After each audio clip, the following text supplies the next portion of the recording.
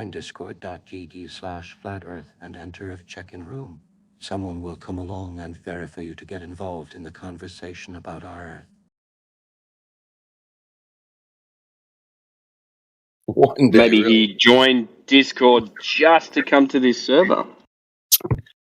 Yep. There we go.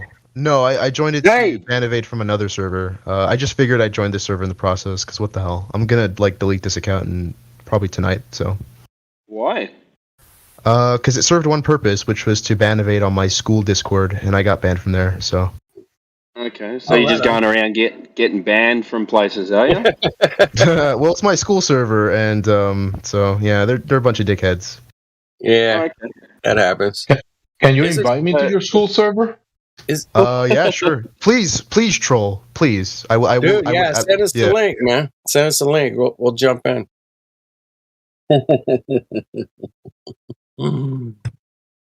So they said that you've got an interesting view on the globe and science. Can you fill us in? Oh, also, I can't send links in chat. Right, yeah. That's you all right. can't yet. Send it to Just, Gemsy, directly to Gemsy. Gemsy. Gemsy. Send him to Gemsy, yeah. DM him. Don't rat me out, okay, guys? Don't tell them that Nage the Great sent you. Don't. No. Hush the word, man. Hush. Nah, we keep it cool. We keep it cool and civil. We keep it cool and good. civil. Don't worry about it. Just do a bit of flat Earth trolling. Like go straight to the debate chat and just troll. Yeah, but it's not really trolling. Well, If it's flat Earth, it's just telling the truth. Yeah, man. Totally. That's what I was gonna say. It's not really trolling. We just be going there to flat smack people and tell them the truth, and then all right, peace. See you later. Yeah. Let's flat pill those boys. and girls. Flat pill them. Yeah. Maybe there's some physicists that could maybe educate you a little more. Maybe we could educate a few physicists. That's You crazy. never know how it works. Yeah. So why don't you believe gravity exists? Depends what you mean. Which gravity you're talking about? What do you mean? There's only one gravity. Oh, no. Well, that's where you're mistaken. No, there's How two come? sets of gravities. Well, what are they? it's Newtonian or Einstein. Pick one. Yeah. So how are these different gravities? Well, One's bending and warping. mass attracting mass. Mass Sorry, attracting dude. You go, mate. Mass Yeah, so- attracting mass or bending space time, man. Which one do you want to talk about? Yeah. So under general relativity, mass still attracts mass. No, it doesn't.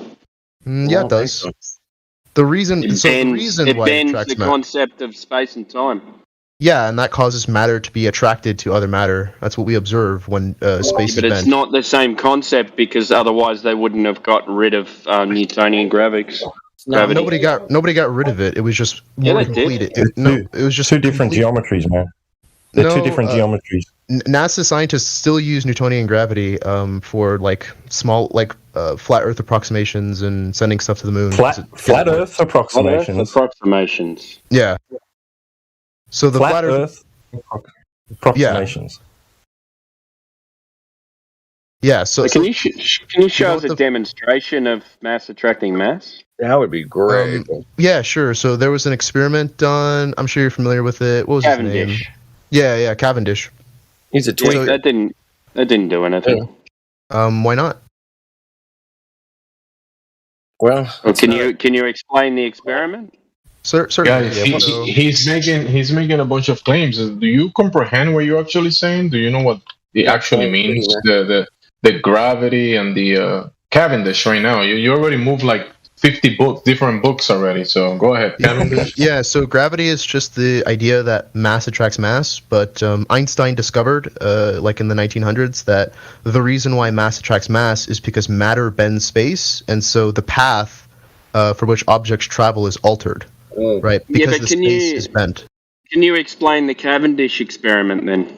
Yeah, sure. So Cavendish set up two rods, and he put some steel balls on either side of the rods.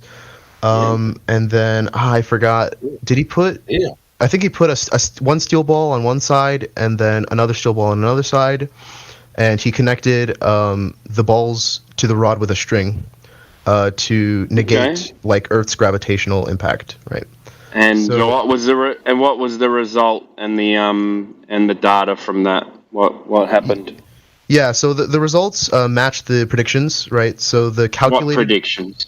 Yeah, so the Whoa. prediction. So the prediction was, given this mass, right? Yeah. The gravitational force is going to be this much. Do you have And the that- data? Do you have the data and the numbers and things like that, or are you just saying? Yeah, I got to pull it up. 1 second. Please. So, are we talking about a cause and effect relationship? I don't know. He's pulling up. I mean, if I hold any object or my finger even and look into a straight, any light source or something, I can see in a slight aura at or any object, you know? And this is not the gravitational, Force. yeah, it's bogus. Yeah, it's bunk. Gravity's bunk. Anyway, that's an old term. So, are they claiming that the only so-called experiment? It's not really an experiment, but the only one that proved gravity was Cavendish. Is this what they're claiming? Yeah, it's a begging the question fallacy. Man, it's not even a scientific experiment. If Nage the he Great just- Yeah, so why don't you think it's a scientific experiment? Well, he just hung Well, some what's the- balls and It's an go, engineering go, T-Dub. experiment. It's an engineering What's- experiment. well, what's the observed natural He phenomenon? has magnets. Sorry, what? What's the observed natural phenomenon? What do you mean? Mass attracting mass. That's begging the where? question. Where's the natural phenomenon? Where is it? What do you mean? What's the cause of the observed natural phenomenon? Einstein discovered about 100 years after that it was matter bending space. So that's what No, but we're gravity was. talking about the Cavendish at the moment, though. Einstein never did an experiment in his life. In the Cavendish experiment, I guess you could say stop that the jumping all independent over the variable place. was matter, and the Stop dependent jumping variable all over the was place. gravity. No, I'm just going over the Cavendish. You asked about it. Okay. So is So gravity the jumping cause? around. Is gravity the cause of the natural observed phenomenon? Yeah. Is gravity mass attracting mass? Yeah. Okay, so He the just said- cause is the natural observed phenomenon. Right. The cause is the effect, is what you he just said. He just said that the dependent variable is matter, and the independent No, I variable didn't. is gravity. Well, okay, what's the dependent variable? I said, yeah. So the dependent variable would be the gravitational force. because that would be because it begging the depends- question, sir. No, it's not. That would be begging the question, sir. That would be Right. begging the question because where do you observe that in nature? Well, you can call it whatever you like. We observe attractions, right? So, I mean, you can call it whatever you want. We observe some kind of attraction when things fall. Where? Right. Where do we observe that? Where do we observe that? How do so we if I observe drop, it? Yeah, so if I drop a pen, I observe So that it that's falls. observing something fall, right? So Yeah. that's observing something fall, right? Where does the attraction come into it? The attraction is the thing falling. That would be begging the question. That's the, What if that's I the drop- thing you're trying to prove. Yeah, what That's if I not what drop you're a helium? observing. Hang on. So what other force would be No, causing the balls to flip-flop. move? Bro, That but is- you drop that is the not my problem. rock. You drop the rock. What if you drop a helium balloon? What is the rock made of?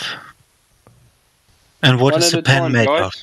Ripcord, just wait, man. Rocks are made of atoms, and pens are made of atoms.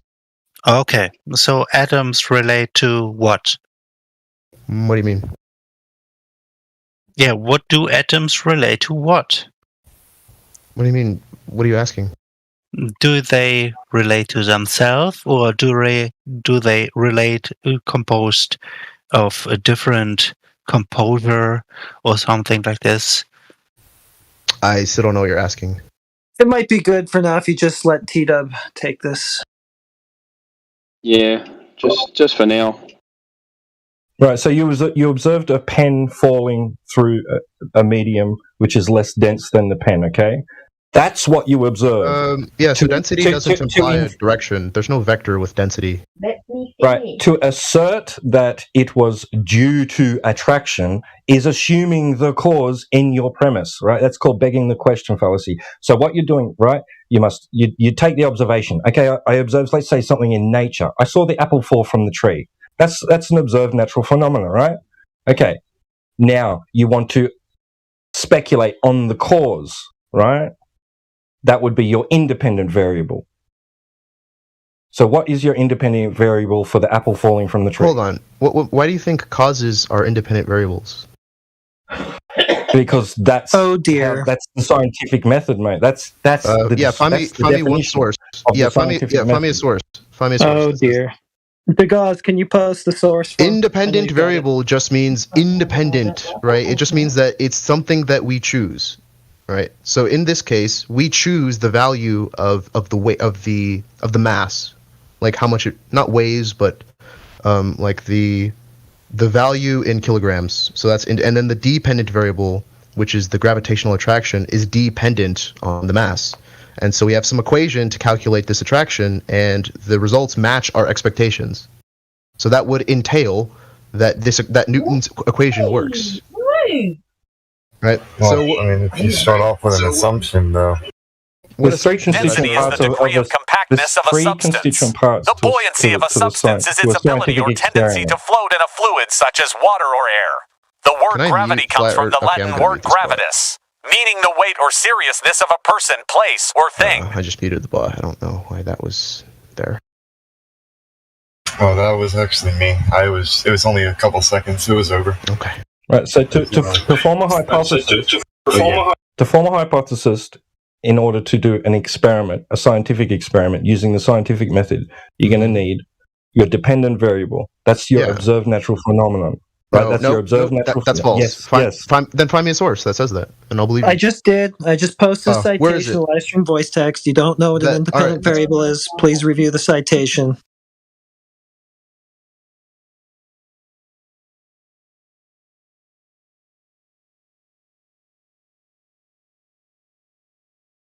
I can read it out loud if you want. Let's do that, Flat Earth dude.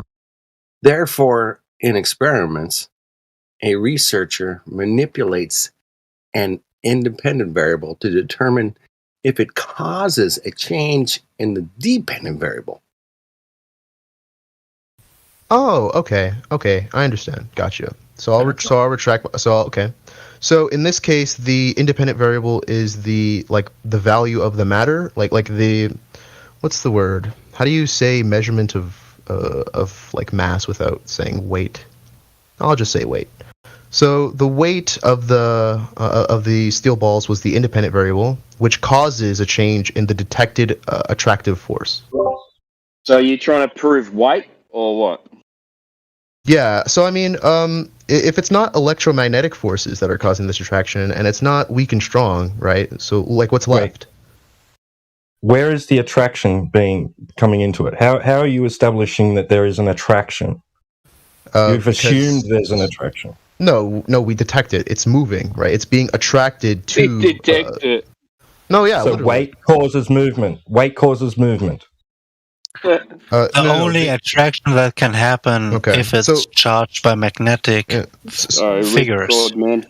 Yeah, so you can look at the Cavendish experiment and like you can apply like Gauss's equations. It wouldn't match the results.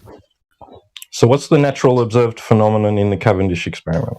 Yeah, so by the definition of your source, in an experiment, a researcher manipulates an independent variable to determine if it causes a change in the dependent variable.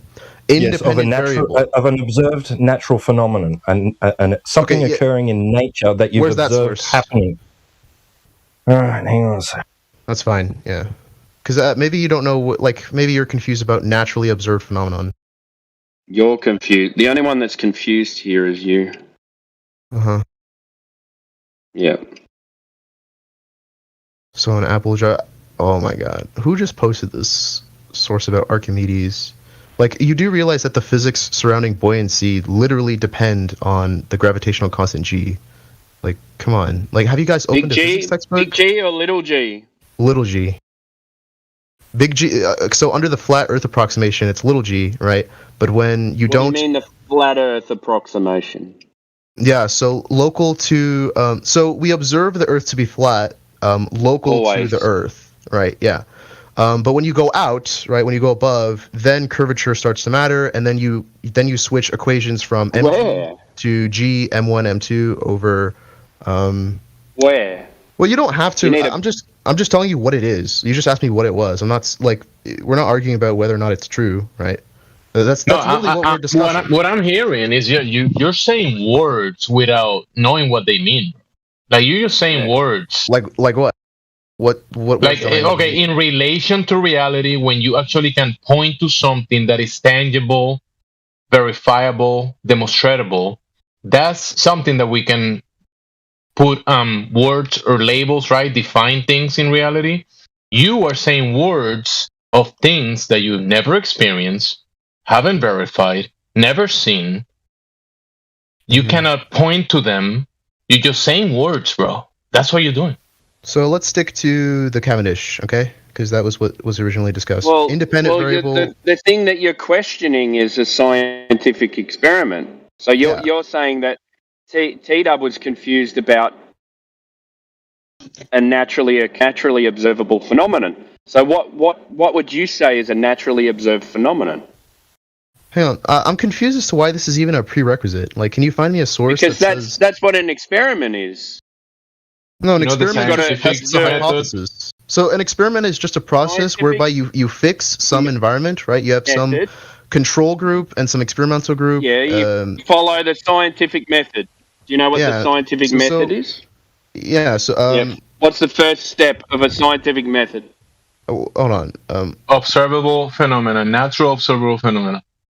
I mean, yeah, that's usually what triggers somebody to form a hypothesis, but you don't need that to form a hypothesis. Prove that you do, and then of course you do. Because what are you trying to look? What are you looking for? What are you trying to prove? If you don't have a natural phenomenon, well, in this case, an observable natural phenomenon, then what? Sir, what a man-made device, and then what are you trying to work out? Bro, a man-made device is not a natural observable phenomena, sir. Man-made device. Yeah, so that's why I'm pushing back on this naturally observed phenomena thing. I need like a source on that. Pushing back? This is not an agree or disagree general. That's a category error. Yeah, so find me a source. Not our. Yeah. You're saying that we're just gonna skip the scientific method and just do whatever we want, right? That's what you're saying. Well, no, I'm saying that usually, like, I think they add that there because usually you observe some phenomenon and then, okay, that triggers you to form a hypothesis, right? But you don't need that step. You just how else are you going to form a hypothesis? By forming it, right? So I don't have to observe. Yeah, but you need something to form it to. Yeah, I don't know what you're saying, dude. Okay, give us an example of a hypothesis without a natural observed phenomenon. What would that look like? Sure. So I have a hypothesis that so suppose that my light bulb is broken, or would you consider like the light bulb a naturally observing phenomenon, like a naturally observed? No. Okay. Well, we can still do science on a light bulb, right? On a light bulb? No. Yeah. So this is just a categorical error, right? So every scientist agrees that you might look at a light bulb and agree that it's broken, but that's not science. No, the science comes in where you form a hypothesis about why it's broken. Every scientist agrees. I heard those words. Do you want to repeat those words? So you're forming a hypothesis. I'll rephrase. You're forming a hypothesis that the light bulb is broken. You can see the light bulb is broken. I said about why, right? But everyone was talking. What do you mean why? It's broken. Who cares? No, what do you mean who cares? The point of science is to determine the causes behind things. Do you know what a phenomenon is? No, actually, I don't think I could put that into words. How would you define it? It's a thing happening, right? So you watch something happening. Yeah. And you have a supposition about what causes that to happen, and that's what you're going to test with the scientific method. Yeah, so if you have a broken light bulb and you want to determine why, you could form some hypothesis like you could think, okay, it's broken maybe it's because not a natural. It's not a naturally occurring phenomenon. It's a man-made thing. That's okay. Yeah, so science. Find me a source where scientists make a distinction between those two things. Well, there's been two definitions It's a of natural scientific science method. has been posted in the live stream voice text. Natural science. Are you saying that science proved the globe or something? Because that's what I'm. Yeah. So the intellectual and So yeah, that's the thing, right? You're saying study of the structure. Bro, you're saying that science proves the globe. Is the globe natural? Observation and experiment, right? So is the globe a natural thing? Yeah, guys. Okay, so if the globe is a natural thing, where are you making a natural observation, right? Because natural science, right? Yeah, the globe is natural. You're claiming the globe is natural, and then you're saying, "Oh, let's make a man-made device that is going to prove." Hold on, define natural. Because maybe there's a confusion over terms here. So what do you think natural means? Naturally occurring, not man-made, not synthetic. No, that's tautological. So what do you mean naturally occurring? So if you don't know natural determine itself to us that we determine the natural? No, I'm asking you to define natural, and you're just using natural. What do you mean by that? Do you even know what this word means? Yes, not man-made, not synthetic. Not synthetic, not a contraption. A natural phenomena. Not man-made. I pick up a rock, I can drop it. Is that man-made? No. It's a natural phenomena. Okay? See the difference? But that's the thing that you're saying that with this, you're proving the globe. How do you use science to measure things? You don't. You don't need science to prove the shape of something, do you? You don't use science to measure something, to do geometry, right? Those are two different categories. Yeah, a globe wouldn't be a phenomenon. That's not a thing happening. If you see a ball in your yard, you don't call that a phenomenon and ask what's causing that ball. Yeah, it is a thing happening. So there's atoms, right? Oh, okay. So a ball is a thing happening. Yeah, there's bonds, right? So there's a physical state, right? So there's atoms that are bonded to other atoms, and that's something that's happening. There's not what you're talking about when you're just pointing at a shape, though, and trying to quantify it or find its dimensions or whatever. Just looking at a shape. The globe is made of atoms, so there's still but that's not what you're talking about. You're being a sophist, though, because if you're looking at a ball and you're like, "Oh, this looks like a big ball. I want to measure it," you're not going to start talking about the atoms. You're just doing geometry and trying to work out a shape. Well, we recognize that there are things happening, right? Even if we don't care about them. You're trying really hard to make a ball. If there are things happening, but not the globe happening. There's no globe happening. That's the point. Okay. There are things happening, but not let's the globe. clear up this. So somebody pulled up natural from the dictionary. So I hope you understand that things in the dictionary can be defined differently from how things are used in the field. So in the field, natural just refers to like the natural universe, right? So any process that happens in the universe is considered natural. That's literally what everybody just said. Oh my god! Cool story, bro. The difference so did you know that math isn't a natural science at all, though? It's not a natural science. You know, it's a formal science. There's something else that he said that we should probably go back to as well, because he said earlier that when you get to a certain scale, you're going to start accounting for curvature. So what curve? Who measured that? What curve? Yeah, sure. So I just Where is that? Where is that in nature? Can you show us the natural observation of curvature, right, so you please? dodged the Cavendish. So I gave you the independent and dependent variable, and you dodged the Cavendish. We had to tell you what those were, but yeah, that was our dodge. But let's go back to the thing that you're dodging right now, which is the curvature that you said we had to account for at some scale. Who measured that shit? How do you know that's just notice how we went from talking about Cavendish to talking about curvature without actually finishing the Cavendish. We had to teach you what an independent variable was. We had to teach you what a phenomenon was. But let's get to the point here. You said that there's curvature that we have to account for at some scale. So where's that at? Who measured that? So I'll just make the following syllogism. If gravity exists, then the flat Earth is impossible. Gravity exists, therefore the flat Earth is impossible. So it doesn't matter. My syllogism shows that the flat Earth is impossible. So did you check the Earth to see if it was flat or curving first? No, I just made a syllogism. So do you know what like a syllogism is? Go for it. What's your syllogism? Yeah, so if gravity exists, then the flat Earth is impossible. No, yeah, that's what a syllogism is. So if P, then Q, P, therefore Q. Define gravity. Yeah, you haven't proven gravity.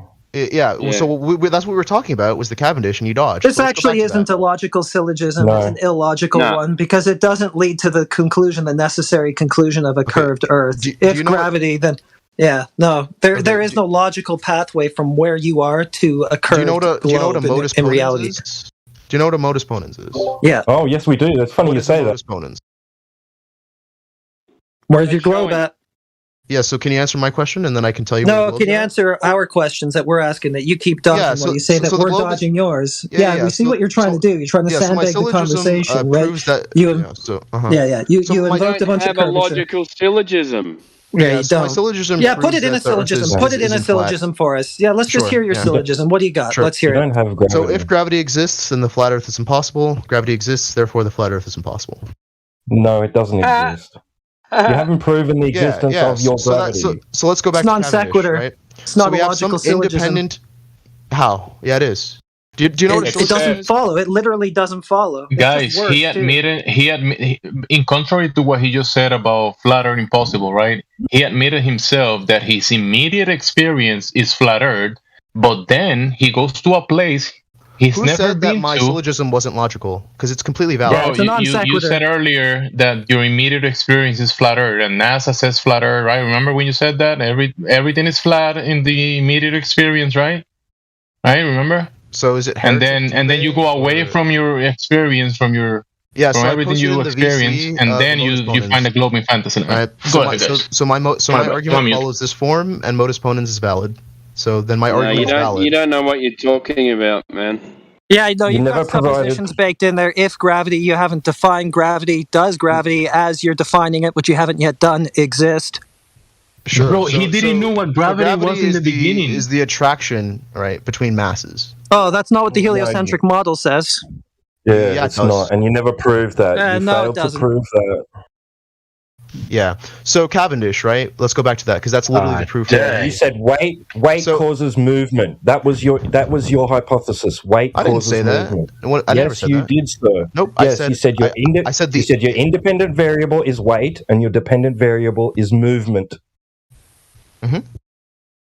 Bro, he's So claiming therefore, Newtonian weight causes gravity. movement. Or no, sorry. The dependent variable was the observed force, right? The measured force, right? The That's measured begging force the of attraction. question. You haven't established that there is a force moving anything. You've just observed something moving, and not in nature, in a man-made contraption. Hang so on, it is not a so- scientific experiment. You have Yeah. not validated the cause and effect of anything in that demonstration, sir. It Hang is on. not a scientific experiment.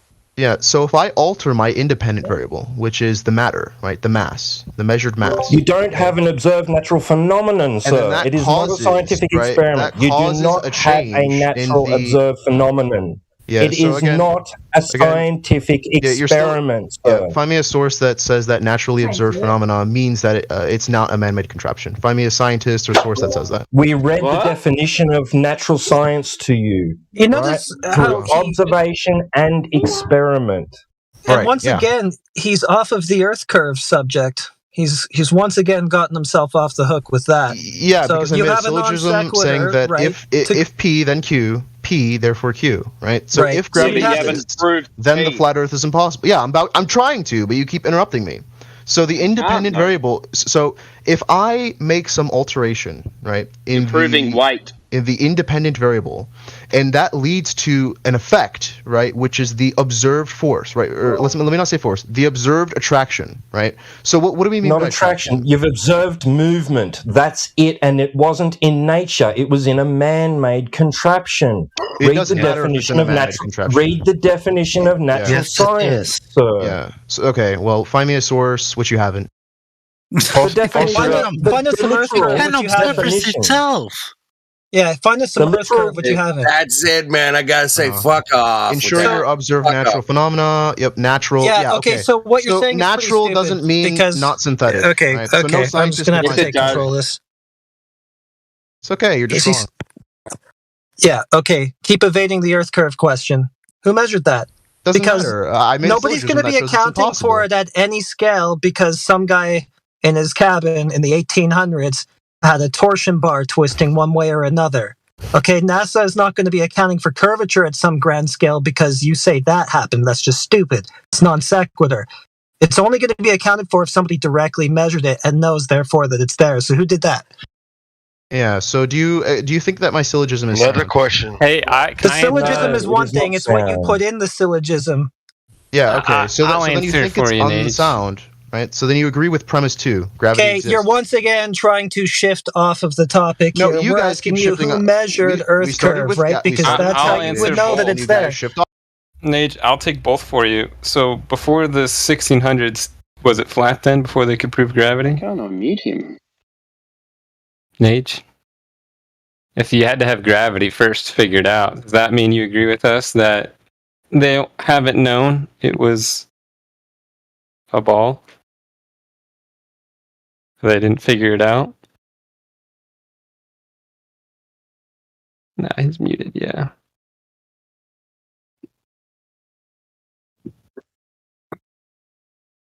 Just let's keep it maybe 1-2 guys at a time, and let's just Let's keep it just grill them concise on. and not jump on each other.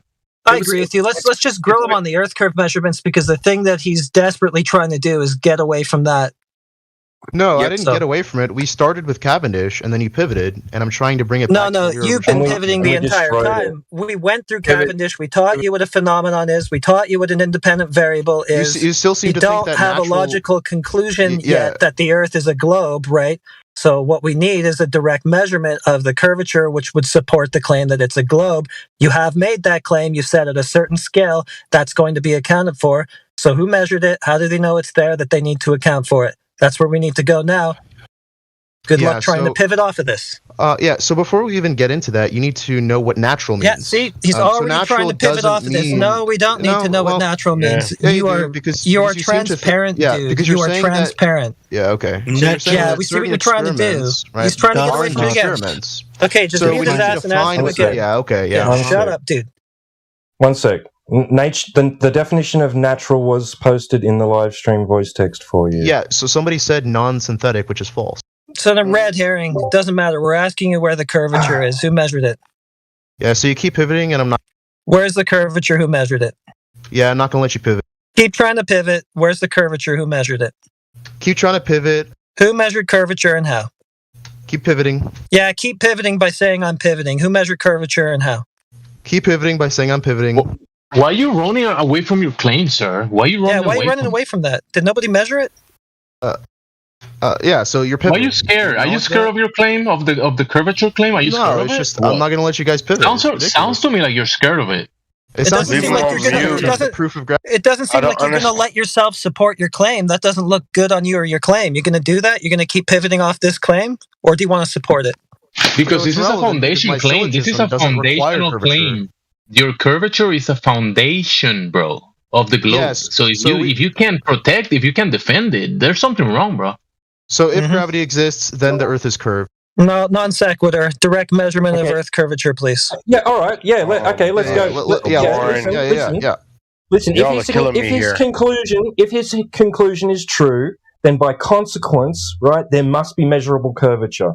So who measured it? Where is it? Exactly. So if you guys think it's sound, then you automatically believe that it's curved.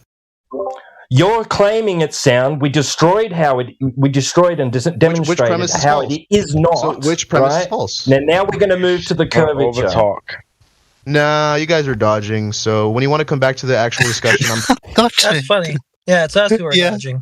Hey, Right, who yeah, measured Earth sorry. curvature? Now watch as he dodges again by saying Put that him we're the in. ones dodging. Cock this, please. Yeah, Alright, just leave him. Leave, Go leave boring. him Yeah, you on guys have a mute, lot of man. No. Come on.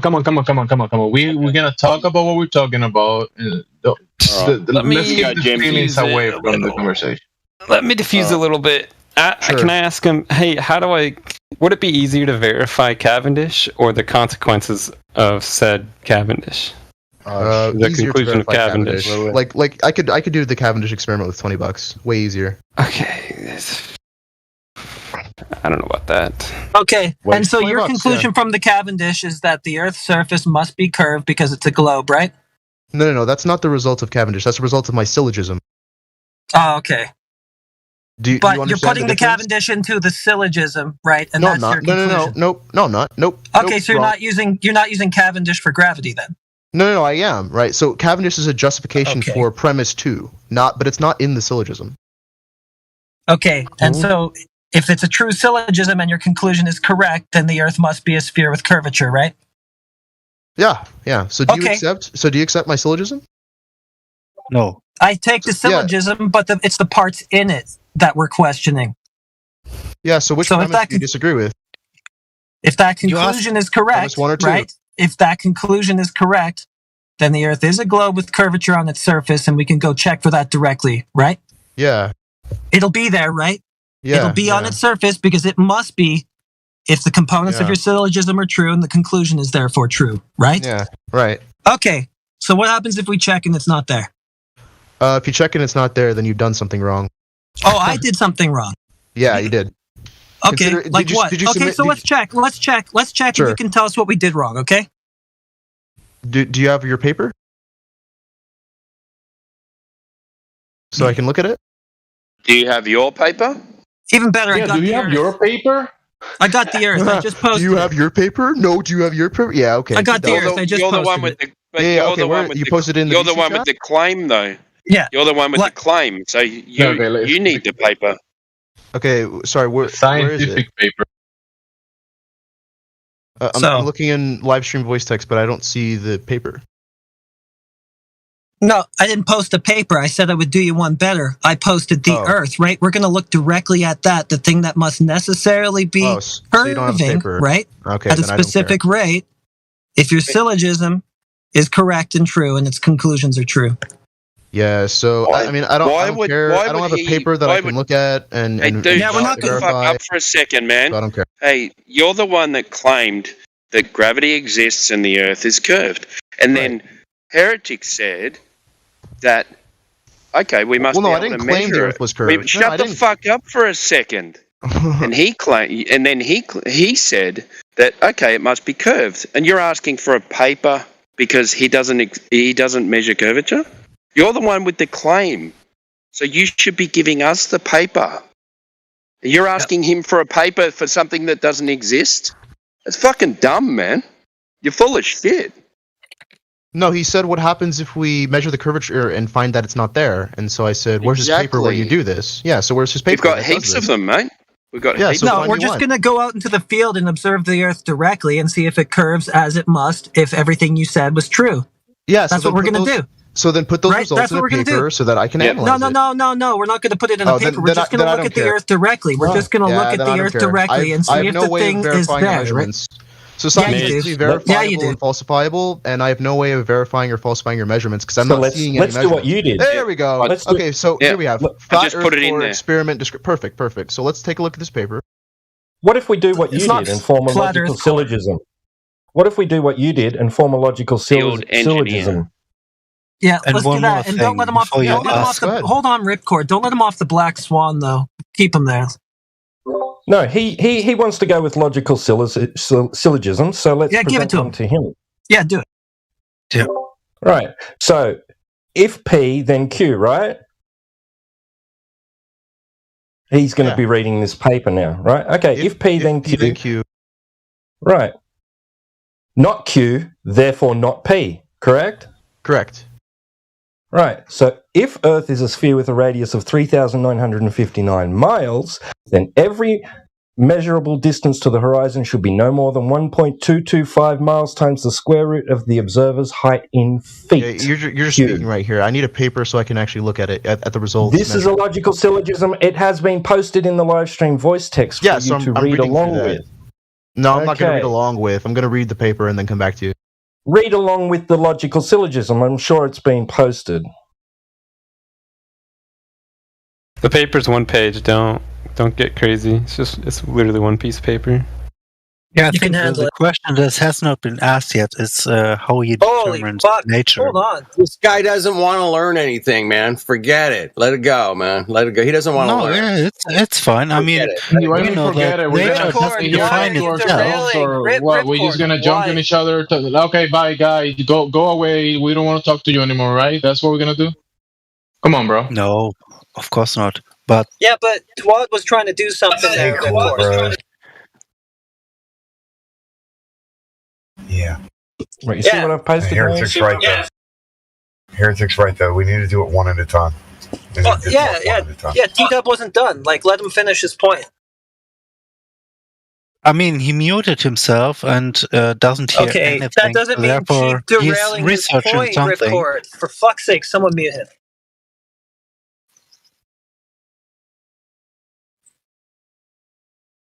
Where were we? If P, then Q, not Q, therefore not P. He agreed, right? Right, he agreed that if Earth is a sphere with a radius of 3,959 miles, P, then every horizon distance measurement must be no more than 1.225 miles times the square root of the observer's height in feet, Q. If we observe not Q, therefore not P. He's deaf and Oh my goodness. mute, and he's muted locally and deaf and locally. So yeah, he's not listening to anything. I think he deafened himself so he could concentrate on reading. So maybe he'll be back in a minute, I guess. Yeah, he is researching, definitely. Guys, definitely keep it on point. If someone's gonna speak to him about one point, bring it to a logical conclusion, and then talk about other point. But jumping around is not gonna help a lot. Yeah. Don't jump in there with your own point when somebody's working on theirs, right? That doesn't help anything. Yeah, let's. Yeah, I mean, if he comes back, I himself think jumped we on can, one question to another. Ripcord, you've done it 3 times now. I think if he comes back, then maybe just I think Heretic and T-Dub are doing a good job. Let's leave it with that. Yeah. Because there's 3 times I'm not having a go at you, man, but 3 times you've jumped in and tried and changed the subject and given them an out. I wasn't Don't trying give to him an change the subject. No, I I was know, man. just staying focused on the question he asked. That's not what you were doing.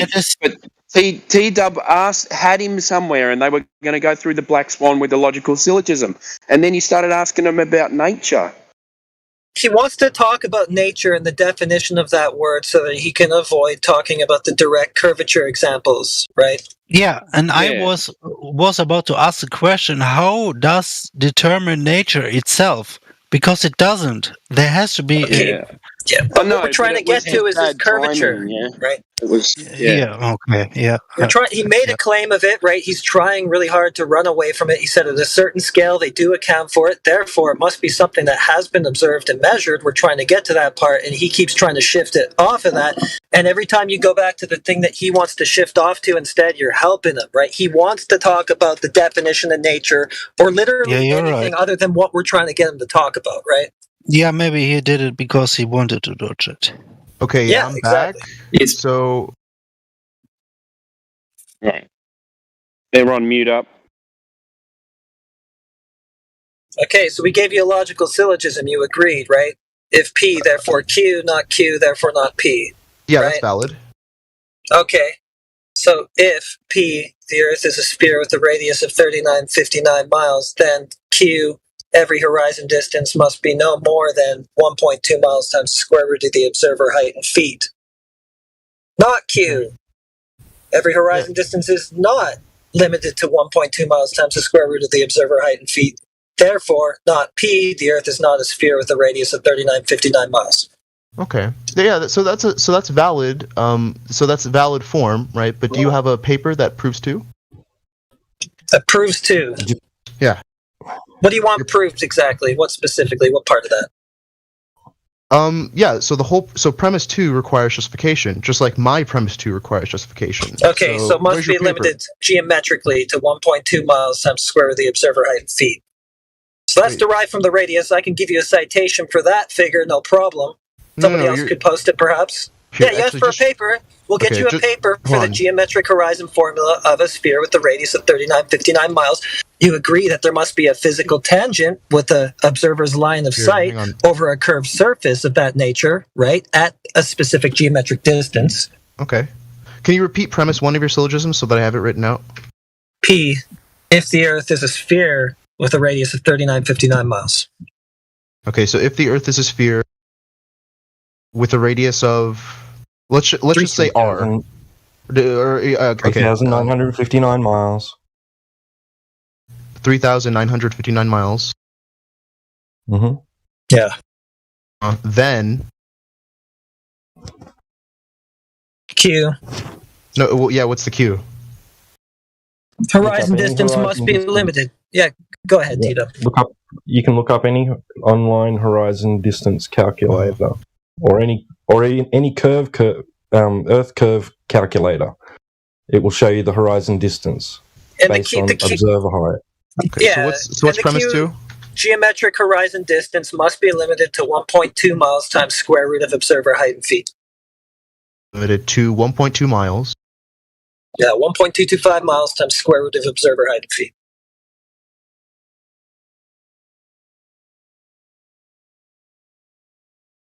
I'm driving. Somebody Okay. could post a citation for that because this man's keen on papers. Yeah. Granting premise one, which I'm not even sure I would grant, but yeah, granting premise one, premise two would require some kind of justification. Such as? So your Q is the horizon distance must be limited to 1.2 miles times the square root of the observer height in feet. So the negation, which is your premise two, in order to have valid form, is the horizon distance is not limited to 1.2 miles. 1.2 miles times the square root of the observer. So you have to justify that. Because that would be the physical tangent point with the observer's line of sight over a sphere with that radius. That's just geometry. Yeah, so which part are you saying we have to justify? Sure, yeah, because in the sphere, the horizon is the drop over distance at a so specific if it's simple ratio. geometry, then show me some kind of like mathematical derivation at length, so I can analyze it at length. Earth's curve calculator, right? Yeah, that's not saying Earth's calculator isn't a justification for premise two. It's not our claim. It's the not our claim. No, it is your claim. You just made a syllogism, right? P1, P2. So P2 requires justification. Yes, based on your claim. This is what you're supposed to be defending. No, my claim, my syllogism has a justification. Yours doesn't. No, you put not yours. Listen. The globe that you are parroting, right? The globe claim that you are repeating that someone else said, that claim that they made, you are parroting that claim, and that claim has specific foundations based on geometry, because the globe has specific measurements, right? You know that, right? You know this. So it has a none size. Of this is a justification for P2. If you want to drop the syllogism, that's fine, but just acknowledge that you can justify it. The globe has a specific claim about size, right? So someone made a syllogism, they have to justify it. It's just simple. So you're saying the globe can't be justified. So you're saying the radius of the Earth can't be justified. I'm saying somebody provide me a derivation of that supports P2. Would the justification be observations that the horizon is not where it's supposed to be? Is that what you're asking? So no, actually, he's asking that why if you are a 1 foot observer and you can only see 1.2 miles, where is the evidence for that claim? No, I didn't say that. You're asking for the derivation. You're trying to derail, but I posted that already anyway. Check the link I posted. You're asking for things that are already in the live stream voice text. Oh, sorry. Could someone ping it so I can find it? Distance to the horizon, is that it? Yes, 23 past the hour. Okay. If h is in meters, that makes the distance to the geometric horizon times the square root of the height. Yeah, premise 2 is a negation of this, right? So you have to prove observation and measurement is the justification for P2, not a paper, not an equation, right? Out in reality, looking at the Earth. That's the justification for it. Yeah, so could you provide some paper some paper or No, link, not a paper, right? An observation and measurement in reality. Yeah, so can you provide these measurements and observations in a paper? Here. No, not in a paper, right? Well, we do have that's enough. We do have papers. No, that's enough. This is a screen capture. Kotsura sent me a derivation. That's enough. Wait, this is a screen capture. Yeah. Wait, this is a screen capture from a video which somebody took in reality, right? From 1 foot observer height across ocean. Yeah, the real east level. Important. That's the thing that you said had to be a globe, right? Has to be curving at a certain set rate. If it's curving at that rate, it therefore has a geometric horizon at the distance that we just gave you. Is that what we see? No, we've been out there, and it's nowhere. The globe is nowhere to be found in reality. Nowhere to be found. You could find it in the paper, in the book, in the page, in the cartoon. Yeah, you'll find it there. Once you go to the realist level, it's nowhere to be found, guys. You get that? Deafen himself again? Of course. Why's he? Did you see he's trying to yeah, so I'm confuse looking at- everyone with just shut up for a second? Trying to confuse everyone for asking for a paper for his claim of curvature. Well, somebody gave me a derivation, so that's enough. Like a paper, mathematical derivation. You know that's what, enough. sir? We shouldn't have even given that to you because this is your claim. These are your metrics. This is the globe claim, the thing that you came here defending. If you don't even know what you're here to defend, why are we providing citations for you to learn your own fucking claim? Yeah, so You I don't even know I gave you a syllogism. Do you disagree with premise 2 of my syllogism? Who gives a fuck about your Bro, you don't even know the foundations of your claim. The globe Earth. My syllogism proves the globe Earth. No, it does not. The more you use that word, the less valuable it becomes. Yeah, to the point of do you meaninglessness. think that it's unsound or invalid? Yeah, it's unsound. Yes, you haven't defined gravity demonstrated properly once. Yeah, you haven't defined gravity property as per the heliocentric model even once, or heliocentric claim, I should say. They don't have a model. You haven't. Yeah, he hasn't made a logical connection between his premise and his conclusion. No, I did. No, you did not. So it's the just argument's valid, a baseless right? And its assertion. premises are true. It's a baseless assertion, sir. You've just basically claimed it. You're just making a claim. You haven't demonstrated any logical reason why the two are connected in any way. Well, you're writing the things you read the stuff in the paper. You read the stuff in the paper, and you're saying, "Hey, it makes sense in the paper."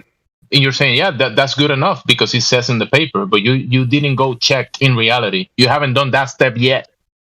Yeah, put it in your own terms. So someone sent me a paper about a justification for premise 2, and it's actually justifying the negation of premise 2. So you need something else. Oh yeah, justify that. Great. Justify what you just said.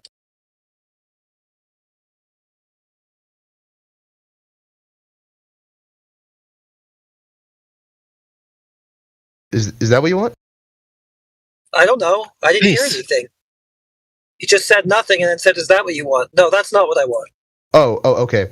So sorry. So what do you want me to prove exactly? What you just said. That the paper proves the negation of premise 2? Yeah. Okay. Yeah. 1 second.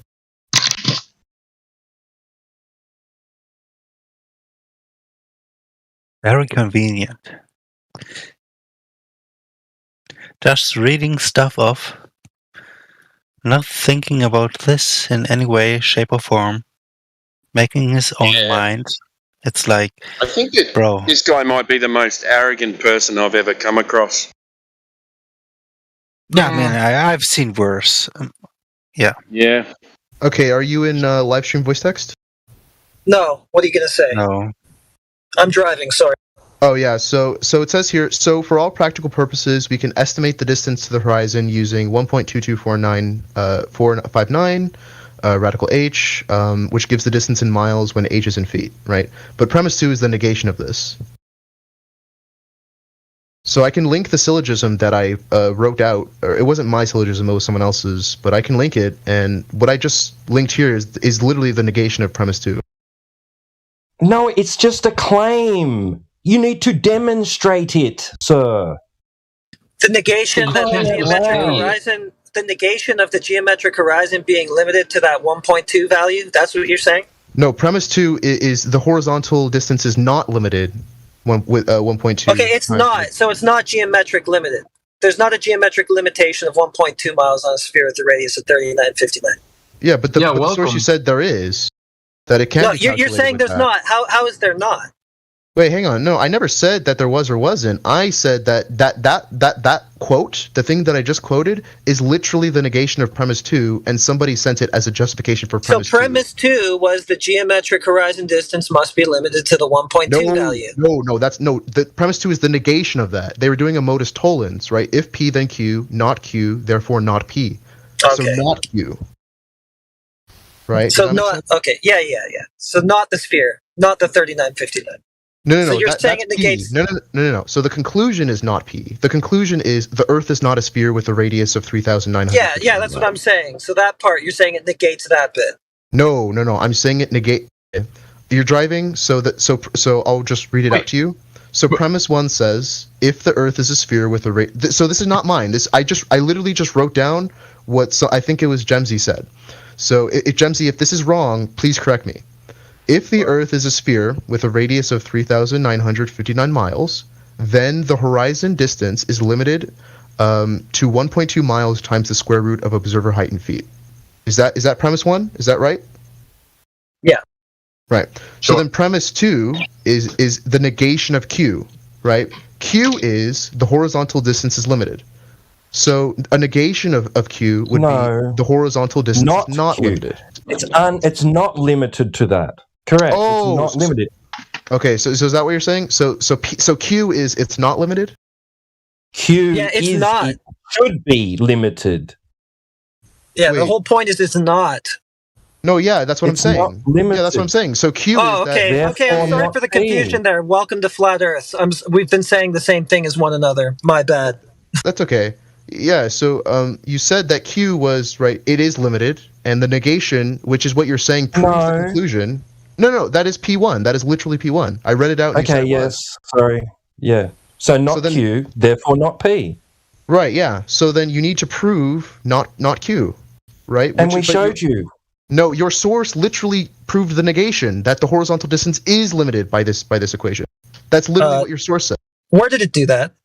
That's an equation, dude. No, that's an equation. That's the claim. That's an equation. It didn't prove. Well, hold on. It didn't prove the limitation. That was just the claim and a geometric necessity of the globe with that radius, right? Okay. Now we're looking at the actual Earth, right? Okay. Yeah. Now we're looking at the actual Earth to see if that limitation is observed. I've posted in the live stream voice text. Do you think it's observed? Do I think it's your argument? I mean, no. Do you think the limitation is observed? We've given you an observation, right, where this limitation should be observed. Now take a look at it. It's been posted about a dozen times. I don't know why you haven't seen it yet. Well, I think I do know why. But take a look and tell me. Is it the video 19-mile flat Earth laser test?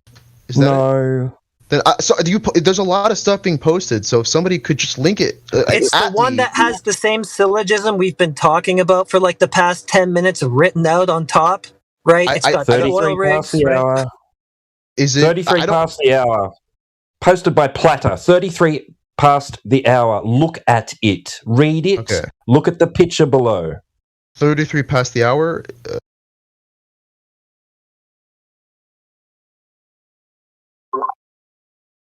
Yeah, it's a. Where is the horizon in that photo? Sorry, I can't find it. Did somebody link it? You gotta be kidding me. Bro, is it this just photo? look at the chat. Yes. Is it the photo? Okay. Yes. Yeah. So does the photo provide calculations at length? There's a screenshot from a video, and the video has been provided for you if you want to go through the details, the specific details. So where's the horizon in that picture? Yes. So then I'll have to go through that and then come back to you. So that you have oil rigs, right? Markers of known distance, right? Demarcators in those pictures or that picture, right? To reference the distance of the horizon to. So in 34 minutes past the hour, there's one that asks you, where is the horizon? Is it A? Is it B? Or is it C? Or are you not even going to answer the question? And that would be D.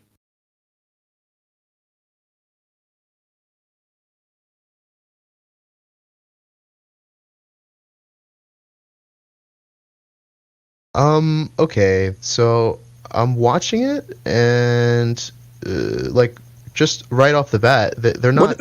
Well, hold There's on. no- What are you watching? Why are you watching something? It was just a still. Oh yeah, because somebody said that there was calculations at length in the video. We gave you the calculations. We already did those.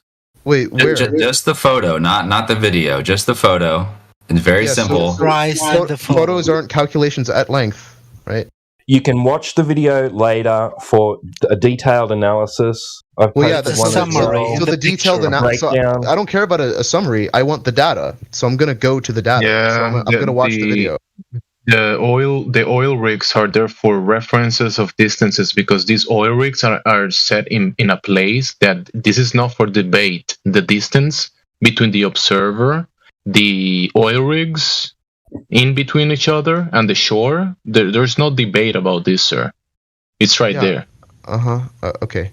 Are there any uncertainties associated with those calculations?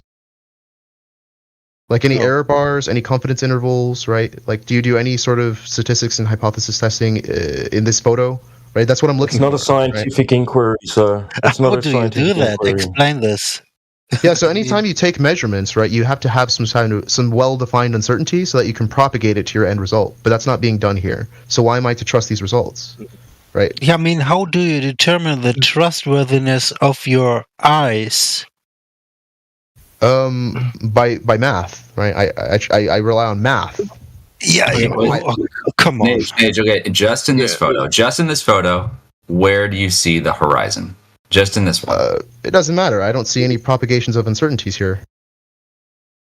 So how am I to believe that these results are accurate if you're not even performing basic Because it's falsifiable, so you can go out and try it yourself and then falsify it that way. How's this that? is the best thing we can advise. Yeah, well, but I'm saying that your measurements are automatically untrustworthy off the bat because you don't even have uncertainties that you propagate to the end result. So it's this hard for you to answer. So it's this hard for you to tell us where you see the horizon in that picture. That's all we're asking. Where do you see it? Before and in between, or after the oil rigs? It doesn't matter. Your results are untrustworthy. It does matter. It does matter, but it doesn't matter if you think that it doesn't matter. We're just asking you a simple question, whether it matters to you aside or not, right? Where do you see the horizon? Before, in between, or after the oil rigs? In the video with the 29 miles, that one, the picture of Google Earth? It's a still, so you keep saying video. We're not exactly talking about a video. We're talking about a still from a video that's been posted probably about 3 dozen times now. Sure. Yeah. So I see the horizon after the oil rigs. You see it after the oil rigs. Okay, that furthest oil rig, that's at 9.4 miles. Is that horizon at 1.2 miles? Is it at 1.2 miles or 1.2 plus 0001 or 005? See why it doesn't matter what it is? Because you don't have uncertainties that you propagate. Is it at 1.3 miles? Perhaps. I don't know. Your measurements are invalid because you don't have uncertainties that you propagate. There's landmarks, places on the earth that are actually landmarks. These distances are not up for debate, sir. No, distances are up for debate because distances are measured. We got a landmark at 9.4 miles. That would be the furthest rig, which you said that the horizon. That you said the horizon. 001. Yeah, that's fine. That's fine. Yeah. No, let's just say 9.5. No, not let's just say. No, not let's plus just or minus. Say. Yeah, it doesn't matter. No, are you just saying that, or did you actually have? I just want to say one thing. All right, you're just making. You're just making up uncertainty. It doesn't matter. You're making up uncertainties. You can't make up. You're making them in your mind. So there could be like a 9-mile uncertainty to the location of that rig. There could be. I mean, do you have your uncertainty? That's preposterous. I can run the math. Yeah, this is literally statistics and hypothesis testing 101. So I really don't care. Wait, hold on. Geometry, sir. You're failing third grade geometry, sir. Failing it right now. So measurements aren't third grade geometry. Measurements have uncertainty, and you don't have uncertainty. Hey, dude, whether it's 9.6 or 9.6042, it's still too far.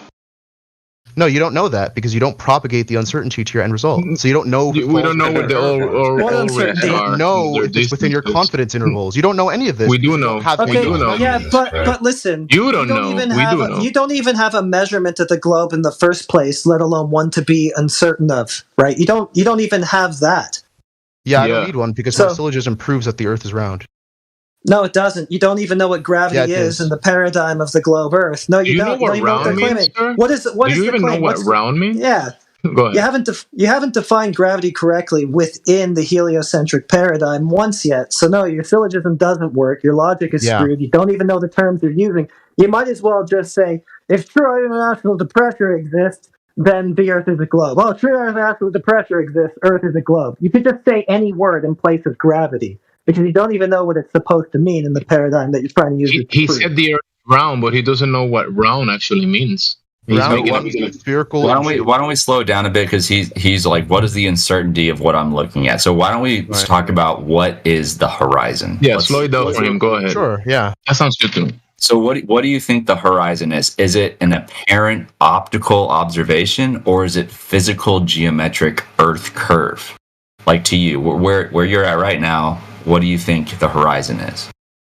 I think it's like if you have your eyes, right, and you extrapolate that line from your eyes, it's where that line meets the tangent to the Earth. It's like where that line is tangent to the Okay, who measured that tangent? Who measured that curve? I don't know. Oh, are you certain of that? Am I certain that I don't know? What's your degree of certainty of your uncertainty? 100%. I'm 100% uncertain. Okay, so you have absolutely no clue whoever established the thing that you've been in here arguing for all this time. You just asked me, do I know who measured it? And no, I don't know who made those measurements. Yeah, okay, so you don't even have measurements to provide us with to even get to the point where we could talk about the uncertainties that you want to talk about when we show you something. You don't even have that. Yeah, because I don't need it. My syllogism proves the Earth is round. No, it doesn't, because you don't even know what gravity is. Like I said, you could just put any random. You could just put any random set of syllables in place of where you said gravity within that syllogism, and it would have equal. It would have equal meaning to what you said. Because you don't even know what gravity is supposed to be on the globe. You haven't defined it correctly yet within the paradigm. No, it's not. That was superseded by Einstein over 100 years ago. Get with it. If it's a mass attracting mass, the best thing you can argue for is a stationary geocentric ball Earth, and you'll need curvature for that, because mass attracting mass is not compatible with the heliocentric claim. Doesn't match the presumed orbit of Mercury. There's a 3-body problem and a bunch of stuff. It does. So that's why they threw it out, right? It's been superseded for over 100 years. I'm trying to help you. I'm trying to help you. Okay. Yeah. So do you have any paper that says that that general relativity negates Newton's definition? Yeah, I do. Yeah. So show me a paper. Yeah, we can post citations all day in the live stream that say that Newton's been superseded, and all derivations thereof have been superseded by Einstein. These are different claims. No, these are different claims. Derivations being superseded is not the same as saying that mass attracting mass. Talking about Newton's mechanics, his laws. Yeah, so his laws are just measuring within the globe Earth paradigm, right? So your argument is completely faulty. Yeah, right. You don't even know what gravity is in the paradigm that you're trying to invoke it to argue for. And moreover, when we show you observations that do not comport with your geometric claim that you think your goofy syllogism that you yourself don't understand properly proves, right? You don't even have measurements to come back with. Hang on. Yeah, you can't even. It literally says in your source that in a non-relativistic limit, it should yield Newton's theory. You're fucking brain dead, bro. It literally says in your source that in the non-relativistic limit, it yields Newton's theory. So Einstein's theory collapses to Newton's theory in non-relativistic limits. Dude, do you even know what you're talking about? Yeah. Do you know what you're talking about? Was superseded in the early 20th century when Albert Einstein developed the special and general theory of relativity. Superseded. You want another one? Superseded. Yeah, the mathematical equations. The mathematical equations of Einstein's general theory of relativity, tested time and time again, are currently the most accurate way to predict gravitational interactions, replacing those developed by Isaac Newton several centuries prior. Do you want more? How about Newton himself debunking his own non-theory? Newton's two crowning achievements, the laws of motion and the laws of gravitation that had reigned supreme since published in the Principia in 1687, were toppled from the throne by Einstein. Yeah, you're just... Einstein's right, at least for now, says Gez, a co-lead author of the research. We can absolutely rule out Newton's law of gravity. Andrea Ghez, UCLA Professor of Physics and Astronomy.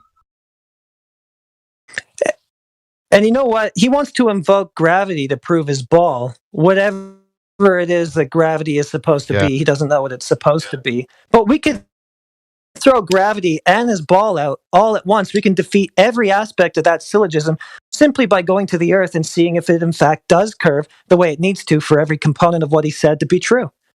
He wants So to if run from gravity there. then sphere, okay, if that's the case, sphere then curvature. No curvature, no sphere, no gravity. Everything you claim, out the window. Okay. So no, because it says in the source that someone posted that Einstein's... Do you agree that Einstein's equations collapse into Newton's, yes or no? Yeah, they both collapse because they both you cannot demonstrate any of those in collapse reality. into, meaning that in non-relativistic limits, right, the equations are the same. Newton's equations are the same as Einstein's equations in non-relativistic You want to move limits. away from the real East level, bro. You're just into dodging these because you're saying non-theories, ideas of the mind. Right. Okay. That's a really Jedi mind tricky way to dodge, to keep saying that it's the other guy dodging while you're literally dodging. But everybody sees that you're doing that. Just so you're saying that Newton's equations are somehow falsified by Einstein's, but literally that's not true. Yeah, they are. They're ruled out. Here, let me grab. No, they're not ruled out. Because Einstein's equations are the same as Newton's in non-relativistic limits. Listen, both Newton and Einstein's, they were both wrong. They're just making ideas and they didn't claim anything that conforms to the real East level. It's just stuff on paper, bro. That's it. They didn't went and demonstrate any of it.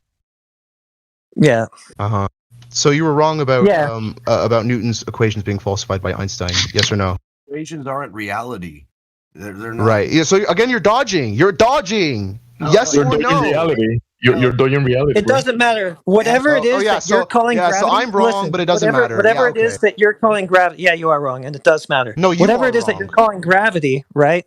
Whatever it is that you think is gravity, which then necessitates a sphere Earth, that collapses along with the sphere Earth when we go out to check for that sphere directly and do not find the curvature that must necessarily be there. Yeah, your measurements don't even have basic statistical properties like uncertainty, so they're automatically on the face of them unverifiable. You don't even have measurements to be uncertain of, so don't bother playing that game. I don't need measurements. My syllogism proves yeah, you do need measurements because it's a geometric claim, right? Yeah, you still have an engagement with my for that geometric claim. I shared the definition of I've been collapse. engaging with it the whole time. Whatever it is that you think gravity is, that fell apart when it was put into a syllogism, which necessitates the conclusion of a sphere. Then when we check for that sphere in reality and don't find it, that sphere collapses. Your claim of it does. You didn't and whatever find it it is because you you weren't think doing gravity statistics right. and whatever it is you think gravity is also goes by the wayside. Collapse. Your measurements are unverifiable and unfalsifiable because they lack basic statistical properties like uncertainty, which you need to propagate to an end result. And you'd know that if you opened a statistics textbook. What measurements? Any measurements that people posted are lacking uncertainties. Any measurements. Be specific. Yeah, so the measurement between... Okay, yeah, I'll be specific. 1 second. Any measurements. They're all just wrong. Okay, if all measurements are wrong... No, I didn't say they were wrong. I said they were unverifiable and unfalsifiable because they lack uncertainty, which is one statistical... Okay. Yeah, here. Nage, talking about measurements. Platform habitat, 9.41 miles. 9.41 miles plus or minus what? Not 9.4 miles. Yeah, so you don't know what the plus or minus is, so it lacks that statistical property, and so you don't know how to propagate the uncertainty. So your results, by definition, are unverifiable and unfalsifiable. This is basic statistics. It's not unfalsifiable. We can get you the coordinates of the rigs. Okay. Somebody can post those too. We can get you every citation you're asking for. Do those have associated uncertainties as well? Nage, I'll give you one. Half a mile. Okay, then let's just say half a mile, Nage. No, not Nage, let's just say half a mile plus or minus what? Yeah, plus or minus half a mile. Plus or minus half a mile? Okay, so how did you determine that uncertainty? Did you just make it up? We have the coordinates. They're known coordinates. We can link a video that has all of this. You know what you are, mate? Yeah, go for it. Yeah, link the video. Yeah. You're a pretender clown, mate. No, you guys just don't understand basic statistics. Nah, you're full of shit, and you're a pretender clown, mate. The measurement, it doesn't matter. it's still too far. You're full of shit, mate. You don't know if it's too far because you haven't propagated the uncertainty, and you. Nage, half a mile is a ridiculous amount of uncertainty. The horizon half a mile is supposed is to be at you don't know that. 1.22 No, you don't know miles. that because you don't have any error bars, and you don't have any confidence intervals, and you don't have any uncertainties. I'd really like to know where the drop over distance is on a picture that's 200 miles away. Oh my god. You don't even know what the horizon is, so you should just kind of take a step back, eat some humble pie, come back when you're. He does have a claim. He does have a claim. He says it's a geometric tangent point over the Earth with his line of sight. That's what he says it is, right? No, Can you somebody asked me falsify what that I claim? think it is. Is there any Somebody asked- falsifiability to that claim? Oh, what you think it is. So this is just in the realm of so imagination. somebody asked, "What do you think? What the what do you think what the horizon is?" And I said, "I think it's this, but I'm not sure." And that's why I said you don't know what it is. So just the wrong definition. Stop. Exactly. Yeah, so me not knowing what the horizon is, your measurements still lack basic statistical properties. You don't know what the horizon is, but you know that the Earth is a sphere. If you know that the Earth is a sphere, you must therefore know that the horizon is a geometric consequence of that sphere. Yeah. Irrelevant. So yeah, your yeah, measurements no. don't So you have kind of any just sort of got yourself. verifiability or falsifiability. Yeah. So you can't making go it there. about me when you actually just threw your own claim under the bus. You said that the Earth must necessarily be a sphere because of that dipshit syllogism that you gave us. If that's the case, then as a consequence of that, a geometric necessity, the horizon therefore must be a tangent point. It's not just, well, I think it's that. It must necessarily be that if the Earth is necessarily a sphere, like you tried to argue for it being. So which one is it? Okay, so are you defining the horizon as a tangent point? No. You are. By necessity, I am in okay. claiming that the Earth is a sphere, yes. Then yes, I'm defining the horizon as a tangent point. Okay, So how does this? Okay, yeah. So it's necessarily a tangent point. Can you falsify that? No, Is there a not way to verify necessarily. falsify that? Do you believe that words? Why not? Why not? Why can't you necessarily falsify or verify that claim? Yeah, because it's not a claim; it's a definition. Definitions aren't claimed. If I say water is defined as H2O, can I falsify that? No, because water is defined as H2O. Well, you're giving an incorrect definition of the horizon. Okay, so what is the definition of the horizon? It's where the ground and sky appear to meet. Okay. All right, I'll take that definition. So, I mean, I'm cool with that. So if you're claiming that the horizon is physical geometric Earth curve. I never claimed that. Okay, well, if you do claim that, if you don't claim that, then there's no way to measure Earth curve. Yeah, so I mean, if you said the horizon is where the line where the sea meets the sky, right? And you're saying that under the globe Earth model, right? That is the same thing, right? So the line where the sky meets the sea is the same under the globe Earth model as that tangent point. Am I wrong here? What tangent point? We're still waiting for you to validate that. I just said under the globe Earth model, right? It's a conditional, right? If the globe Earth model is true, then there is a tangent point. It's a conditional statement. Yes. Okay. Yeah, that's why we did the syllogism where if that tangent point isn't there, then the globe cannot be true because it's conditional, like you said exactly. Right. Yeah. So do you have any way of falsifying that? Have you tried to?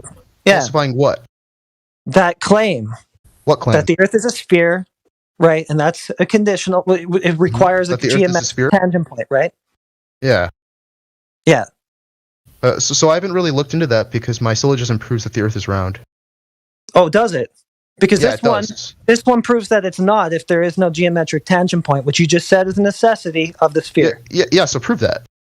Prove that there is no tangent that's point. That's what we just did, right? And you wanted to hand wave it. You said, "Oh, we don't know how uncertain we are about those demarcations, so we have to just throw this all out." So what can you provide us as far as measurements, direct measurements of surface curvature of this sphere, which must necessarily exist if your syllogism is correct and true, and the Earth is in fact a sphere?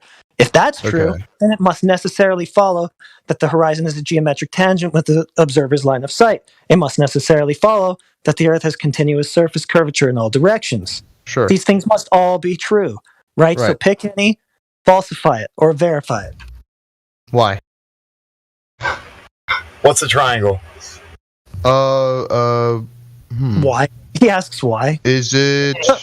And the horizon's considered a fix. So that we can demonstrate that you and your claim are full of shit, but that's what you just did for us anyway by No, responding. yeah, those are all true, and those are all true by necessity of my syllogism.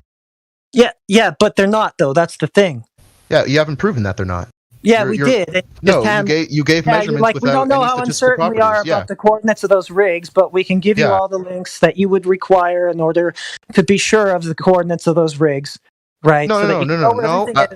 Yes, we can do that. You're just hand waving. Yeah, you can take the time you need. Look, you don't have to just trust us because we threw a picture up on the screen. You can definitely go in and take a look at where those rigs are supposed to be, where the observer was supposed to be, and check each point of the claim.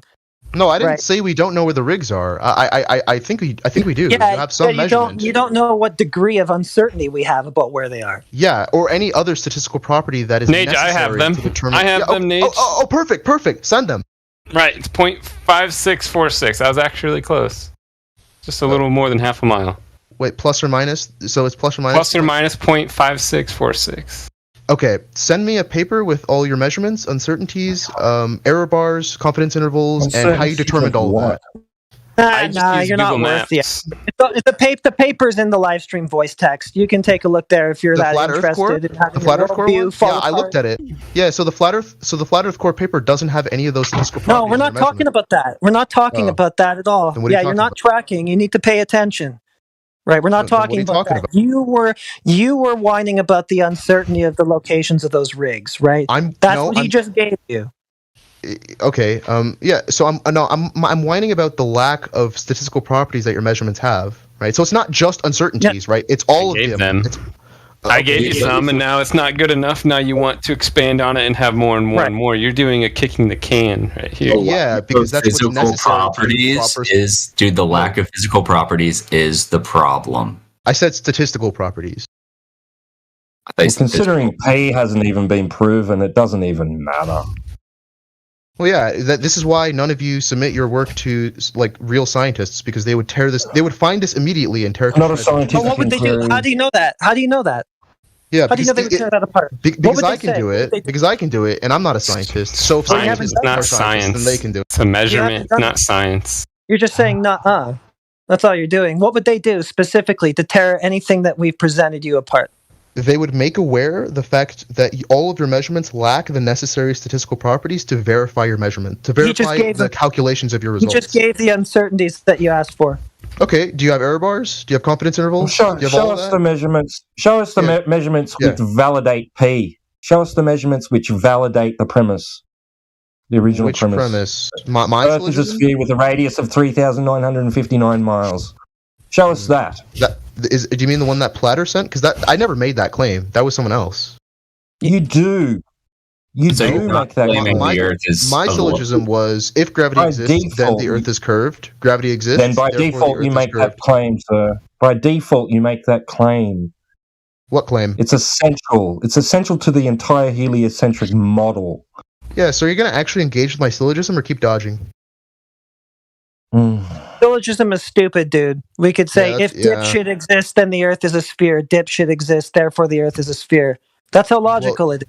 Because you don't, like I said, you have to prove P2. It's not a logical pathway to your conclusion because you don't even know what gravity is supposed to be within the heliocentric paradigm. Right? If it's Newtonian mass attracting mass, you're already done with your solar system, and the best thing you could possibly argue for is a geocentric stationary globe, and that's going to require surface curvature, the kind that we're not seeing, so that you then have to waffle about error bars and shit like that instead, so that you can hand wave what we show you. Yeah, I can hand wave what you show me because they lack statistical properties. So, look, if the Earth is a sphere, right? Uh-huh.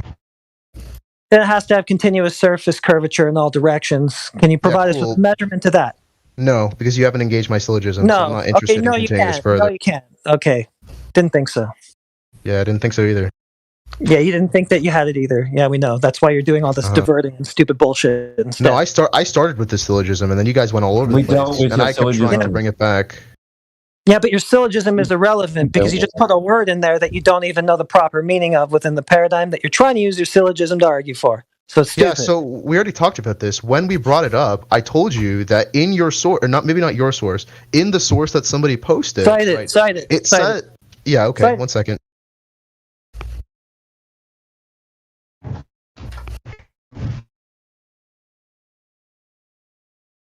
Or Newtonian physics collapsed. So Platter, right? So Platter posted this source here, and I'm going to link it in the VC text. Right? And in this source, it literally says 2 sentences later, right, that, right, so precise, in the non-relativistic limit, it should yield Newton's gravity, right? Should. Oh, it should. Yeah, Can you demonstrate that? Okay, yeah, no, so that sounds like a claim. You're appealing to somebody's claim. It's demonstrated in the paper. The paper demonstrates it.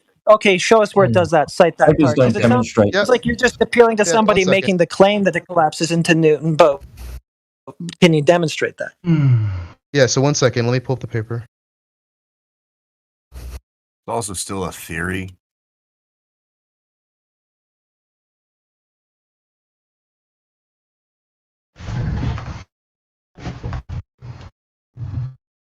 I like the part where he said, no, point blank, I do not have measurements of surface curvature of the Earth I to don't need them. corroborate my claim of it. I don't need the corroborate. Yeah, you don't need them. My syllogism Yeah, corroborates that You claim. don't need them because you're not actually here to argue for those. You're here to divert from that point. No, yeah, I'm arguing. I am not here to argue for those. I'm here to argue for my syllogism, which proves the Earth is round, and you haven't engaged it. You keep saying that, that I don't know what gravity means, and I've already told you what gravity means. So let me just pull up the paper for Okay, you. here's my syllogism. Here's my syllogism. If gravity exists, the Earth is flat. Gravity exists, therefore the Earth is flat. Yeah, proof P1. If gravity exists, the Earth is flat? Yeah. Okay, things go down and I go outside and observe no continuous surface curvature of lakes or oceans. Uh-huh.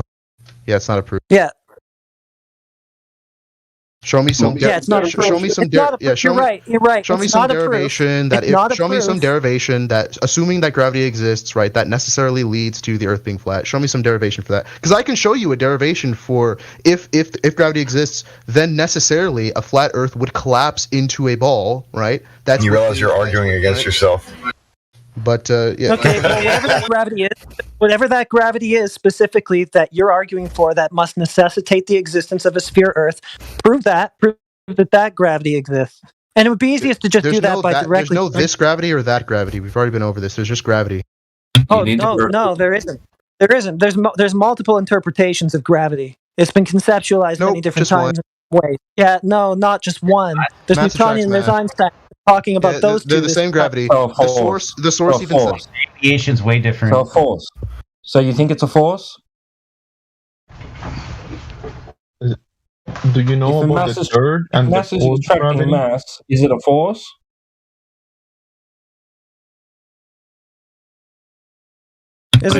First, you're going to need to provide a proper scientific experiment that shows that gravity is even a thing.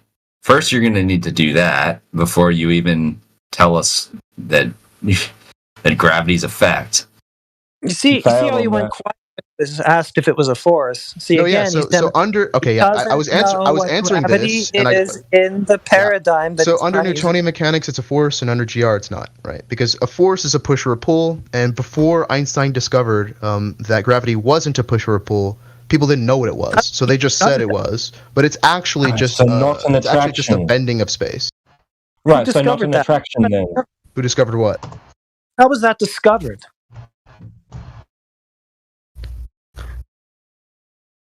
What do you mean discovered? How was that done? How do you happen upon that discovery? Which discovery?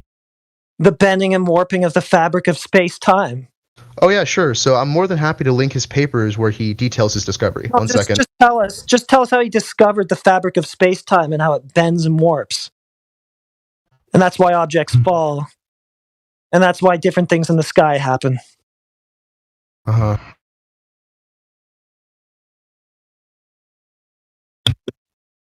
Like, do you think about it for a sec? If I said that density determines whether an object will rise and fall, but I couldn't provide you with an experiment that shows you that at any way, shape, or form, you would think I'm a retard.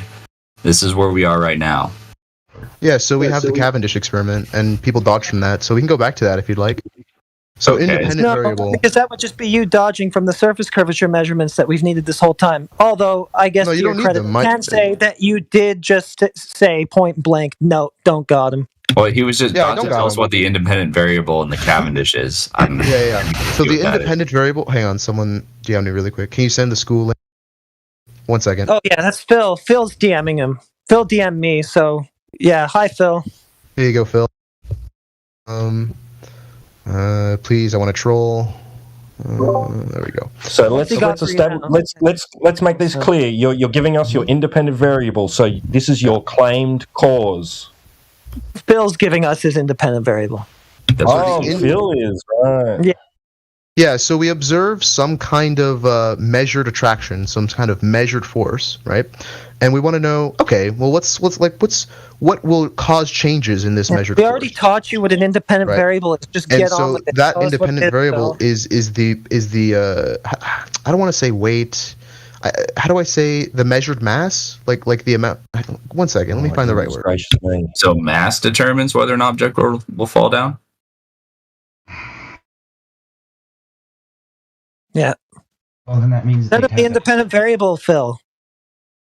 The independent variable is the weight of the balls.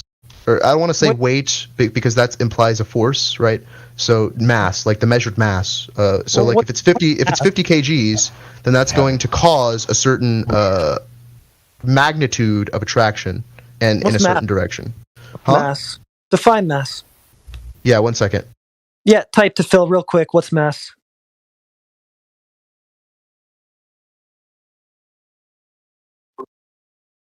Just a second, hold on, man. We'll get to the math. Yeah, my independent variable. Supposed cause mass. What's that? Yeah, I got to go ask Phil Bell. 1 sec. Wow, it's a lot of quote unquote mass, whatever that Should is. we just ban him since he's just sitting here chatting with Phil? No, I'm not chatting with Phil. I'm talking to you guys. So you asked what mass is. Mass is an object's resistance to change. Okay. Resistance to change. So suppose cause An object resistance. Yeah, an object's resistance to change. That doesn't fly in aviation. No, it doesn't work. So an object's resistance to change attracts an object's resistance to change.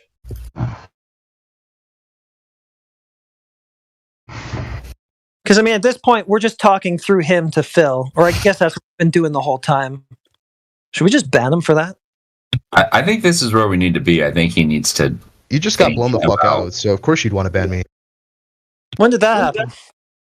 It happened when I literally proved that in your source it said that Einstein's equations My reduced to source? Newton's. Wait, my source. Sorry, My Platter's source. source. Apologies. Sorry, Platter's So source. I got blown the fuck out on something that you proved was in somebody else's source. Did you prove that yet? I'm still waiting on the citation. When I said you, I meant all of you. I blew you the fuck out. Except you were kind of projecting there because we're still waiting on the citation from that source that actually shows that it says what you're just claiming it says.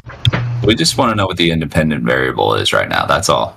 It's the measured mass. So the mass in kilograms. Okay, mass in kilograms. So not gravity. So resistance to change basically in kilograms, not gravity. Nice job. Is the cause of the measured attractive force, which we call gravity. What? What? Is that what you observe? Where did Is that you observe what do you that? observe Yeah. in the Cavendish? What do you observe in the Cavendish? What we observe is some attraction, which matches our predictions given by Newton's equation. That would be begging the question, sir. Nope, it's not begging the question. What did you observe specifically? In the experiment, I observed some attracted force. Just what you observed. Yeah. Just what did you see with your eyes? What did you see? Yeah, so I saw the balls moving to the other balls. You saw the balls moving. Right, that's it. You saw the balls moving. That's where it stops. Now you're making an insinuation that there's some kind of attraction. No, that's Based what attraction on what? means. Based on what? Something that Based on causes what? so something that causes acceleration of objects is an attraction. Do you understand that? Based on what? What do you mean? What is based on? What are you basing your insinuation of attraction on? You just saw some balls move. Yeah, so what? Yeah, so I'm observing an attraction. Do you agree or disagree? What the? Well, he's saying Tell us. mass. He's saying mass is the cause, right? So we only have to look at anything that has mass that doesn't attract, which would be clouds. How do they stay up in the air? So we should tie this back to his goofy syllogism, right? So if resistance to change causes an attraction to resistance to change, then the Earth must be a sphere. Are you sure about that? So I have a question. So if the balls, what if the balls were cubic? Would they go to each other? No, they wouldn't. Well, mass doesn't have anything to do with it. So you know. Well, it sounds like his supposed cause is a resistance to change. A resistance to change causes an attraction to a resistance to change. I'm confused because Is that right? a helium balloon has mass, but it doesn't attract downward. What's going on here? Exactly. He has no observed natural phenomenon anyway. So what part of what he said necessitates a sphere Earth? I'm back. Yeah. So you said that your supposed cause is a resistance to change, right? Supposed cause, resistance to change, i.e., mass. So when I say cause, I just mean the thing that's impacting the observed attraction, right? Which is we know. the mass. We talked what an independent variable is already. That's what I'm referring. Okay. Just wanted to clear that up since you've been confused about other things tonight. Like what? Like about what gravity is. No, that wasn't me. You're drowning right now, dude. Yeah. Actually, I just blew you all the fuck out. No, the attraction is the thing you're trying to prove, right? So to say you're observing an attraction is begging the question. No. The attraction is what I'm trying to prove. We observe an attraction, right? Do you know what an attraction reasoning. is? Circular reasoning. Define attraction, and then we can continue. The attraction is the thing you're trying to prove. No, what does attraction mean? Which the Cavendish wasn't even designed to do anyway. What do you think attraction means? It was an attempt to measure the density of the Earth.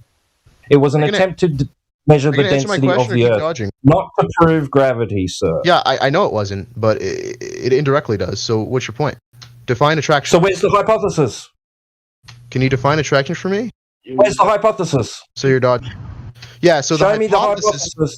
All right, yeah, 1 second. In Cavendish's experiment, in his papers, show the hypothesis. What is this experiment even at? I don't even know what experiment he's talking about. This thing, what the fuck? You also just said that causation of acceleration is attraction. That's not true. Yeah, not at all. Yeah, an attraction is an observation of acceleration. Post Cavendish's hypothesis in the live stream voice text now. Right, gotcha. That's not what you said before. Did he say observation of acceleration? Oh, that's a big echo. If I observe a race car go really fast, is it attracted to something on the other end of the racetrack? Yeah, there are many observations where attraction does not depend on mass whatsoever.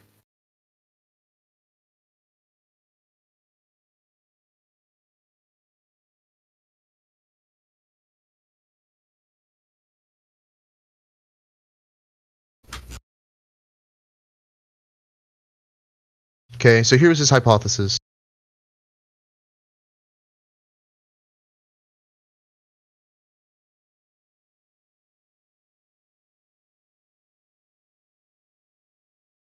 Now, so you're upset about this word gravitation, right? So you don't have to use that word if you like. Is that from his paper?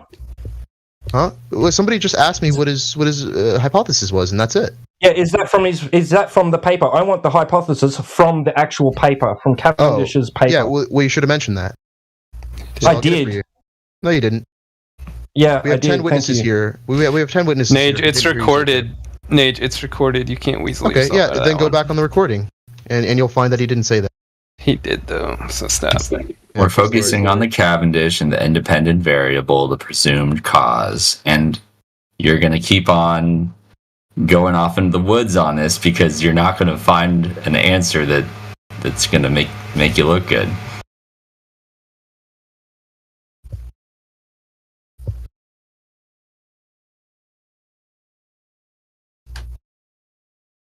So it's not Cavendish's hypothesis. It's his hypothesis that he made up for Cavendish.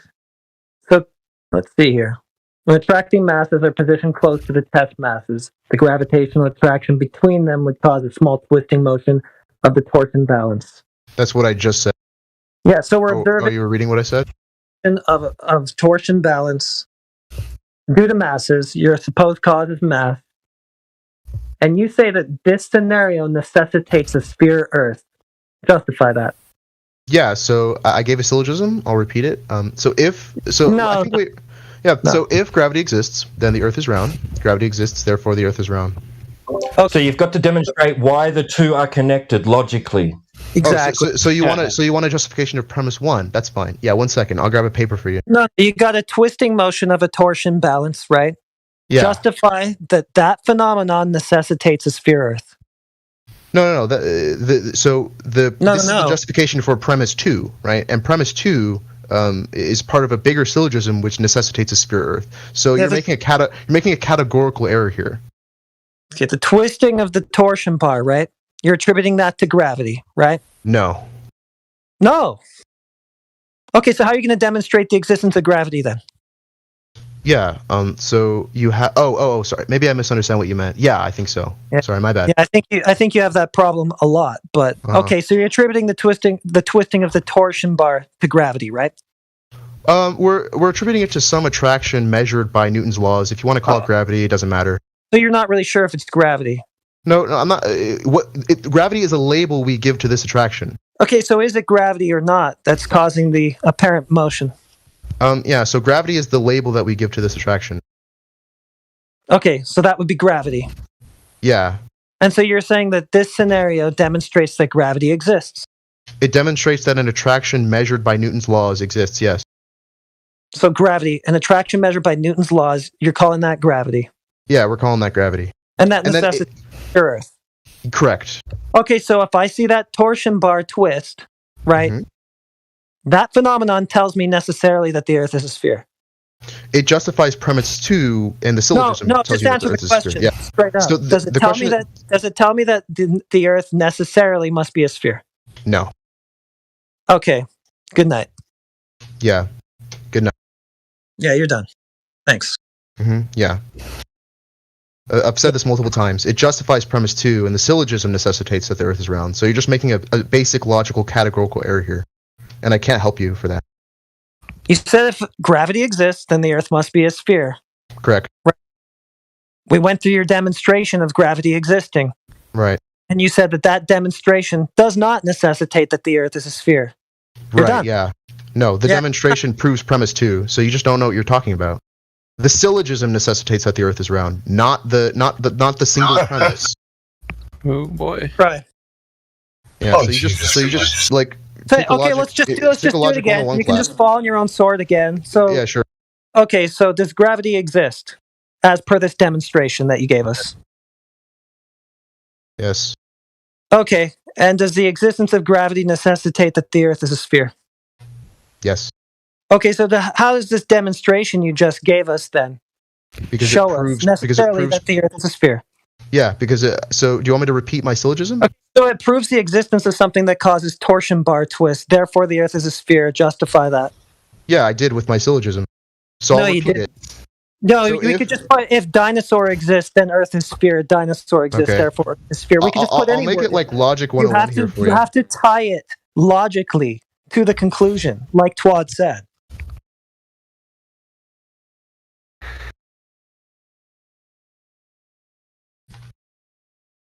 You don't just insert words into a syllogism and call it a proof. There has to be a logical connection between the torsion bar twisting and the Earth necessarily being a sphere, because that ultimately is what your claim is. So justify that logical connection. Tell us how that torsion bar twisting can only happen if the Earth is a sphere. Yeah, that's not my syllogism, so you're just making another categorical error. Well, it's a contingent fact of your syllogism if the syllogism is true. Has to be the case. It isn't. Yeah, no, if gravity exists and is demonstrated as such by this torsion bar demonstration that you've given us, right? And if the existence of gravity therefore necessitates the existence of the sphere Earth, then torsion bar twist tells us that the Earth is a sphere. No, the Give us torsion the bar logical twisting tells it. The torsion bar tells us that that gravity exists, and And gravity existing tells us that the Earth is a sphere. So now give us the logical connection between the torsion bar twisting and the Earth being a sphere. Your conclusion. Yeah, so the torsion bar twisting justifies premise 2, and if premise 2 is true, then the conclusion is true, right? No. So that's the logical connection. I just made it. If P then Q. Do you know what logic is, dude? Like, what do you mean by logical connection? What do you want me to justify? Don't ask me. I'm not the one having trouble with logic right now. Because your logic just boiled down to, if I see torsion bar twist, Earth must be sphere, and we're waiting on you to justify that logically. Please. Yeah, I did. Yeah, except you just said that you did, but never did. Okay. He's saying that Earth is a twisted torsion bar. So I have to walk you through this, okay? Do you know what a modus ponens is? Yeah, we've done shit. times. Yeah, what is it? Yeah, if gravity is okay, if gravity No. exists, Give me the logical form. No, don't care. No, give me the logical form of modus ponens right now, or we're done. No, we are done already because you've told us no point blank. You can't. So because you don't know what a modus ponens is, you don't know what my argument is, you don't know what you're talking about. Yeah, I do know what your argument is. Okay, bye. Did he leave, or did he just pretend to leave? If anyone else wants to engage, that's not this guy because he doesn't know what he's talking about. Sure. Yeah, because you got blown the fuck out. You want to engage with somebody else. We all saw your stupid syllogism. It reduced to, if torsion bar twist, Earth is sphere. You couldn't logically justify that because that's retarded. So now you want to talk. No, I did. Right, yeah. Won't call you. Oh, you did? Yeah, okay, run it past us again where you did justify if torsion bar twist and Earth sphere. Let's hear that again. All right. Because I missed it the first time, and I'd love to hear that. Okay. All right. Yeah. So it looks like I'm going to have to be very explicit for you. So, baby steps. Yeah, 1 second. I'm going to type it out for you. 1 second while I DM Phil and get my answer. Yeah, man. Yeah. Now he's just going to go quiet again. You would think he would know something about the stuff that he came here to talk about, but he's got to research it by DMing Phil. No, I'm not researching anything. I'm making explicit the logical connection. Well, what? No, you're not. You're just sitting there in silence trying to figure out what the fuck you're going to say to make this. Well, now I'm muted, so now I can't even type it out. Oh, you're muted. Why are we hearing you then? Are you like a schizophrenic? Muted in chat. Oh, no. Yeah, man. He means somebody put him in cognizant so he can't type in the I'm just going to ignore you now. You're just being irrational. Yeah, I'm just being irrational because I'm the guy who came in here and said, if torsion bar twisty, then Earth must be sphere. Oh, I proved it with my syllogism. Yeah, I'm being irrational. Nice project. Hope it helps you feel better. I'm writing it out for you right now. Why? Can't you just give it to me? It's not in your head? You don't know what you came here to argue? Figures. Yeah, so you asked for the logical connection, and I'm going to make explicit the logical connection through, I can't wait. Through propositions, right? Through propositional symbols. Yeah, this will be great. That's logic. That's called logic, man. Look it up.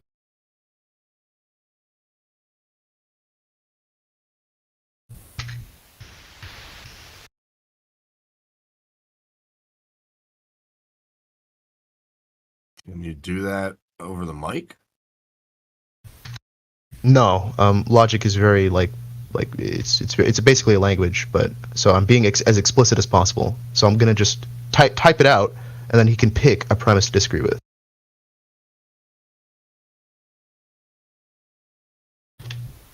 Just give us the logical connection between torsion bar twist and Earth being a sphere. Yeah, if you're patient, I'm doing that for you right now. Okay, so you have to go and figure out what your argument is after you made it. I have to formalize it for you since you're not understanding. Which is fine. I'm not a lot of people aren't familiar with logic. That's okay, but I mean, I'm just saying. Namely you. So hopefully you get familiar with it real quick, so you can figure out how stupid the logical claim you made is, and illogical it is. I'm still waiting for him to say one coherent sentence. Okay, yeah, here it is. Would you like me to send it to you? No, just say it. Okay. Here's the actual form, right? With just propositional variables, and I'm just going to sub in propositions for those variables. So if P, then Q, right? If R, then P, R, P, therefore Q, right? Do you agree that this is valid? No. Okay. So which law of logic does this argument violate? It violates the question that I asked you, which is what is the logical link between torsion bar twist and the Yes. Earth sphere? So I'm giving it to you, right? The logical connection is the underlying structure. Yeah, but which I'm not obeys the asking laws for of a logic. logical form, though, is the problem. Well, that's I'm what not you're asking asking. for That's you what to just lay out a logical form for me, necessarily. that is what what I'm you asked. asking That you is to what you are asking. do is to provide any logic you can which demonstrates the connection between your Yeah, premise and your conclusion. This That's what I'm logic asking. does. So don't. Yeah, I'm that's not right. asking for you to paint a logical form for me. I'm asking for you to justify the conclusion from the premise. Do it however you have to. Put it in whatever logical form you have to, but make sure it actually justifies that conclusion. It does, because it's valid. And if it's valid, then if the premises are true, then the conclusion is necessarily true. Do you Yeah, understand but we're that? not talking about logical forms here. We're talking about a specific claim you made. So use No, whatever yeah, so logical the form that you have so the to in argument order to justify the validity of that claim. Sure. Well, so you Do have to that. accept that the form is valid in I'm order for not you going to to accept sit the here and conclusion. argue with you about logical forms because that's a diversion that you're trying to use. No, my argument Yeah, it takes is. on this It is. form, I right? want So the you don't. substance of the argument, not just a form. You Yeah. have Okay. to fill that form up with Sure. something. You have to put some substance into it, right? Yeah, So validate I can do the that. link between torsion bar twist and sphere Earth. Sure. So the argument's valid, and I'm just going to give it to you, right? So subbing in propositions for these variables. Suppose that P is gravity. Suppose that Q is the Earth is round, right? So if gravity exists, then the Earth is round. If the torsion bar twists, then gravity exists. The torsion bar twists, therefore gravity exists. Therefore, the Earth is round. Oh boy! So he a just valid said everything I already said. Yeah, you asked for the logical connection, and I made it for you. Yeah, but I mean, I don't know how many times I ran you through this and you got tripped up on your own stupid claim and said, oh, no, that doesn't follow. Now you're just saying all the things that I said back to you as if I didn't already just say them to you. I already Can did you repeat the part about the torsion bar twist?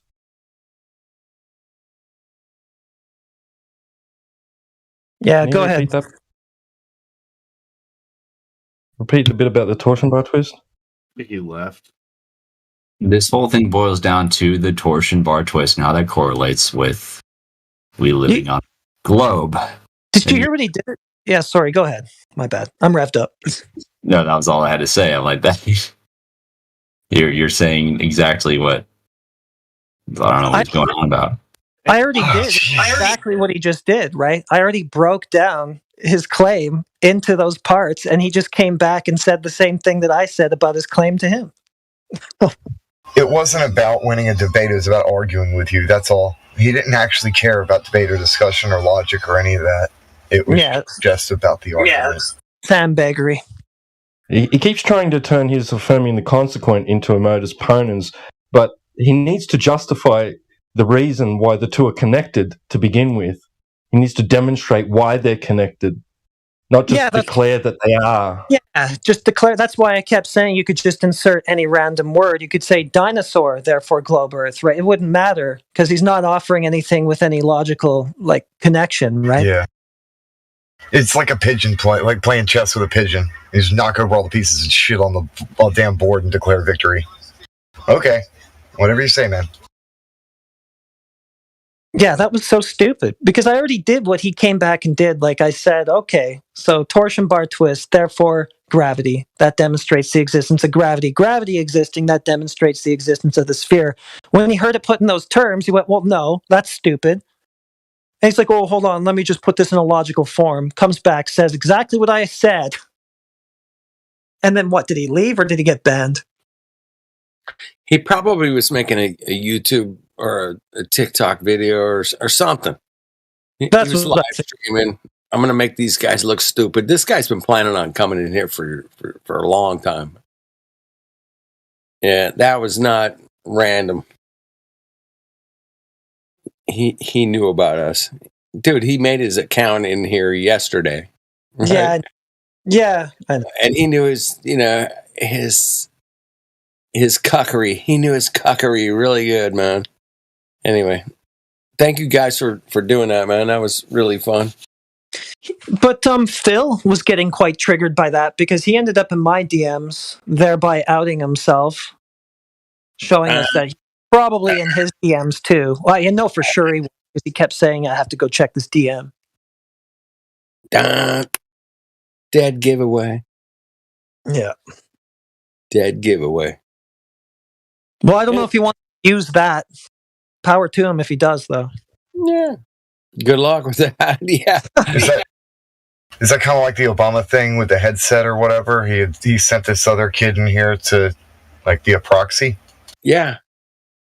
That's what I was vibing on that, but I could be wrong, but we'll see. This guy destroyed flat earthers today in Discord on YouTube live. Whatever, man. Who knows what he's doing, man? Something like that. He was too rehearsed. Yeah, and he was ready with all sorts of tricks, right? Yeah, he had like a trigger fucking bag, right? Trick or treat, man. Not trick or treat, man. Trigger treat, man. He had a whole fucking bag of trigger treats, man. That was kind of funny. Yeah, I'm over here laughing. I was typing in the chat, but it became a little ridiculous, man. It was like he wasn't trying to. Okay. Notice that he was stacking another affirming the consequent on top of things when he said and he said that his syllogism proved the premise that because it fit the syllogism, it's like the black swan. That's not the syllogism's not the focus. It's a way of explaining it. That's not the proof. He came in with these certain trigger points that would he knew he could like ride for a little while, man. What was it, like an hour and a half? So yeah. And he just kept diverting, divert. It was it was diversism and whatever you want to call it, but yeah, he diverted every chance he got, man. Lots of shifting, and look how particular he was about the measurements we were showing him when he hadn't even show us. Exactly. Yeah, that was wicked. And even said it. No, I don't have them. I don't know. I don't think he was too familiar because we were asking him like, "What's the independent variable in Cavendish?" and he said mass, and then he's scrambling. Right. He was just trying to avoid it. You know, He just wanted to talk about his syllogism. That was it. Yeah, that was his main point. I would give him credit though. He was good at like maintaining his composure, no matter how retarded his claims were. Yeah. He cracked a bit. Yeah, he cracked a bit. I can tell that. I picked up on that too, Heretic. That shit was so retarded. I'm that like Duper's Delight set like thing. You know what I mean? Only 17 all over again. And I'm like, what? Stop it. Stop that. You did well there, Heretic and T-Dub. That was good. Thanks. It was holy crap! It was so hard to bite my tongue, dude. Like keeping myself muted just so y'all could chat. He was ridiculous, man. That's why I had to mute. I was gonna fucking lose it. Yeah, you too, man. Ah, man, I'm over here going, no. Wait a minute. I think it could have been executed better on my part, but I not really, man. He was an interrupter and he was just all over the place. And as soon as you say a word that was a little bit off topic, he'd jump on that word. Yeah, go off in that direction. And as y'all Angle said, he was gaslighting you on purpose, like every 5 fucking seconds, like anytime he could. Dude, he was like a troll or whatever you want to call him. He knew. I mean, he made his account yesterday to come in here, man. I mean, whatever, man. Somebody like that he's been on Discord for at least 5-6 years, something. That guy was just waiting to come in here, man. Somebody talked him into coming in here. They're biased too. We had him in Cogdis. We had him in Cogdis, and he was making a bunch of claims. So we said, get into the Cogdis, and we challenged him to come into the live stream and discuss it. So I got him into the VC and verified him. The first thing I asked him was, why is your account so new? Right. You know, and what that usually indicates to us. Oh, no, I was trolling another server and they banned me, blah, blah, blah, blah, blah, whatever. Okay. Didn't he, at the beginning of this conversation, openly admit that this was a throwaway account, that he just joined here because whatever? That's right. Yeah. He's straight up he's a troll. Sorry. Yeah, y'all go. I was just saying, a burner account, That's what he claimed. A burner account. Yep. That's like a burner phone, right, man? Heretic did do really good, though. This dude came in like a kid, trying to push every button to see which one worked to do what, and then get reactions. I gotta say, man, the chat was blowing up, man. The chat was blowing. Yeah. I couldn't follow it. It was going too fast. Killing, man. Thank you, chatters. I contributed a little bit here and there, but it was good. Thanks. I just kept muted. I'm like, I'll type in the chat because. How many spams of the Black Swan did it take for him to actually look at it? He kept pretending he didn't see it. Kept pretending he didn't see it. Oh, which one? What are you talking about? I don't know. Oh, the video. Yeah, I'm watching. No, not the video. Like, it's only been. He was doing 50 times in a row now. Oh, what are you talking about? For sure, he was doing that on purpose. It was like a frustration tactic. Yeah. Yeah, he was. Yeah, that was totally on purpose. I agree. He might have been playing a video game at the same time, man. Saying, I can talk to I reckon he came in. I reckon they made up a plan. Like, okay, come in. If they go this way, you've got to go in this direction. If you go that, I reckon he had it in front of him because I think so. He had to keep. Or he's on the debating team and he's the captain. You know. You notice he kept deferring to the plan, though. He kept going, "Oh, just hold on a sec. Let me check." Like he just kept gapping out in the middle of the conversation. He has to go figure out what he's gonna say, what form he's gonna put it into. Like he's figuring what out direction he's going. Supposed to be, right? Yeah, that was weird. Yeah, it was weird. Yeah, Phil was in my DMs as well too. Yeah, so. Phil, you outed yourself, you idiot. You're not supposed to DM us coaching a guy to come in and talk to us.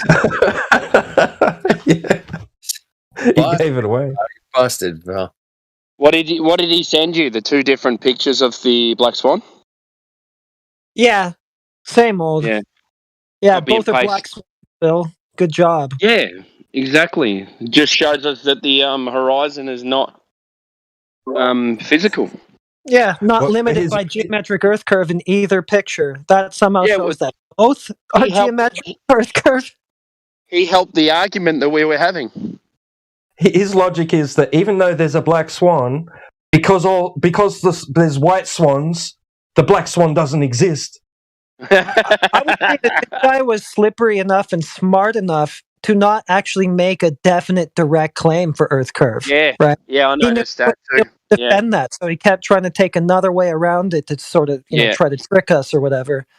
That was part of the coaching. They would have said, "Don't make a claim."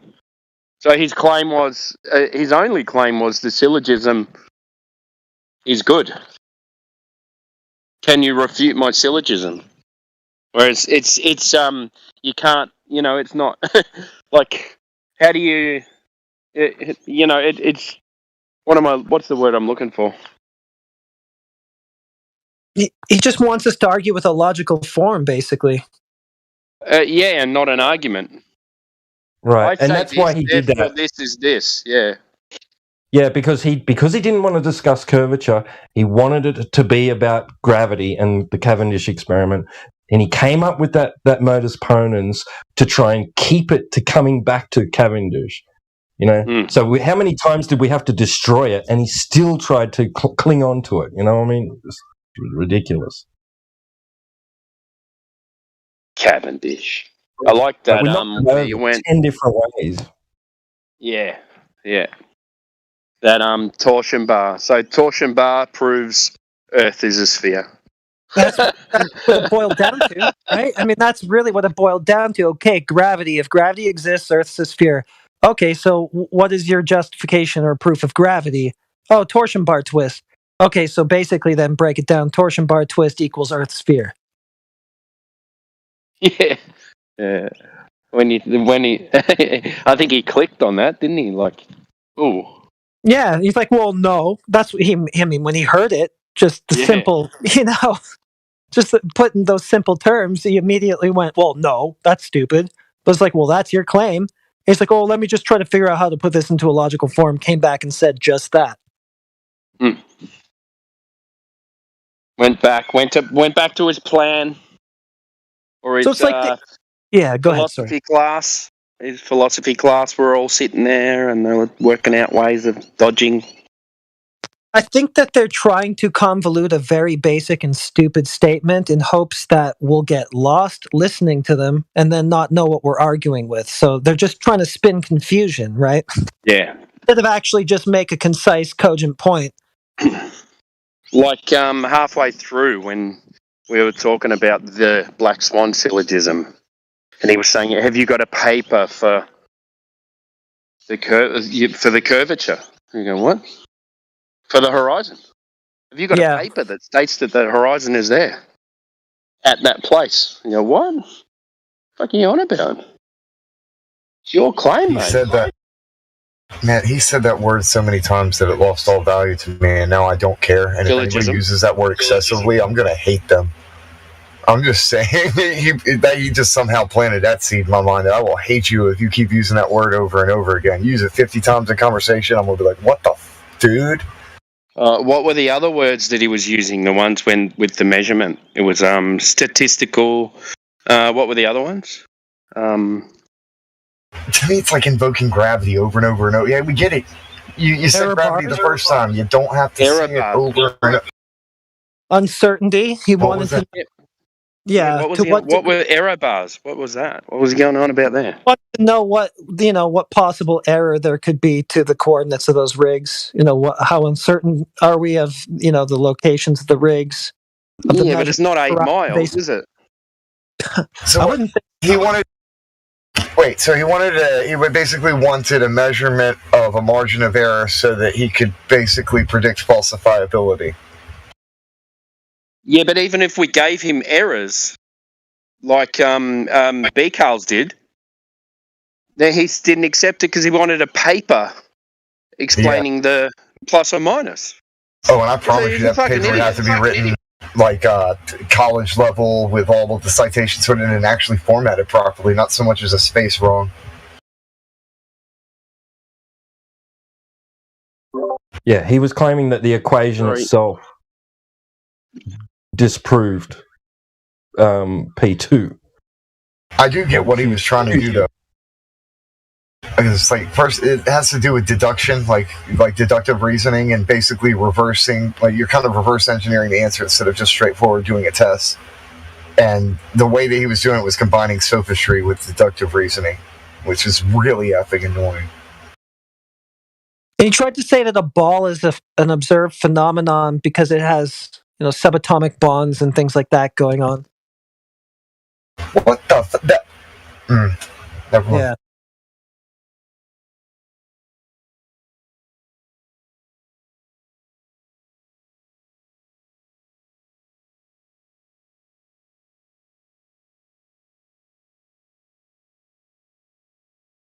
I remember at one point he's like, "Oh, I'm reading it right here. It says that Newtonian physics collapsed into Einsteinian or whatever."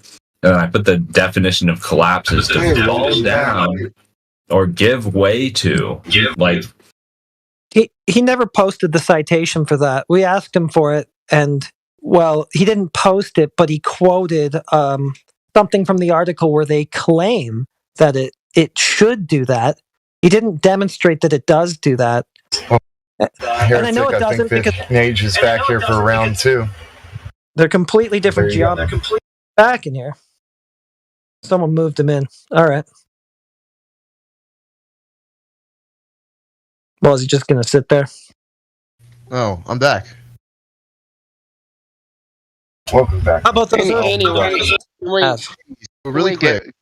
Really quick. What's your best proof that that curvature is there? Yeah, so it's the syllogism I gave, right? No, So gravity- no. That's not proof. What's your best physical proof that the curvature is there? Why would I need physical proof when I have logic? Because we live in a physical world. Yeah, which obey the laws of logic. Do you disagree with that? So logic. What do you mean? It's physical. It's not logical. Yeah. No, The physical. The proof that Just you're shut up asking for a is a logical second, man. proof. Just shut up for a second. All right. The physical place where we live that you say is a ball is supposed to have curvature. It doesn't matter about your logic. Where is the curvature and how is it measured? That's all we want. That's it. Well, I'm not going to engage someone in bad faith, right? If you reject that the laws of logic aren't true, then we have to discuss that first. It doesn't matter about logic. I can No, it does measure matter. something. Science, I can math, measure something. Yeah, I can measure something, and it doesn't have to be logical. You just measure it. How do you know that? How do you know that what you're measuring is accurate? Because I've got a measuring tape. Yeah, and how do you know that your measuring tape is accurate? Because there's a standard that we all go by.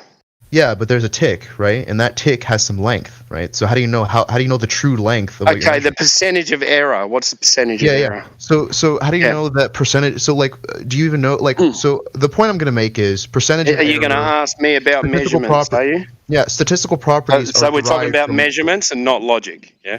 No, we are because. No, we're talking about measurements. We're just talking about measurements. That's it. So to know that you're measuring grab something, true, you grab have to accept something the laws of physical. logic. You grab something physical and you measure it. Yeah. Yeah. Yeah. So how do you know those logic measurements involved are true? in that? Well, how do you know those measurements are true? Because we have an agreed upon measurement.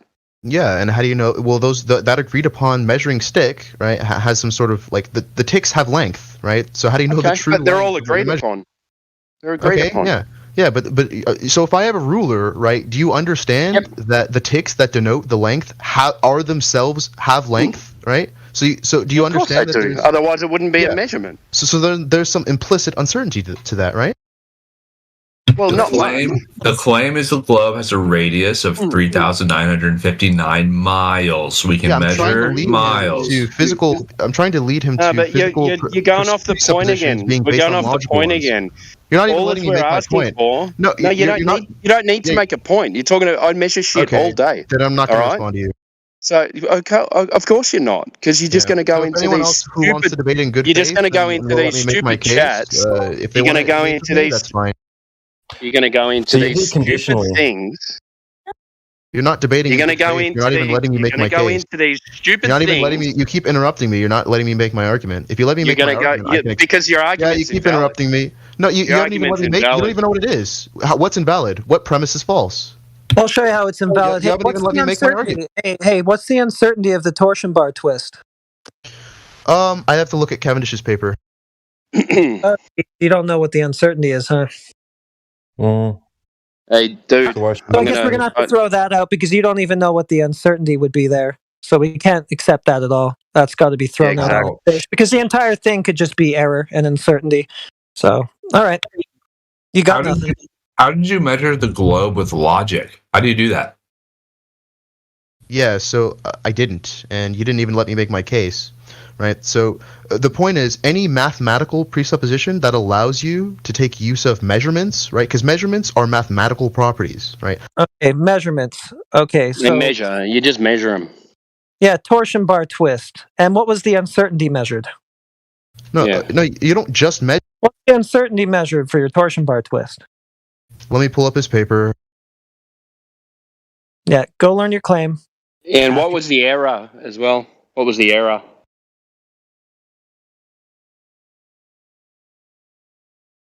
Yeah, give me a sec.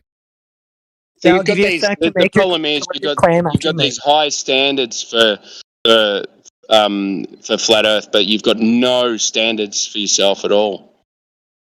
You're asking us for papers which for things that we don't believe in. It's fucking stupid, man. Bring your own papers, mate. Because you actually haven't made a claim or said anything at all. You've just come in with a syllogism that doesn't make sense because it can't be proven. It's unfalsifiable. And then you claim that proves that the Earth is a globe.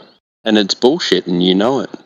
You're just coming up with a fake argument and making people go round and round in circles because this is what you enjoy doing.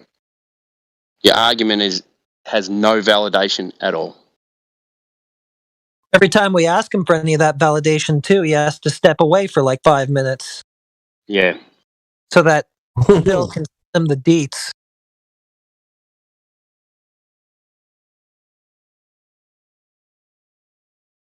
There's some good logic. I observe water, bodies of water that lay flat. Therefore, the Earth is a globe. Then my logic proves the Earth is a globe. That's genius.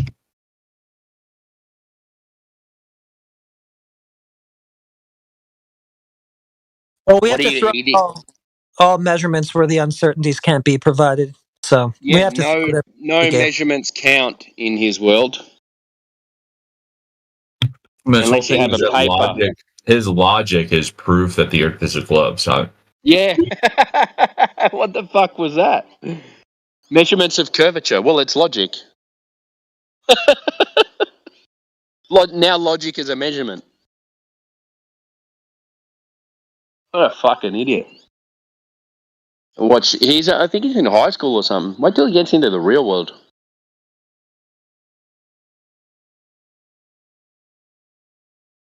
If he goes around talking bananas like that in the real world, he's going to get his head kicked in.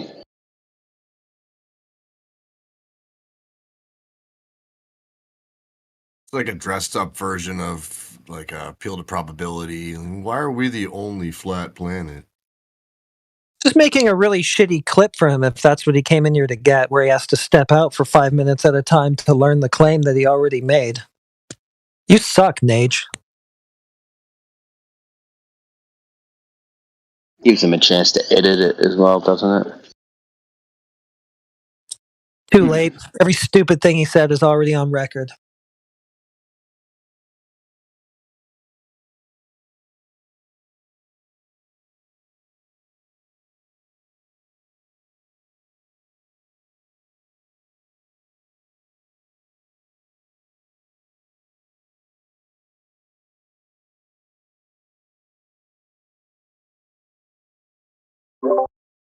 Oh, it's infuriating.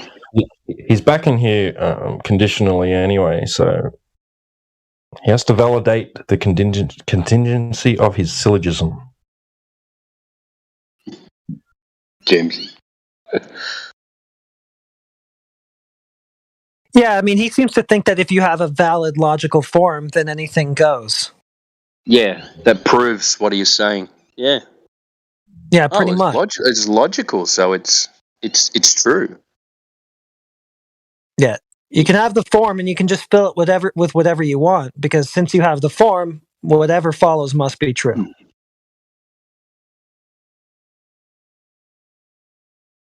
So you can turn it around. Like it's just so silly. Like he says, if gravity exists, the Earth is a sphere. Gravity exists, so the Earth is a sphere.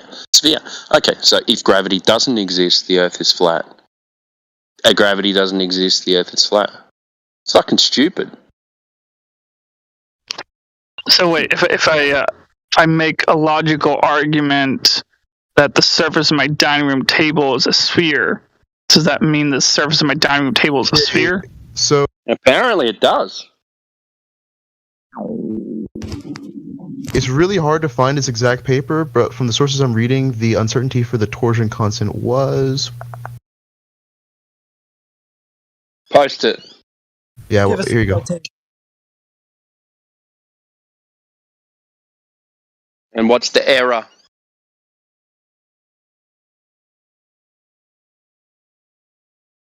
And how much did it move? And how much was predicted to move?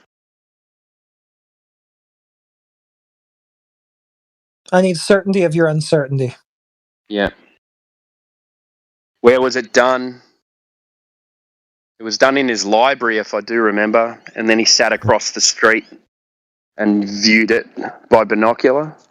Is that right?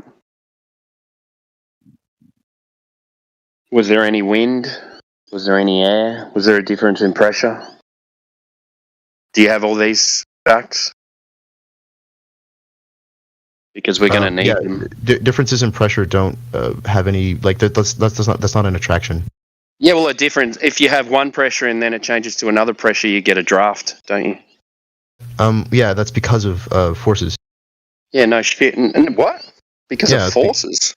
Yeah, so gravity is what's causing that. Gravity causes high and low pressures? Yeah, literally.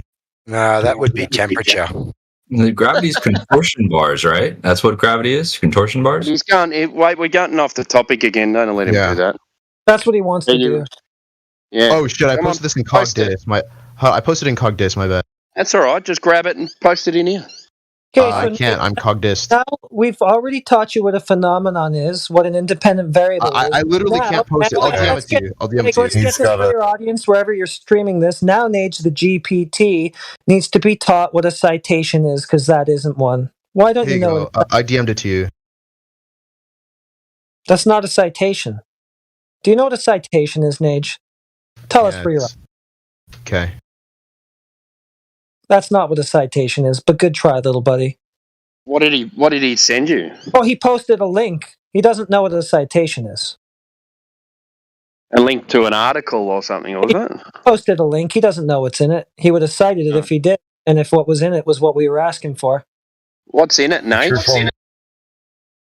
The true form of the citation requires the actual page number of the document and everything, like all of the data to the specific point of what you're trying to point out. Not just the whole document, the point that you're trying to point out. Well, I made the point. Audience, what do you think of this guy? I'm not going to repeat the syllogism again. What do you think of this guy not even knowing what a citation is? Yeah, I gave you a citation. A citation is... Double down on not knowing what a citation is. Anyway, you're here. You're back here to validate the necessary consequent of the result of your syllogism.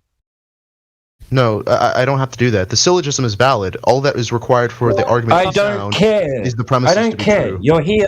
You're here to prove the consequent, to validate the consequent. Yeah, the logical form. The logical form is fine. The premise isn't. Yeah. So, which premise do you disagree with? If we're not doing this again, man. Oh, okay. So premise one, yeah, sure. So I'll link you a paper which mathematically using derives your this. own understanding, do what T-Dub asked you to. Demonstrate the contingency between. Yeah, this paper I'm about to send you does. So why? Yeah, it's a mathematical derivation. I The don't need you to mathematical derivation is true. So 1 second. You don't know what a citation is, so I don't need another anonymous link spammed at me. What we would like you to do is use your understanding to demonstrate the contingency between twisty torsion bar and sphere Earth. Please do so. Yeah, okay. So I'm not going to go over this with you again. I already did that with the logical form. Yes, right? I know. You're not. So there's no... Okay, yeah. So what you're saying is... I'm not going to validate your claim because there is no validation for it. It's just a stupid fucking thing that you said. Your argument is the logical form itself. You think that if you have a valid logical form, you can just put whatever numpty dipshit shit you want in there and just call it a proof.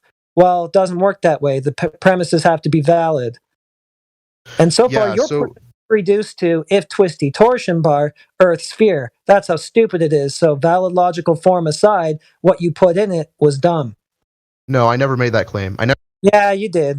Yeah, because you said if gravity, then Earth sphere. Oh, well, what's gravity? Demonstrate gravity. Well, twisty torsion rod. So it broke down to twisty torsion rod, therefore sphere. Yeah, so that's different. That's how stupid what you're doing here is. How does your Twitch stream like that? I'm not going to engage you anymore. Yeah, fuck you. Yeah, fuck off then. Get rid of the cunt. He just needs to take a Logic 101 class because I can't explain this in any... Yeah, you're getting Logic 101 class right now, bud. So you have a syllogism, the logical form, but that's not enough. The premises have to be valid. And you couldn't do that. You couldn't draw any contingency between twisty torsion bar, which is what your claim reduced to, twisty torsion bar, and sphere Earth. Could you, Nage? Tell it for your Twitch audience. Mm-hmm. So I never said if twisty torsion bar, then... Yeah, you did, but in different words. If gravity demonstrated how? Twisty torsion bar. Isn't that right, Nage? Yeah, but that's a different... Yeah, that's right. twisty torsion bar therefore equals sphere Earth. No, that's not how. Yeah, you're right. Damn fucking right it doesn't equal that. Now what do you have to say for yourself? I have to say that you need to take a Logic 101. Yeah, you're getting your Logic 101 course right here. So the syllogism isn't enough. You need to actually put something valid in it. Got it, Nick? No, you didn't. The only thing you've proved here is that you know what a logical syllogism is. That's it. It's the only thing you've proved. Mm-hmm. Mm-hmm. Yeah, man. That's all you've done. Yeah, so if anyone who has like a basic understanding of logic. Well, that wouldn't be you. So you're not a person with a basic understanding of logic. Should you leave? I just want to know where the measurement of curvature is. That's all I want to know.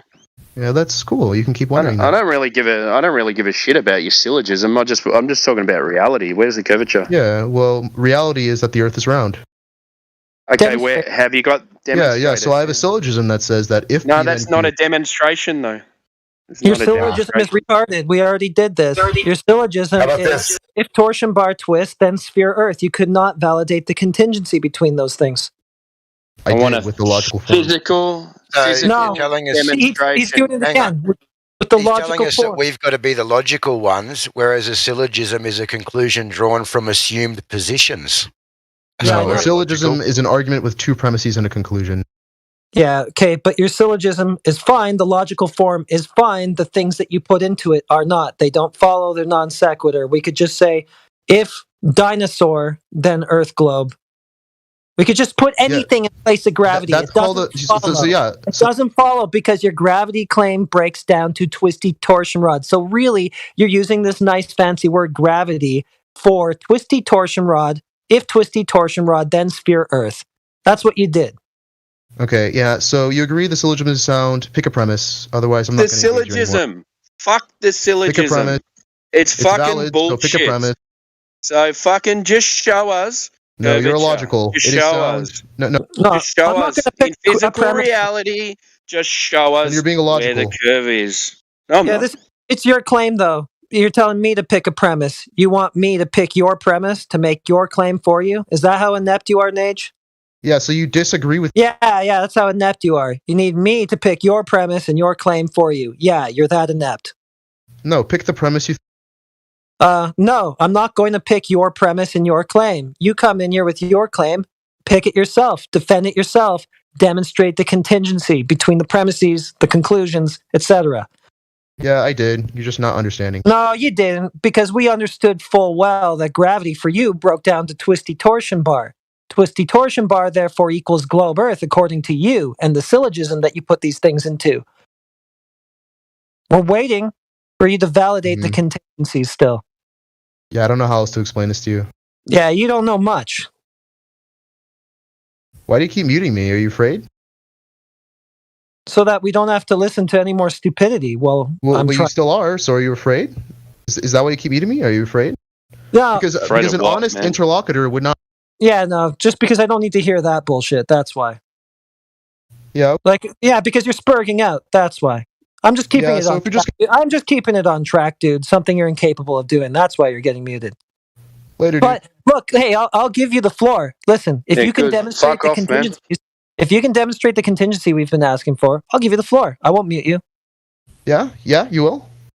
Yeah, so I'm going to mute you right away because you're not demonstrating the contingency. Yeah, I'm going to. I'm just saying you will. Oh, I'm going to. Get to it. Do it now. I'm going to mute you if you do anything other than do it. If you say I'm going to, I'm going to mute you. But if you start validating the contingency, then I won't mute you. How about that? Go ahead. Yeah, so in order to validate the contingency... Okay, that's not validating the contingency. Try again. No, it literally is. Okay, I'll give you 5 seconds. You're not engaging. I'll give you 5 seconds this time. And if it's not validating the contingency, I'm going to interrupt you again. Try again. No thanks. Yeah, you got 5 seconds. Give it a try. I'll give you that. So if an argument is valid and its premises are true, then the conclusion necessarily follows. Okay, I'm not asking you to validate the form. We already did this, you total idiot. The form is fine. We're asking you to validate the contingency between the premise and the conclusion, the twisty torsion rod and the conclusion of the sphere. That's what we need to see the logical connection between. Don't tell us about the form. Don't tell us about the form again. It's not in contention, you moron. We want the connection, the logical connection between the twisty rod and the conclusion of the sphere. The logical connection is the form of the argument. They're one and the same. So you're dumb. No, you're dumb. Nah, you just need to take a Logic 101 class, man.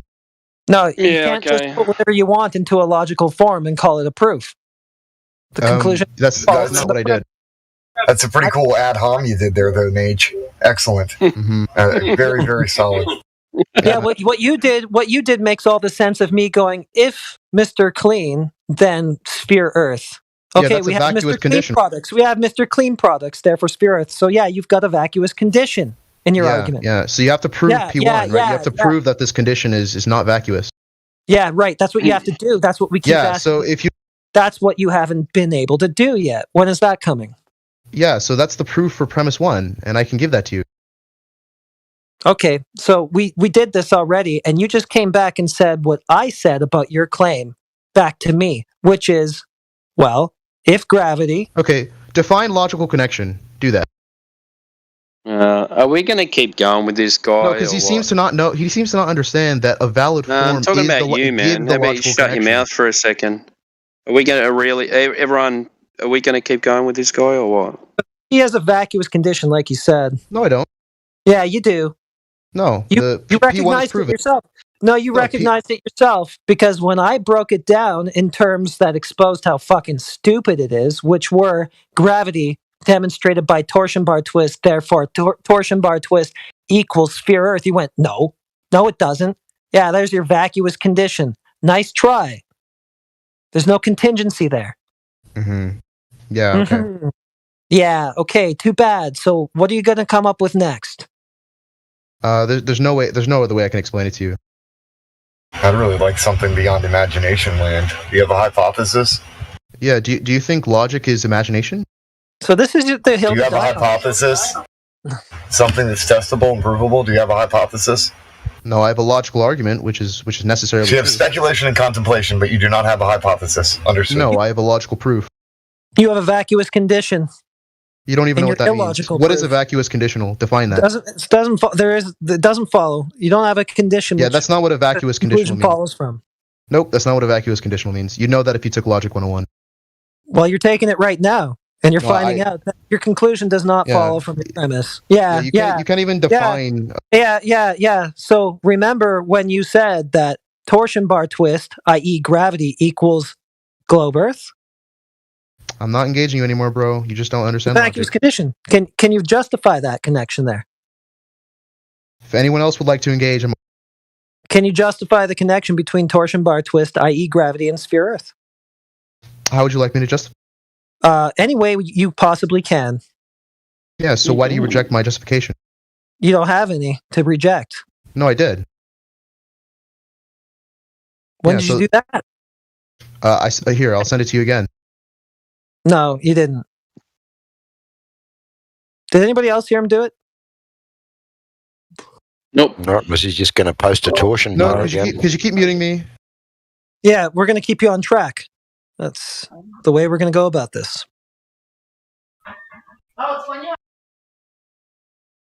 There you go. I sent it to you.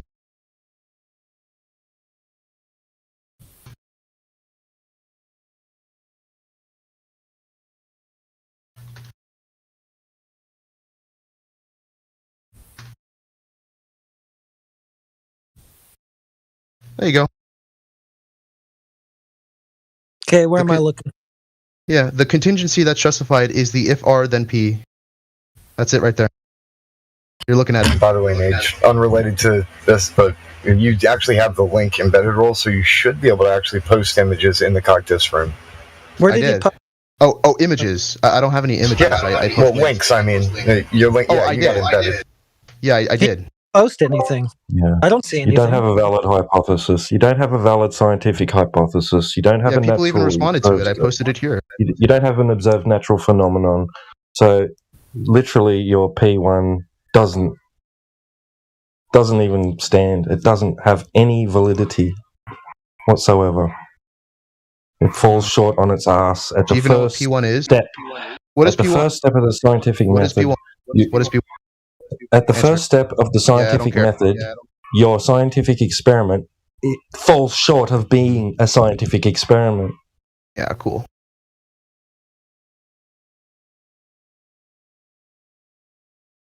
doesn't even know P1 of my argument, but saying it's false.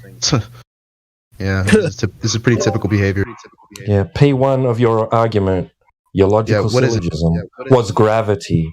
No, And premise then 1 your isn't a syllogism. your justification for gravity was the Cavendish, which fails on its ass. It's not a scientific experiment. It does not establish a cause and effect relationship of an observed natural phenomenon in nature. Right? And it doesn't there is do any of that. And there is no logical contingency between Yeah, I gave it to you. and his The conclusion logical of contingency is if R then P. That's a logical form again. That's what contingency is. Do you know what contingency yeah, that's means? just the fucking form. It doesn't follow from define twisty contingency. torsion rod. It doesn't follow from twisty torsion rod that the Earth is a sphere. You can't just take a form and put whatever you want in it. I can't just say that's the, if Smarties that's- then dinosaur Earth. Doesn't follow, dude. Mass attracts mass, therefore. Because that's not an argument. That's a conditional, right? Yeah, so of course it doesn't follow, because that's not an argument. It's a conditional statement. The argument is if P then Q, P therefore Q, not just if P then Q. Dumbass. You don't have P. Mm-hmm. Yeah, we do. You don't have to add the ad hom at the end either for your argument. Cavendish verifies the existence of gravity. Yeah, so that then statement, justify that. Justify, that's the contingency we keep asking you to justify. If P, i.e. gravity, as demonstrated by twisty torsion rod, then globe Earth. Justify that then bit. Justify the logical connection between a twisty torsion rod and the existence of the sphere Earth you claim. So yeah, if gravity exists, then given our models, anything that's not like any large body that's not round will eventually be round. So, and I can provide you a paper that proves that mathematically. No, not a paper. Demonstration, please. Yeah, the paper is the demonstration. So affirming the consequent. Papers don't demonstrate things; So they describe demonstrations. Do you know how to prove a conditional? Like, so you're affirming the consequent then, right? Because you've got a gravity model which says I should see this twisty torsion bar thing happen, right? And then you see that thing happen and you go, oh, that confirms my model of gravity. No, not right. Okay, then tell me where it went wrong. Yeah, so if you took a Logic 101 class, you'd know what a direct... No, don't ad hoc me. Just tell me how I said... Tell me where I went wrong and what I said. So premise 1 is if P, then Q. So we assume P and derive Q. This is a direct proof of a conditional.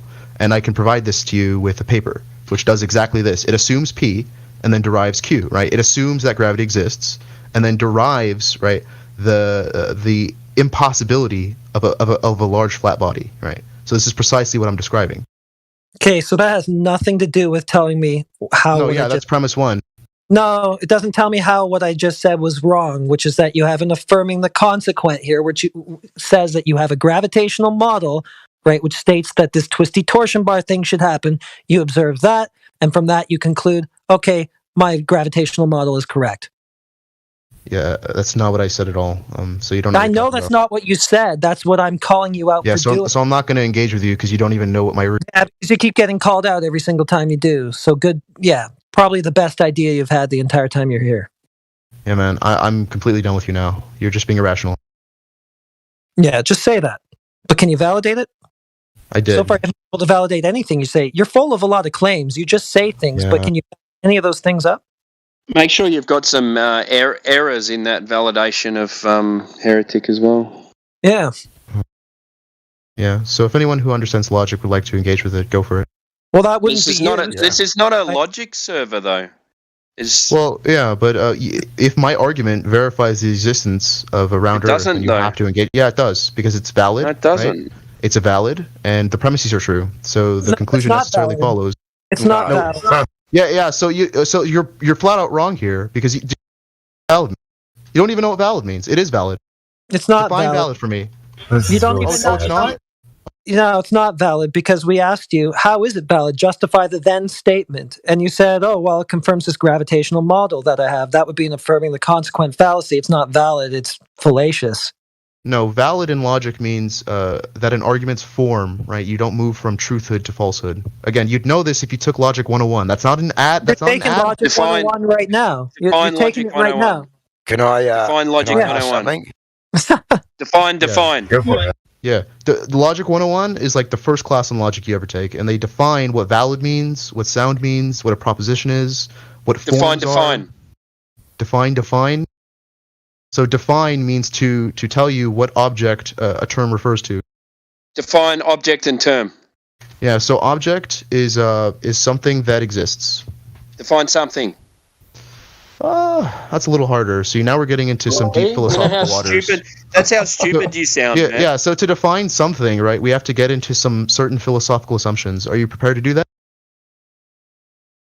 Or do you want to just talk about flat Earth? I was just I thought so. Making you. I didn't think so. I was just making you realise how stupid you're just you sound making yourself look dumb. when you say define. You sound like a moron. Mm-hmm. So the total purpose of the Cavendish experiment was to measure the gravitational constant, yeah, according to the globe. I'm not saying this is fact, flat earthers, but yeah. It was to measure G. Yeah. So it didn't directly address the shape of the Earth, right?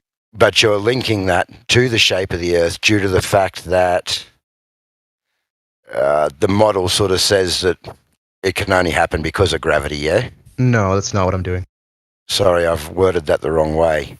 That's okay. So I'll clarify, right? No, I've got what you said. I've just worded it the wrong way. I've put it the wrong way around. I'm sorry. Well, if you'd like, just word it how I worded it, right? I posted the argument, so just use that.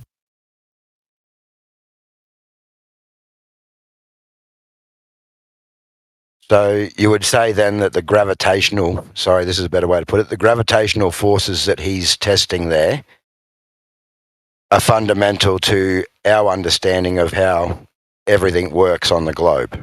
Yeah, like celestial bodies, the Earth, and how other things interact with each other around the cosmos or whatever you want to say. Yeah, is that the reasoning? I certainly believe that, but that's not what the argument does, no. So I'm not quite sure how you're linking the Cavendish experiment and gravity to the globe apart from using that reasoning, because I don't know what other reasoning there is other than... No, sure, yeah, I'll clear it up for you. So I made a simple modus ponens, okay? If P, then Q, right?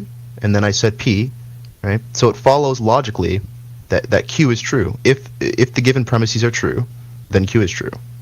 So then I then justified premise 2 with Cavendish's experiment. That's not what you said a minute ago. Premise 2 is gravity exists. With Cavendish's a minute ago, experiment. you said it has to be assumed. I said for a direct proof, right? That would be for premise 1, not premise 2. All right, so to do a direct proof, you assume P and derive Q. No, P must be established to be true for Q to be true. No, that's not how logic works. Yes, it Google is. direct proof. You're disagreeing with the entire field of mathematics and logic here, right? So you don't know what you're talking about. A direct proof is where you assume the antecedent of a conditional and derive its consequent. Like, this is such basic shit. Like, this is what I'm saying.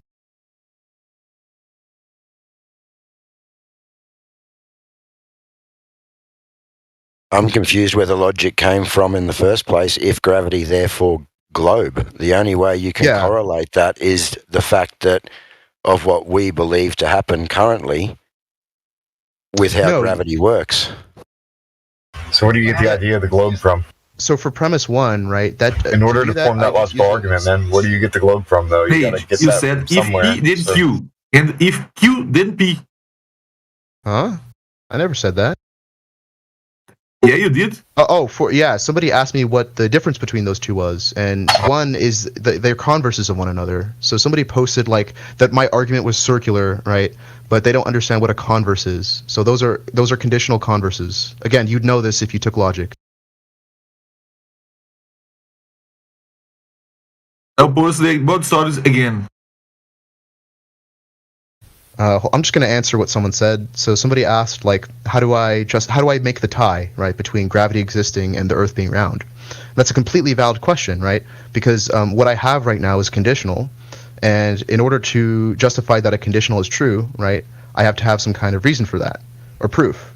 And in the field of logic and philosophy and all of that, the way to prove a conditional statement is through, well, there's two ways, but the one I'm doing here is a direct proof, whereby, right, you assume P, and this assumption is not like, this is not saying that P is true, right? This is just saying that given P, derive Q, right? So that's a conditional statement, right? On the condition that P holds, Q is the consequent, right? It doesn't say that P is true. That's why I added the premise that P is true. That's what makes it a modus ponens. So do you want? Well, are you still there? Yeah, I'm still here. Yeah, You don't have I Q? feel like that'd be a fallacious argument because it'd be a misapplication of evidence or an argument from incomplete evidence by using one piece of evidence from the Cavendish where it was not intended to or designed to address the shape of the Earth. Right. So it That's would why be fallacious. Cavendish isn't justifying premise 1. Cavendish is justifying premise 2. These are different premises. So you're saying if the Earth is a globe, therefore gravity, No, therefore I'm saying the Earth is a globe. No, I'm saying it's converse, right? If gravity, then the Earth is a globe, not the converse. These are not logically equivalent. Sorry, repeat that. Yeah, what are you sorry, saying? okay, sorry. So let me just say what a converse is. So a conditional is if P, then Q. The converse of a conditional is if Q, then P, right? And hopefully you can see that these are not equivalent statements. These are different conditionals. So I'm saying if gravity exists, then the Earth is a globe, right? For which there exists a direct proof through mathematics.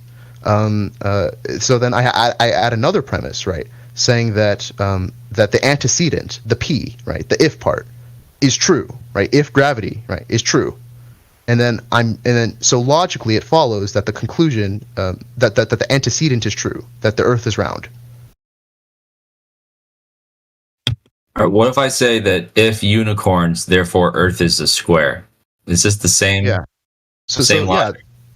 So that's a completely valid conditional. But if you want to prove that conditional is true, you need to either do a direct proof or an indirect proof.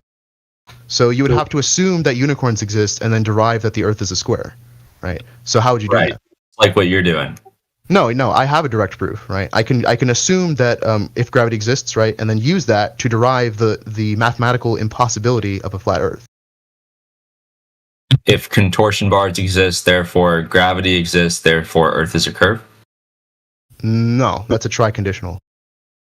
Okay. Well, it's the same shit, man. How did you prove gravity exists if we're just talking about contortion bars?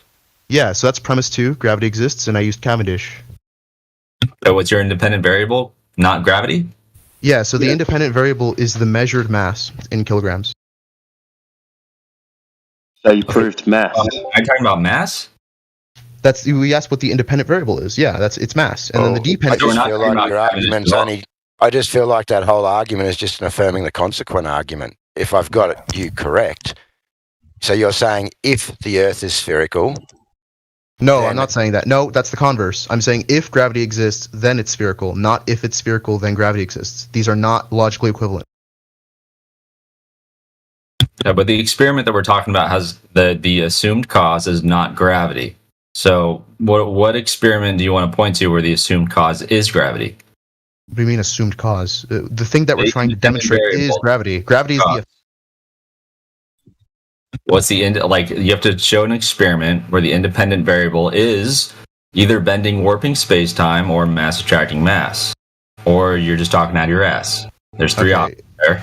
Yeah. So I keep getting muted, and I can't really explain myself at length if I keep getting muted. You don't need to explain yourself at length. We already told you like 2 hours ago what an independent variable is. That would be your supposed cause. That would be the thing that you're trying to validate, right? Gravity in this case. You've told us over and over again that your independent variable, i.e. supposed cause, is not gravity. Can you move on to the next non-experiment for gravity for us to talk about, please? The whole point here is in No, logic. you're misunderstanding. Gravity is the dependent variable. Gravity is the dependent variable, so it's the observed phenomenon. Correct. That's literally what I'm saying. So gravity is the observed phenomenon, not the cause. Literally, yes. You observe gravity. Yes. Well, again, we've been over this. If you give it, you don't have to give it the label gravity. We observe an attraction. Where? Right, which matches Newton's prediction. Wait, I do have to give it the label gravity. right? Because that was the whole basis of your argument. If gravity, then sphere Earth. So that has to be a very specific, well-defined thing, right? That would necessarily lead to the contingency of a sphere Earth. Not just Yes. something that we're going to Well, throw a label on, right? yeah. So when I say gravity in my argument, I'm referring to that observed attraction. I feel like That's that. the effect now. So you're not testing gravity as a cause. Right. You're just Yeah. looking at something and calling it gravity. Yeah, so it's an attraction. It's not electromagnetic, and it's not weak or strong, right? So, I mean, whatever you want to call it. Einstein eventually discovered that it was mass bending space, but that's not necessary for this argument. So gravity is your observed phenomenon. What is the observed phenomenon? What do you see? Yeah, I see. I see mass being attracted to mass. Okay, so you see a twisted torsion rod. It's still a fallacious argument, though. If P then Q, Q therefore P. I didn't. No, that's not the argument I made. I said if P then Q, P therefore Q. That's what I just said. No, you said if P then Q, Q therefore P. Again, that's not modus ponens. Mass attracting mass is the thing you are trying to prove, not observe. No, that is literally the observed thing. Oh no, well then you're just fundamentally misunderstanding. You said that gravity is. You said that gravity is mass attracting mass. If P then gravity exists, Q therefore must be. Listen, let me clear this up just a moment. Let me clear this up. He stated earlier that mass attracting mass is gravity. That's the thing he's trying to prove. No, it has to be. Yes, it must be his dependent variable. Okay, we asked for scientific evidence. No, we asked for scientific evidence of gravity. Okay. So you're moving on to Q before P. Premise two. What's premise P? two, P is gravity exists, which means that we observe some attraction. Sorry, can we just let T-Dub take this? Just one? Because he's getting sidetracked again. I'm tired of getting muted. Like, you guys, this is not how honest interlocutors. Yeah, we're tired of you derailing. That's not what honest interlocutors do. Now, just tell us the contingency between twisty torsion rod, which is what your gravity breaks down to, because that's what you saw. That's the observed phenomenon. That's the thing you're applying gravity to. You saw a twisty torsion rod. Therefore, the Earth must be a sphere. Validate that.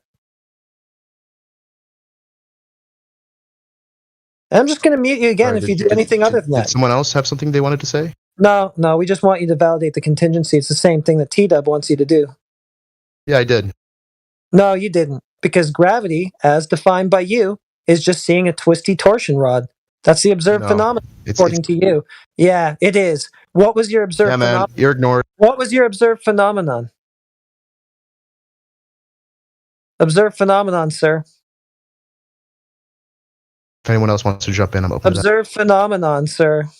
If you've muted Heretic, you might want to unmute. No, I didn't mute him. I'm just ignoring one of the him. rules.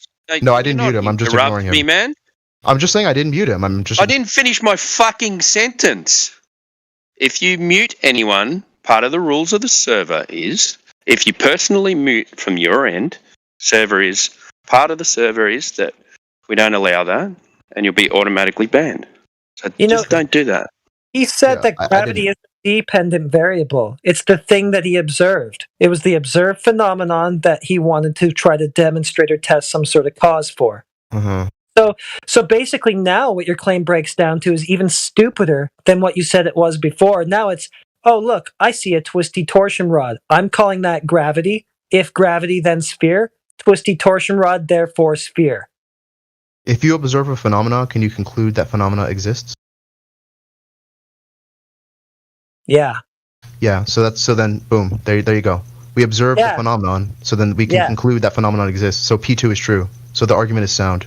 So I win. No, it's not sound. You don't win because you just told us that gravity, and this is the conditional, this is the thing that you need. If gravity, then sphere. You just told us that gravity is the observed phenomenon. That would be the twisty torsion rod. You see that thing twist, the Earth can only be a sphere. No, hang on. Yeah, no. Okay, look, that's what he said. T-Dub, Timbo, right? Yes, exactly. Yeah. That's what he has to validate. Justify that. Connect the two. Yeah. So what we observe is mass attracting mass, and the bar twists as a result. Right. Oh, the bar twists as a result. You said that. Okay, so what's mass attracting mass? Yeah, it's literally what we. Is mass attracting mass gravity? Yeah. And mass attracting mass causes the bar to twist? Yeah. And the bar twisting is gravity, right? No. Oh, but that's what you said before. That's literally not what I said. No, yeah, it is. It literally is what you said, but maybe you just don't know enough about science to know what you said, because you said the dependent variable is gravity. Didn't you? Yeah, it's the calculated force. Yeah, the dependent variable is gravity, but now the cause is also gravity. No, So- no. Yeah, no, hang on. Yeah, the dependent variable, gravity, that would be your observed phenomenon. Now, the cause of the observed phenomenon, gravity. According to you, mass attracting mass, also gravity. The twisty torsion bar it doesn't have anything to do with the experiment. It just You tied yourself in knots. Oh, okay, so your observed phenomenon has nothing to do with your experiment. You are a total idiot, Yeah, dude. that's not what I said. I do. Well, for it not to be a fallacy, you need to define what P and Q are in the context of the Cavendish experiment. You still haven't done that. That's not what I'm saying. So Yeah, what you're No, but saying you is haven't done gravity causes gravity. You're saying your observed phenomenon the is Cavendish gravity. experiment. You're saying your observed phenomenon is gravity, and your independent variable, your supposed cause, mass attracting mass, also gravity. Yeah, I'm not going to talk to you anymore, dude. You keep muting me. Yeah, you're not going to talk to me because you're just going to get blown out every single time. Again, anyone else wants to engage, feel free.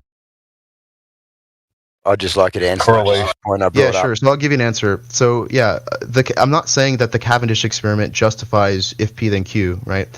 The conditional, right? The if P then Q is justified by a direct proof, and we justify the antecedent, the premise 2, by Cavendish, right? So premise 2 is justified by Cavendish, not the conditional. I want to make that absolutely clear. Yes. Okay. Right.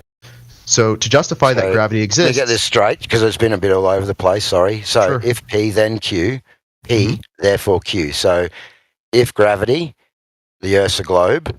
Yeah. Gravity. Yeah. Therefore, the Earth is a globe. Yeah. Oh wait. So for that to be true, you need to look at what to be the true. correlation is between the two. It can't just be stated. There needs to be a correlation. So what's the correlation between the two? Sorry, for what to be true? We have a problem. He's not going to be able to give you the correlation because he's now defined gravity as both the dependent variable, the observed phenomenon, the effect, and also the cause, the independent variable. He doesn't know what gravity is. He's just slapping the gravity label here, there, and he's just putting that bullshit. So it's an affirming the consequent unless he can define P and Q in the context of the Cavendish experiment. Yeah, and the claim about the Cavendish experiment justifies premise 2, right? So it only applies to premise 2. It doesn't apply to premise because it's still a fallacy. originally we asked you to given the prove gravity. correlation. What correlation? we asked you to What prove do you want me to gravity. correlate? Originally, we asked you to prove gravity, and you said I did. the Cavendish experiment. Mm-hmm. Right. So that would have to be your independent variable? Right. Yeah, so the independent variable is the measured mass, and the dependent variable... So not gravity then? Yeah, correct. Gravity is the observed effect. Oh, Right, observed. Cavendish isn't trying to prove gravity. Got it. Okay, so we can chuck Cavendish out. Okay, so if you observe a phenomenon...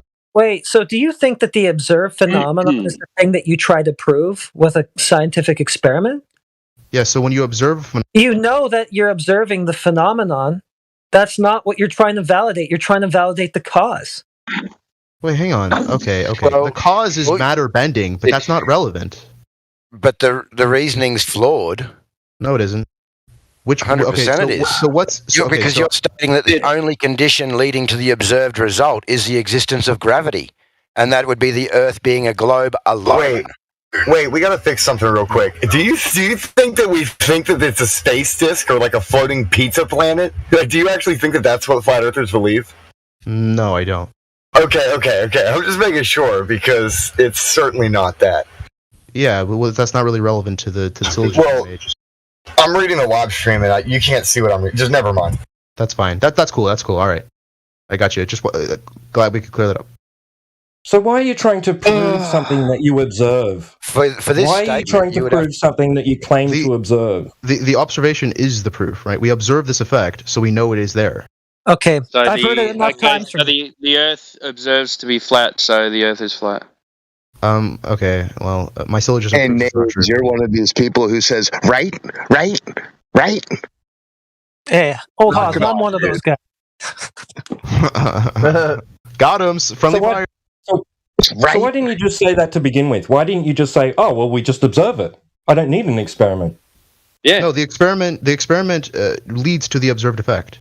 Well, it's because leads to the observed. Oh, I see. So it's not but observed in nature, it's still right? flawed logic. Again, it's still flawed logic because you're believing that result, the existence of gravity, is the only evidence of the Earth being a globe. No, that's not so what I there believe. could be other. Nope, well, you're wrong. there's Nope, other nope. alternative explanations.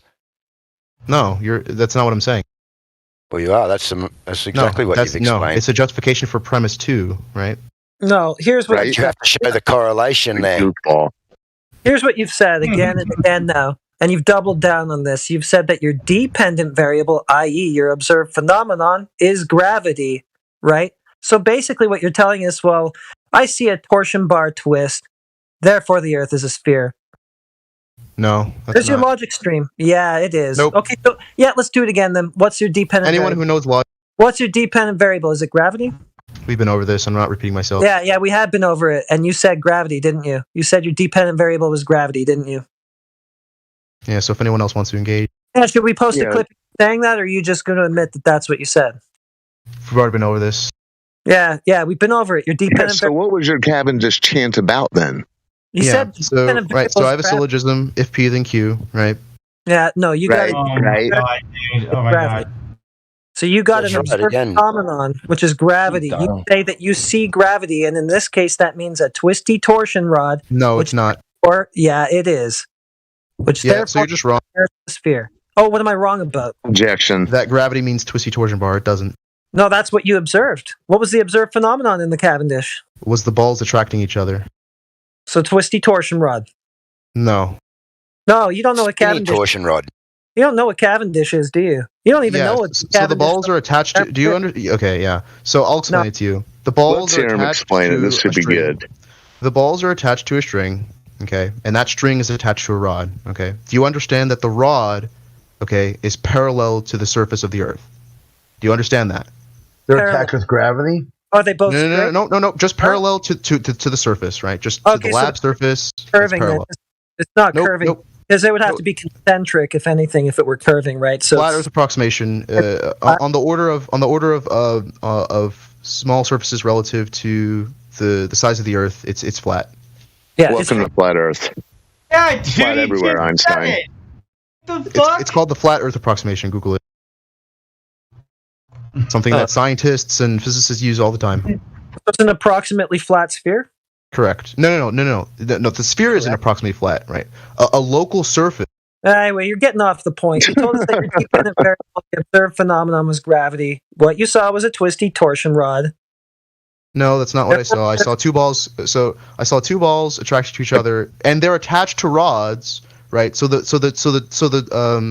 bar is going to twist, or the strings are Right, a twisty torsion rod, as I said. Therefore, Earth must be a sphere.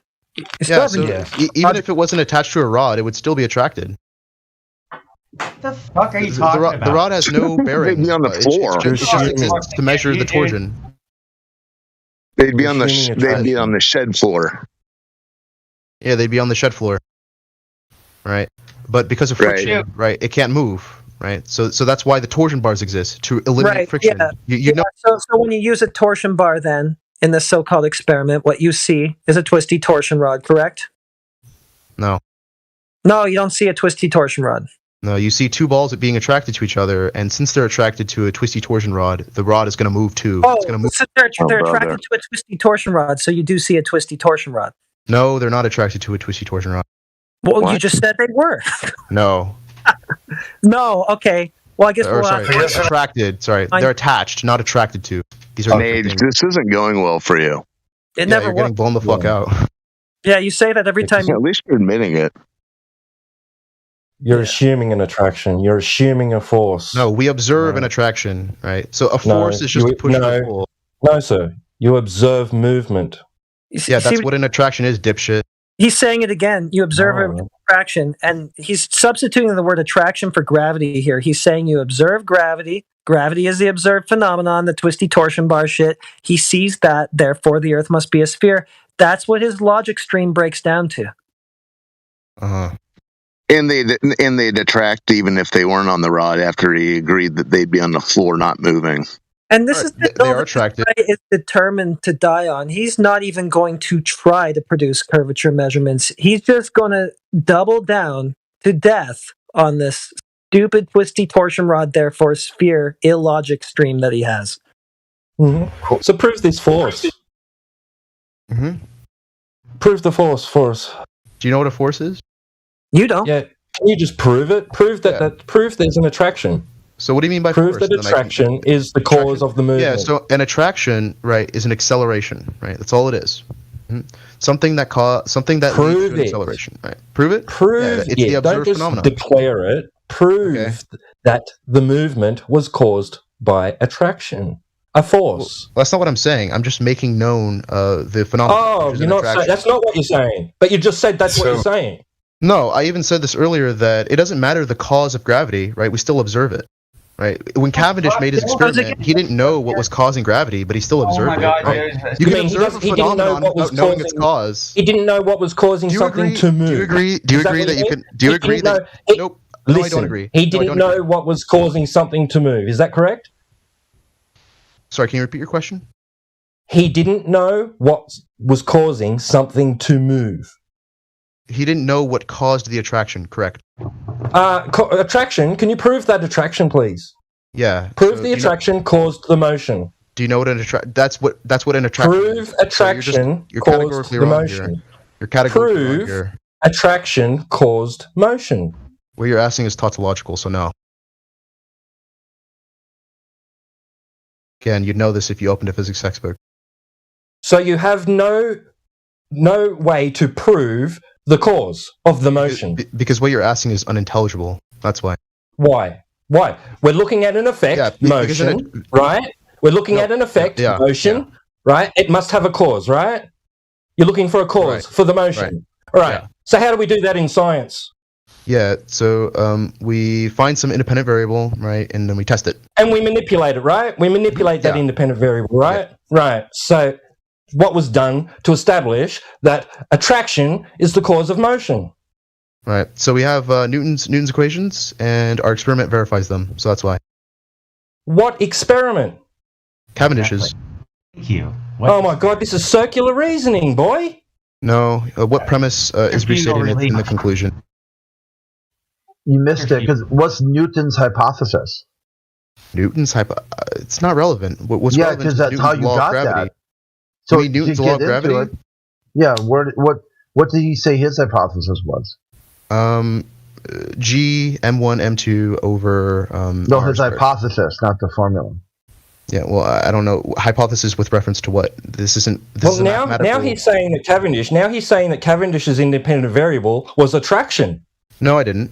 I said it's the mass. You just did. You said the Cavendish proved attraction causes motion. When did I say that? You just said it a moment ago. Well, this is recorded, so go back on the stream and then find it.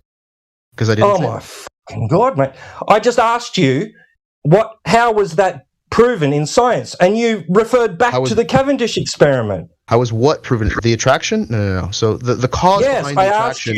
The cause of the attraction. No. Right. The cause of the attraction isn't studied by Cavendish. It's studied by Einstein. Well, then what was the experiment? The scientific experiment which validates attraction causes motion.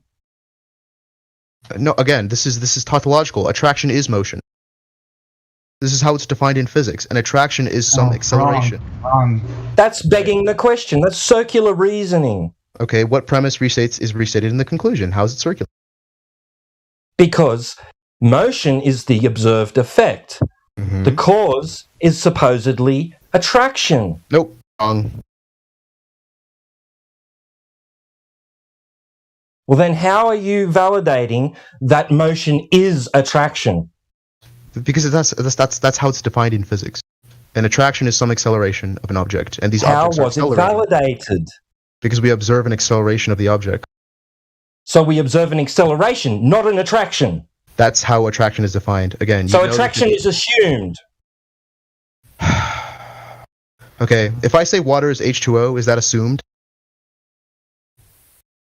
How was it validated? If I say water is H2O, is that assumed? So it's just Not declared. secular. So it's just declared. it's not secular. Yeah. Is it just declared that motion equals attraction? Acceleration equals attraction, and acceleration is motion. Like kinda, it's the second derivative of the motion function. So are you just declaring it, or are you validating that somehow? Validating what? An observed acceleration. Is he saying that acceleration equals attraction? Observations and measurements. Yes, he is. All acceleration is attraction, Nage? Yes. All acceleration. Yeah. Wow. So Define acceleration. Define acceleration. The rate of change of the velocity. And that's always attraction. That's literally how it's defined. Yeah. No, it's not. It's is. defined as the rate of change of velocity. Uh-huh. That's attraction? Yes. So if I'm, turning left in my car, that's attraction? Uh-huh. Yeah. The tires are attracted to the ground. Those forces interact. That's why you turn. Because of the static what's the word? Friction. Because of static friction. Right. It's causing an acceleration not in the change of speed, but in the change of direction of the velocity vector. Again, Correct. you know this if you took physics. I do know that. That's why I'm asking you these questions. Yeah, so you got your answer. It's causing, right? It's causing something. How was that validated?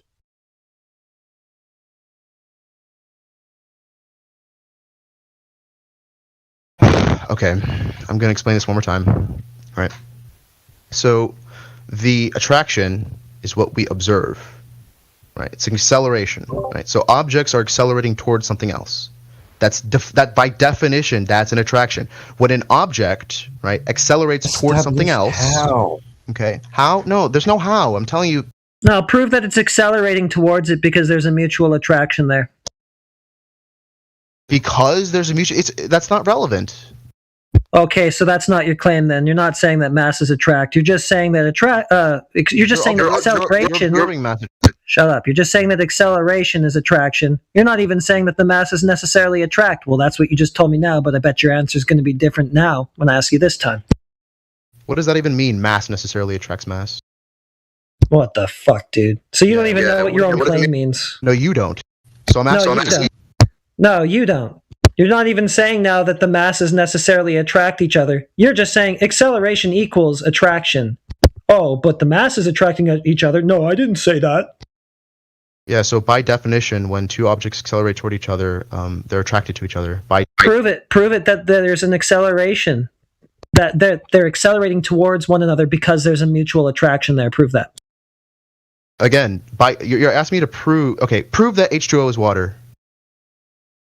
Okay, so that was a quick dodge. Yeah, no, prove it. Prove that H2O is water. So what, is this a concession that you can't prove it? No, this is an explanation of what you're asking is unintelligible, right? It's by definition, an attraction is when one object is accelerating toward another object. Okay, prove that it's accelerating towards that object because there's a mutual attraction between them. Again, oh my god, yeah, I'm done with you. Can't do it? I can't do it to somebody who doesn't understand what physics is. Can we get a definition? Can we get a physics definition of acceleration? Yeah, so it's the rate of change of velocity. So where's attraction in that? That's how it's defined. I didn't hear attraction. Okay, so attraction is defined as the rate of change of velocity from one object in reference to another. Attraction is now defined as acceleration. I thought acceleration, that's how you defined acceleration, not attraction. You asked me how to define. I said. So we're kind of in the weeds. We should probably get back to the contingency between his observed phenomenon, twisty torsion rod, i.e., what he calls gravity, and the globe. Because that was the claim. That's what we've been pressing him on, and I think he's probably relieved that we've been kind of letting up on that the past little bit. Right. Yeah. True. Yeah. I mean, he's not even arguing for a mutual attraction between the masses now. He's just saying, "Hey, man, acceleration is attraction." So, I mean, it's devolved into incoherence, and we're off the point, which I think benefits him. Yeah. So when I say I observe an attraction, I'm saying that I observe two objects accelerating toward one another. Maybe I'll add the modifier without outside influence. I'll say that. You already said that if gravity, then Earth sphere. We asked you what gravity is. You said it was the observed phenomenon. You said it was, in essence, twisty torsion rod in this case. Nope. That's where you go. Oh, so you don't see a twisty torsion rod in the Cavendish? You do. You do. Okay, so that would be the observed phenomenon. That's what you're applying label gravity to. No, hold on. Pause. Right. So the balls move, right, and they're attached to the. Okay, fine. I'll say this: you have two observed phenomena. You have the balls moving and the rod moving too. Okay, there. Yeah. Balls and rod, twisty, movie. Yeah. Therefore, sphere. There you go. Yeah. Boom. Yeah. Okay, now you validate the contingency. Validate the contingency. You saw twisty balls and rod. Therefore, the Earth must be a sphere. Justify that. Sure. Yeah. So just take a look at my syllogism. No. Justify it right now with your words and the understanding that you have. No, because I already have. No, because you already have it, and this is what people who never do validate their claims do. They just say, I've already done it, even though they never actually did it, so that they never have to do it. They just keep repeating over and over, I already did it. Okay, how about this? Define contingency. But here, if you already did it, you would just be able to do it now. It wouldn't be a problem. You wouldn't have to say, I already did it, I'm not going to. Yeah, so I said the contingency is the logical structure, right? That's what contingency means. No, we don't need the logical structure. We need you... See, you did this already where you said it was a vacuous conditional if we inserted something in there like Mr. Clean. Yeah, so I don't even know what you're asking for at this point. Yeah, we're asking for you to demonstrate the logical connection between twisty balls and rod and the Earth necessarily being a sphere. Can you define logical connection for me? Can you validate? No, I guess you don't know what a logical connection is. I don't even know what you're asking. Yeah, you don't know what a logical connection is, so no wonder.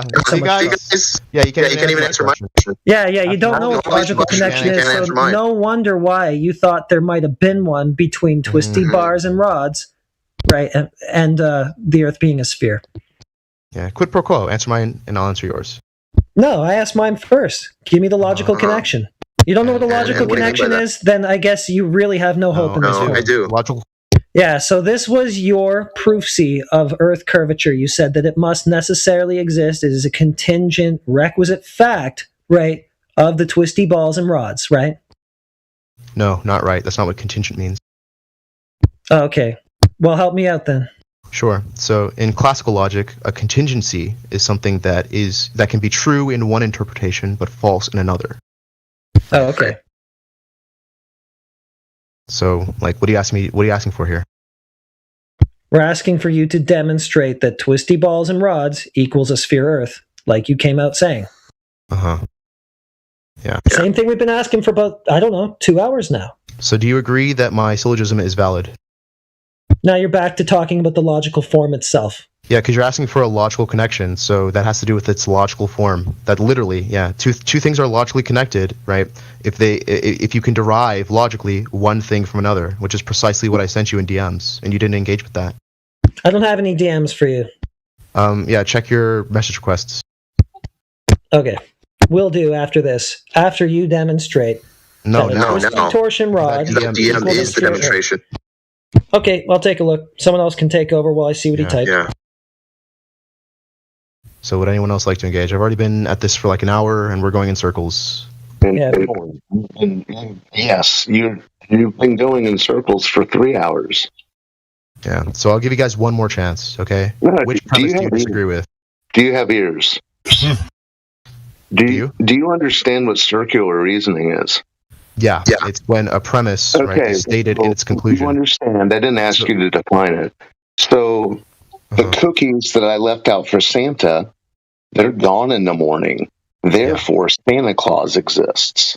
Do you agree that Santa Claus exists? So is that a conditional statement? No, I'm asking you. No. But the cookies are gone. Yeah. So you do agree. You do agree that Santa Claus exists. No. You're acknowledging the cookies are absent. So this is an abductive argument, which is categorically different. Did you see the parallels between this and your globe reification stunt? No, because that's abduction and this is deduction. Well, maybe you should think about the parallels of it. Maybe you should Google what abduction is. Define abduction for me. Maybe. Okay, I'm putting him back on track. You must answer directly. You've made a claim. Guy wants to Google everything. You've made a claim if gravity, and you've defined gravity as the observed phenomenon of the twisty balls and torsion rods, right? If that, then the sphere Earth. You have to validate that claim. Okay, good. So now you're asking for a justification of premise 1. So that's the direct proof that I was offering this whole time. So would you like it now? Yes. Awesome. All right, 1 second. Is it because you said so? He's off looking in the woods. Look at him mute. These people. I like this show. It's a good show. Just make sure he answers to that. Otherwise, we just got to get rid of him.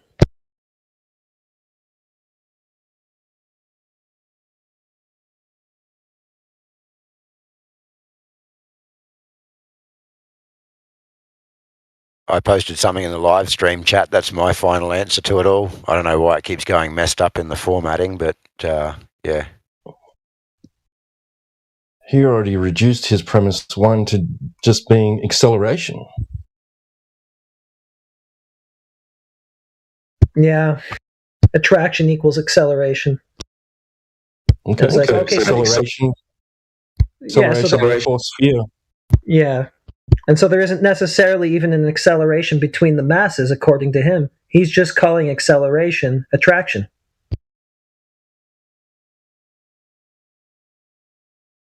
But it's stupid, and it's a derivative thing, I think, to get hung up on, which he probably likes because it gets him off the hook from his core claim. Yeah, go ahead, sorry. According to one source here, it says a force of attraction is any type of force that causes objects to come together. Right. Even if those objects are not close to or touching each other. The first force that causes attraction is the gravitational force. So this is claiming that gravity causes attraction.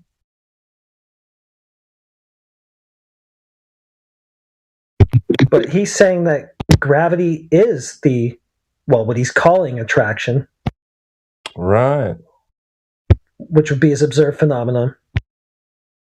And then he said that gravity is mass attracting mass, which he said was the cause at another point. So in this conversation, he has said several times that the cause is the effect, is the cause is the effect.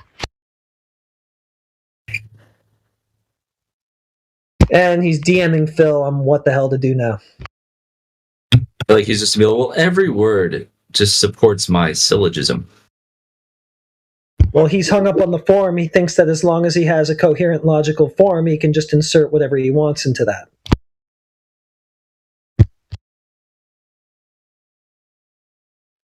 Just while it's quiet for a second here, Buster. Sorry, I just seen your message, but if you haven't done VC check-in, I'm happy to meet you up there and we can have a chat.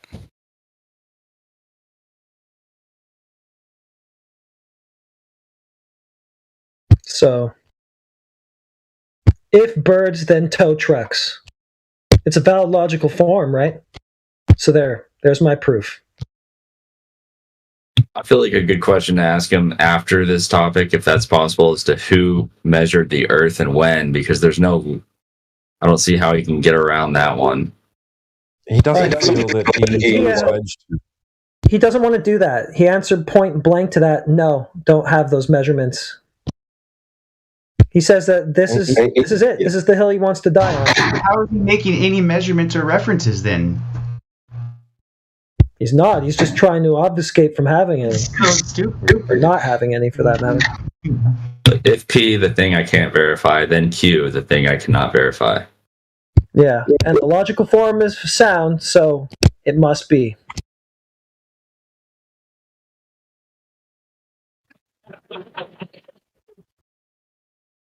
Yeah, he doesn't sound too concerned about the globe anyways. He sounds like he's has outer space travel plans in his future. Hopes. He's already there.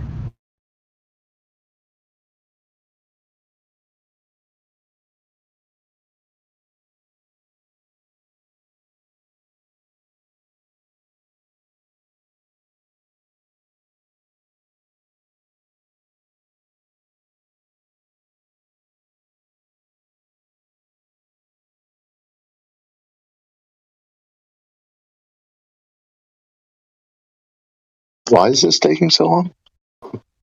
He's stalling. He's looking for what he doesn't have. Maybe he's hoping that we'll forget that we were pressing him on this, and he'll come back and argue something derivative, like what he thinks acceleration means.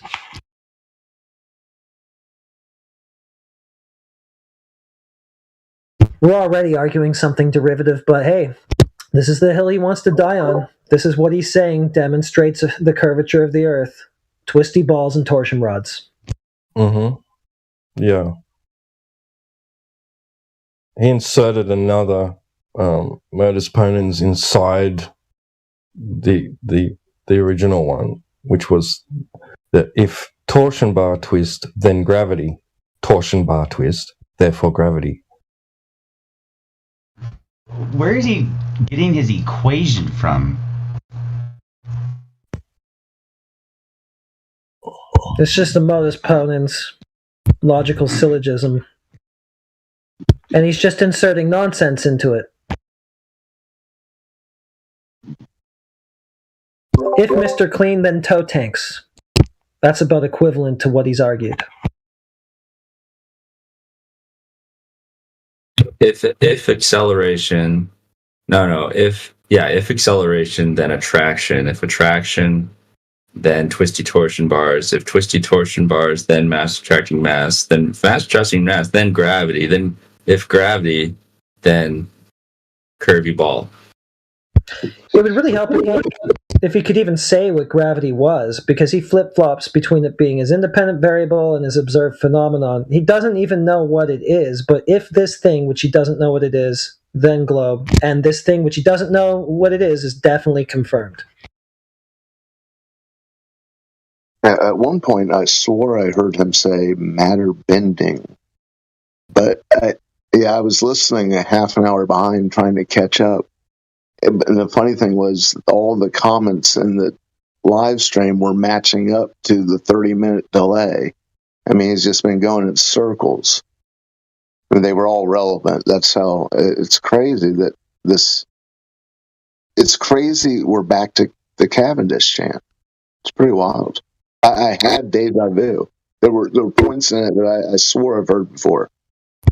And he made many derivative lies based on this argument, which we could press him on too, but we'd be here forever. We have to just hold him to his core claim. He said other things like Einstein reduces to Newtonian or collapses to Newtonian. Those were the words that he put it in. We asked for validation of that. We asked for validation of that. He pointed us to a paper where they make a claim that should happen, didn't justify that it does happen, ran away from it, but it was a derivative thing. We have to just press him on the core matters here.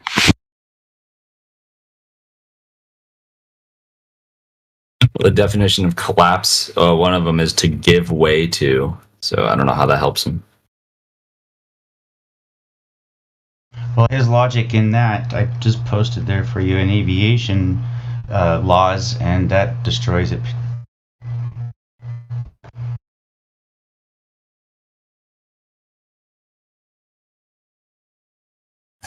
Here we go.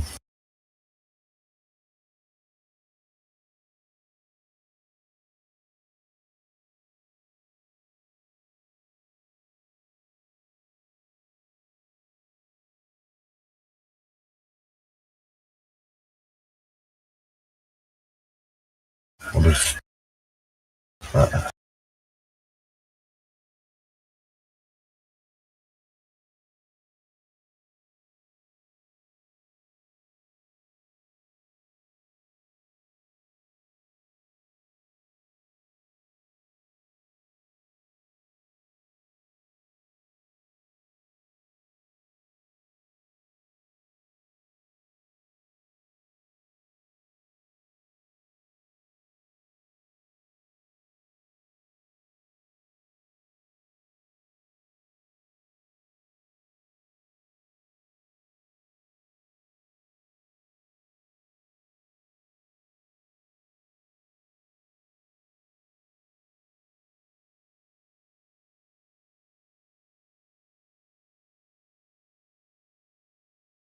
And we can ask him if gravity is the only thing that makes things move. The only reason things move. Yeah.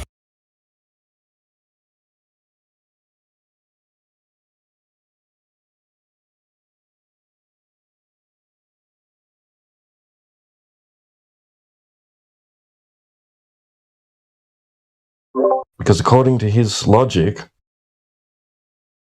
acceleration, therefore attraction, attraction, therefore gravity, we don't need any other force in this freaking universe. Just gravity. No other forces. Leave. Mass comes before gravity, right?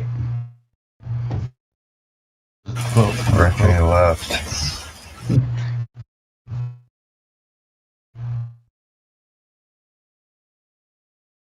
Huh.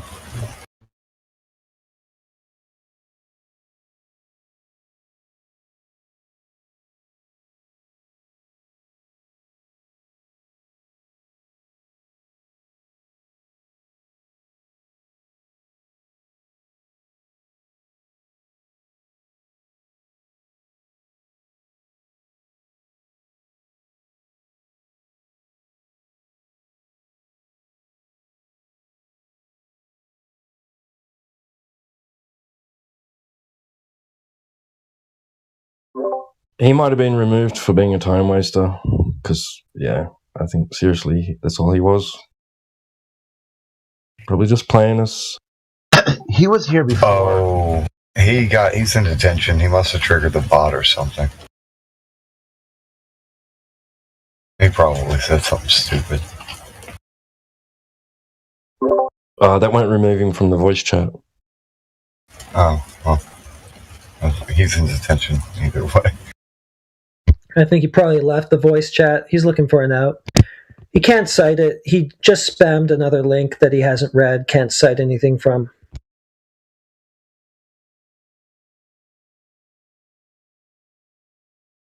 Okay, we're ready for your proof. All right. Gravity, defined by you as twisty balls and rods, necessitates or not a sphere Earth, you modified it, necessitates not flat. Yeah, necessitates not flat. Or at the very least, would contradict our observation, but that's the same thing. It would entail that it's not flat. So that's just saving a step. Okay, so it being flat would contradict our observations? No. So okay, I'll just add it there since it's implicit, right? So if gravity exists, right, then a flat Earth would contradict our observations. If it contradicts our observations, That's what I just asked you, and you said no. So sorry, what are you asking? Well, I mean, this is what I just said, and you said no, and then you started saying what I just said, but go on. Okay, well, my bad. Okay, so gravity, defined by you, basically, as the observation of twisty balls and rods, necessitates a not flat Earth. Right. Okay, so what's the logical connection? Why? Why? Because it would contradict our observations. Which ones? Like the fact that we don't observe. Here, hold on. Good one. This trick again. 20 more silence. He just needs to beg the question of. So we would observe an uneven attractive. So we would observe uneven attractions, right, at different points on the planet, but we don't. Would. And presupposing planet. And why do you think this would happen? Because of the link I sent. Okay, what's it say? Can you cite anything from it which demonstrates that a twisty that an observation of twisty balls and rods precludes the possibility of a flat Earth? What's the specific citation from it that does that? All right, we've already been over this. That twisty rod part is not that's not the argument. The argument is you said already. Yeah, you didn't like that I was saying twisty rods, so you said include the balls in that statement. Twisty balls and rods. Okay, so this article that you cited is completely and utterly null and void because the premise of it involves a pizza planet. Try again. utilizing the flat Earth as the foundation of the entire universe, and the edges of which being the edges of the universe. Go on. So that's the antecedent, right? Let's go. It exists. Right. No, I nullified your evidence, so you have to share another citation that doesn't actually falsify everything. I just nullified everything you just said. Did you even read the citation? Did you even read it? What do you mean by Pizza Planet? Did you read your link? Did you read your link? Right. Whether or not it exists, it implies a space disk floating off in a heliocentric lore, right? But that is not at all what anybody here has been saying ever. So your entire premise is nullified. Try again. You're gonna have to start over though, from scratch. This is gonna be fun. Do you believe that the Earth is made of matter? Why'd you go with this? Because earlier you said, no, I don't think that you guys are arguing for a space pizza disc. So what, are you just debunking something that none of us believe for some reason? Well, whether or not the flat Earth is a space pizza disc or the edges of the universe, it's still composed of matter, right? So it doesn't matter. So gravity still applies to matter, right? By the truth of the antecedent. Okay, so how did you get to this? How did you get to this conception of gravity that you have, where a sphere Earth must necessarily form, or at the very least, not a flat topographical planar one, must form if you observe bendy balls and rods? Okay, so if P, then Q. Yeah, P, gravity, i.e. the observation of bendy balls and rods, then Q, not a flat planar Earth. Yeah, so Q is that the flat Earth is impossible, which I modified. The flat Earth, though, but you've provided us with a link that talks about the flat Earth being a space pizza disc, which is not what we're talking about. So is that what you're falsifying? No, I'm falsifying a world made of matter. So whether or not it says disc or world made of matter, it's the same thing. So I assume you implicitly agree that the world is made of matter, right? Gravity applies to matter. Right, so gravity applies to whatever flat Earth conception that you take on. We're looking at your link here, and you're disagreeing with it because it says gravity fails. First of all, a pancaked planet might not have any gravity, right? So this is what your link is saying. This is what you've backed your case with here. Yeah. They're talking about a specific conception of the Earth, a pancake planet in space, something nobody here claims. So you're arguing with a claim nobody actually made. Did you know that? So you can replace Pancake Planet with Edges of the Universe, and it's still logically equivalent. Why? Because that's not what your source is saying. Because not what your source is saying. Your source is talking specifically about a pancake planet, dude, which is not what anybody here is saying. So good job knocking that down, but it wasn't anybody's claim. Okay, so so let's pick the conception where it's at the edges of the universe. Is this composed of matter? Yes or no? The Earth is composed of matter, yeah. Right. Now, when they say pancake planet, right, they're saying compress all of that matter down to like a disk, right? Do you think that like the flat Earth is not this, right? No. How many times have we just said no? This was brought up to you half an hour ago. Whether it's a disk floating in space or the edges of the flat Earth or the edges of the universe, does the amount of matter? What your article the amount of matter doesn't change. The amount of matter doesn't change. Whether it's a flat disk and floating in space or it's the entire universe, right? The amount of matter is the same, right? So it doesn't matter. The entire universe. What are you talking about, dude? Whatever flat Earth conception you take on, the amount of matter is. Have you ever been outside? Okay, are you going to engage with the argument or no? No, I'm asking. You said whatever I take on. I'm asking you if you've been outside. We're dealing in the same place. Yeah. Okay. So yeah. Okay. I'm saying whatever you don't need to be a smart ass you take on. Listen, right? Your smart ass stick hasn't worked thus far. Yeah, because you're not smart. That right. That's not what your link is saying, though. It's not saying that any planar Earth, any permutation of a flat Earth, let's say, is precluded by what you called gravity, which just broke down to the observation of bendy balls and rods. It's not supported in this link that you've given us. So what it's saying is take all the matter on Earth, which you agree is the same, whether it's flat or round, and if you don't, then you're just straight up denying observation, direct observation. What are you talking about? Talking about the amount of matter on Earth. Okay, if the Earth is a spheroid, it's a 3959 mile radius. Yeah, radius isn't matter. If it's flat, what the Earth is unknown. Yeah, so I'm saying it doesn't matter. They're because not the same. You can't say they're the same, genius. So are you not saying? So you don't believe it's flat? You just don't know Why what it don't is? you Is that what you're think? saying? Why don't you use your brain instead of talking? Instead of waiting to talk, listen every once in a while. Did you hear what I said? They claim the Earth is a 3959 mile radius spheroid, correct? Who, me? Correct. They. They? Yeah, they. Sure. Education, yeah. Yeah, okay, now it's time to listen again. I'm going to ask you another question. If the Earth were flat, how big is it? Irrelevant. It's about the amount of matter. No, it is relevant because you said it's the size doesn't. same. Nope. Size doesn't matter. It's the amount of. It's the amount of mass. You said it was the same, genius. No, I didn't. You should listen to this tomorrow. You'll weep a lot listening to it, but you should listen. I have a question for him. Do you know who is Neil deGrasse Tyson? Huh? Do you know who is Neil deGrasse Tyson? Yeah. What about him? I find interesting this thing. You are explaining what gravity is. Why are you doing that? Because the syllogism necessitates that. Okay, but listen to this. Isn't the Neil deGrasse Tyson the most famous astrophysicist in the world? Maybe. Yeah, one of them, not most. Sure. Now, okay, when people ask him what gravity is, do you know what his answer is?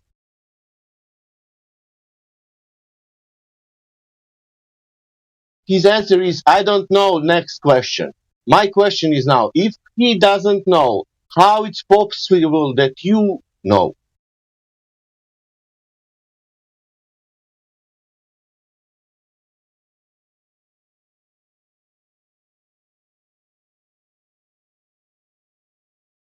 Well, according to him, gravity is the observation of twisty balls and rods. Yeah, not the cause of that observation. It is the observation, the observed phenomenon. Well, I'm kind of curious. Yeah, the Earth is. If the Earth is comprised of matter, say yeah. Well, what's your point? What was his equation? If you just go off of what he said, Sasha, maybe you're late to the conversation, but this is what he said. Cavendish observed phenomenon. That's what he's applying the label of gravity to. I heard everything about Cavendish. He started to explain everything, even he's out of date. But I'm asking if somebody, we have clever people and mainstream scientists or pseudoscientists, doesn't matter, and they don't know to explain gravity. They are saying we don't know, blah blah blah. It's not a force, but for him it's a force. Now that means random guy from people like me will come here and say, look, gravity is this. How is that possible? Huh? How is what possible? Gravity? No, how is possible? The most famous astrophysicist doesn't know what gravity is, but you know. Because Neil's a bit dumb. That's why. Oh, really? Why Yeah. you are not on television? Why he is there? I don't know. Like, why is anyone famous? Okay, where is your publication then? Why we are reading his publications? Well, it's not about my publication. It's about It Einstein's. is about your publications because he has. It's about Einstein's. Einstein doesn't speak in anything about Cavendish and mass attracting mass. No, he speaks about mass attracting mass. Yeah, I have no idea. Okay, next question. No, he doesn't. Yeah, he does. No, he doesn't. No, he talks about the bending and warping of space-time due to the disproportional distribution of mass. Which causes What's mass his to attract elements of mass. his first order of motion? Where does it say that? Can I get a citation for that? Yeah, Can I get a citation for what?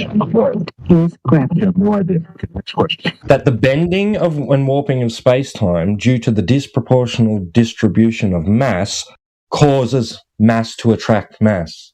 Can I get a citation for that, please? Yeah, I can try. I'll pull up a physics paper if you want. But that'd be great. Thanks. Yeah. So before I send it, I'll explain it. So You don't need to explain. Order of motion. Oh, okay. It's everything. That's fine. That's fine. I'll just send it. Dude, that's so silly.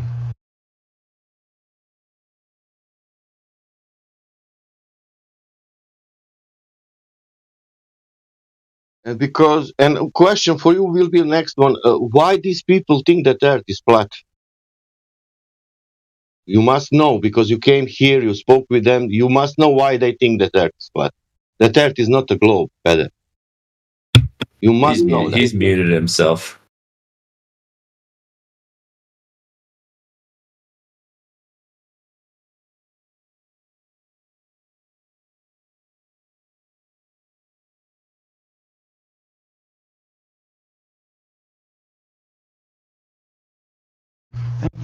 Well, according to him, Einstein showed the cause of gravity.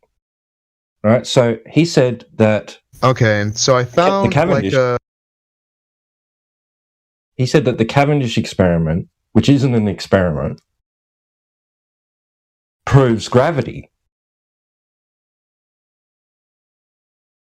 So where was the bending and warping of space-time due to the disproportional distribution of mass used in the Cavendish?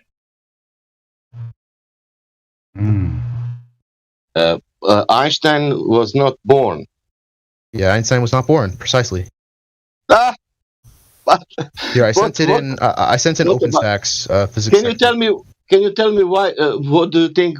Why these people think that Earth is not a globe? Because you are here, you must know that. Yeah. Do you want me to be honest? Yeah, tell me. No, we want you to lie. Because you guys are really dumb. That's why. Okay. That means that you don't know. No, I do. It's that you guys are. No, you don't know. Fundamental misunderstandings about physics, which has been very clear from this conversation. No, man, physics, you don't logic, know. Man, you don't biology, know. You don't know any of it. But that's all right. You don't know. If you know, you will say you are thinking that Earth is not globe because of this. So would anyone like to engage with the syllogism? Listen, I provided a source. can you listen? Right. Can you listen what I'm saying? If you know why these people think that Earth is not a globe, you will say these people think that Earth not is globe because of this and this and this, not because they are dumb. You know? Well, can you tell one of that this? You think this and this and this because you're dumb. Can you tell your opinion is not the reason, though, Nage. It's because the world doesn't revolve around you. Can you tell one specific but I revolve around the because of this? Can you tell one specific this? Yeah. So, for example, like, so have you ever heard of Occam's razor? And yes, this is relevant. You don't know anything why these people. I'm explaining it. Do you? Okay, fine. I'll just skip that. Man, you don't know. I'm telling you immediately now because you don't know. Instead of believing the spinning water ball flying through space, that sounds reasonable. Yeah, that's just an argument. From do you want to know why these people? No, do you want to know why? Do you want to know why these people think that Earth is not a globe? And then you will know why. Yeah. Okay. Cool, man. Okay. There is the dimensions of the Earth. Okay. There's what? There is a dimension of the Earth. Dimension, like a mathematical dimension? No, like a real dimension. What kids will learn in school tomorrow and today. They will learn this. The radius is 3,959 miles, so 6,000 blah blah blah kilometers, and they will learn that every day. That is the radius. Okay. Okay. Yeah. How does Occam's razor apply to the spinning water ball? Nage. Yeah, he was asking, like, why do I think your reasons are really dumb? And one of them is that you think like NASA is just a big conspiracy. You're a cope. Man, you don't know why these people. You don't. You still don't know. Do you want to know? Sure. Okay. That means there. Do you know what is drop over distance? Yeah. Okay. That thing doesn't exist in reality. Okay. Find me some kind of paper that proves that. No paper, man. I can show you no reality. Paper? Yeah, then I don't care. You don't care. If Earth is sphere, does we need to have drop over distance or not? Yes. Yes. We don't have that in reality when we observe and measure. Yeah. So have you like formalized your observations into some kind of paper that I can read?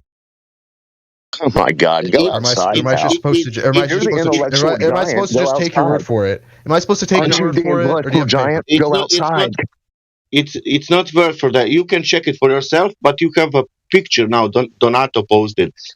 If you want to look, that is Santa Barbara. That is in America. But you can check in every country what you want on the beach. I check it in Croatia if you want to know. But this is from America, you know.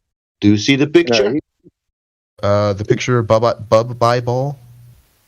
Yeah, by ball. Yeah. Yeah. So I don't see any uncertainties attached to these measurements. Okay. Do you know what is horizon in globe Earth model? Is it the tangent, the tangent point? Yeah. Then yeah. Okay, and with one observer height, where is that horizon? Mm-hmm. It's on 1.22 miles. That is math saying that. 1.22 miles plus or minus what? Plus or minus what? Yeah, what's your uncertainty? He thinks this is a little clever stunt. This is where he. No, this is where he does a little clever stunt, where he wants to say plus or minus what. Well, here's here's the deal, pal. The horizon is so beyond the 1.22 miles that your little stunt falls on deaf ears, and it only appeals to people who are equally as duped by the outer space mythology as you are. So tell us again, how does Occam's razor bring you to a spinning water ball hurtling through outer space? I'd love to hear it. That's not why I brought up Occam's razor. Well, why did you enlighten us, genius? Yeah, because you believe that rather than physics. So you asked me a question, you're not going to let me answer. So then why would I even bother responding to you? You're just going to interrupt me. Never mind. Forget about it. Answer. Yeah. Okay. So why did you bring it up, genius? I am. So rather than believing in physics, right, and rocketry, right, and all of that, you'd rather believe that there's an entire global conspiracy. Right, conspiring to hide the truth. You're multiplying the types of entities beyond necessity. That's Occam's razor. Just because you're brainwashed by TV doesn't mean everyone else listening is. Okay. Grow up. Wake up. So you're telling me that Occam's razor? So you're telling me lunar dune buggies and moon golf TV shows aligns with Occam's razor? Yeah, because they don't multiply the types of entities beyond necessity. Oh, nice word salad, smart guy. No, they mean things philosophically. You know that if you're smart. Did you know they offer 102s and 201s and 301s and 600s and 700 level courses? Didn't take those yet, but well, listen, pal, you're the moron. Apparently, you've not been outside. You want to come in here. Listen, you want to come in here and assume that everyone's an idiot. Well, it's you. No, I didn't assume that. You proved it for me. Oh, well. Anyone who's listening who has two brain cells rubbing together knows that you're a pseudo-intellectual cope artist. Well, there's no one listening that has two brain cells rubbing together. Whatever your intention was coming in here, it crashed and burned. Yeah, you chanted Cavendish for 3 hours like it was 2017. Mm-hmm. That's all right. If your conclusion is this, you are all dumb, and I realized that through this conversation, that's cool. But I have only one advice for you. The nature is waiting for you, whatever we are. I am idiot, for example, but sea level will always be level and will never, ever, ever curve. And I can be idiot, I can be whatever I can be, But nature itself will not change. That's on you, You need to check the reality. But we can be idiots. That's all. Just gaslighting. Yep. No, he's bragging about his brainwash. Yeah, same thing. Reality, it's waiting for you, sea level and that stuff, nature law, second law, thermodynamics. That will kill you, in a life. But not us, because we are idiots. Don't worry about us. Worry about nature. Because, water doesn't care about conspiracies. Nage. I'm probably gonna dip in a second because I'm sorry. Same thing. You said same thing. Okay. Is that clear? Nage. What's up? You said the same. You said it's the same thing. The bending of space causes the attraction. All right. Nowhere does it say that. Right. It says, to summarize the two views of gravity. Newton envisioned gravity as a tug of war along the line connecting any two objects in the universe. In contrast, Einstein envisioned gravity as a bending of space-time by mass. Can you define contrast for me, please? So read what it says 2 sentences later, and that'll give you your answer. Define contrast. Yeah, so contrast is like when you're comparing something to something else. This is what the intellectual giant sounds like, everyone. Yeah, it's Something The state of being striking. The state of being Fulfill the strikingly very stringent different from requirement something else in of Newton's theory. juxtaposition or close association. Okay. Yeah, so it says here in your source, any new theory of gravity, which is what Einstein's theory of gravity is, immediately has to fulfill the very stringent requirement that in the non-relativistic limit it should yield to Newton's theory. So in the non-relativistic limit... Told you, I called it! I knew he was going to go to Newton's. In the non-relativistic limit, Einstein's equations yield Newton's theory, right? It says this. He's strawmanning everything. Nope, I'm not. It says any new theory of gravity will immediately have to fulfill it, and Einstein's theory of gravity is a new theory of gravity. It goes on, I read the paper, it goes on to say that it does, right? So read the paper instead of pulling a screenshot. So shed So it ball. contradicts itself. Doesn't contradict itself. You just don't understand what contrast means. They're comparing the two theories, right? Einstein is an extension of Newton's theory. It's an extension. It's not a negation. Again, you'd know this if you just opened a physics textbook. Contrast. Yeah. Oh yeah. What's the definition of contrast? Yeah, What's the definition of contrast, please? You're arguing semantics here. And I'm not gonna have Contrast. Nope. Nope. Definition of contrast. Okay, shit. One at a time, please. One at a time, please. Nah. If you're gonna argue over semantics, then we're done here. What? You were... Oh my god. Okay. Doing that, dude. You're strawmanning every single subject. It's ridiculous. Yeah. You would think Nage, an hour ago you kept on telling everybody else to define this and define that. So you were playing semantics before, and now you don't like it when other people are doing it. Well, they're trying to I say don't even care either way. I'm to the whatever point at this point. And hey, it's clear that you guys just lack the necessary prerequisite news knowledge. flash. News flash. In reality, mass doesn't attract mass. Only in this contraption of this shed story. Yeah, okay. Nage, you taught me one thing today, and I'll tell you that. Okay. Find me a paper that can collapse Gauss's law. No, show me mass attracting mass. Yeah, okay. Asshat. So have you ever heard of Cavendish's experiment? Okay. We're talking about reality. Yeah, all right. So have you been outside? Pointless. You guys don't have the necessary education. It's been pointless for 4 hours once you started your Cavendish chant. Education cannot. If anybody wants to look at my sources, they can and educate themselves. Education cannot curb the water, man. Whatever education you have. His script came to an end. His little cope act had to spiral out eventually. I say ban him. Now let him come back and make a fool of himself again, please. What's funny is I just wanted to say... Oh, go ahead, Crit.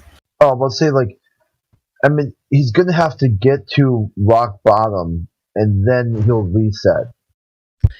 I think we're going to need to have Soy Boy up next. He's been cheerleading in the chat. He thinks that sophistry was somehow impressive or something, so let's hear from him. Yeah, somehow sophistry is going to curve the earth. Yeah.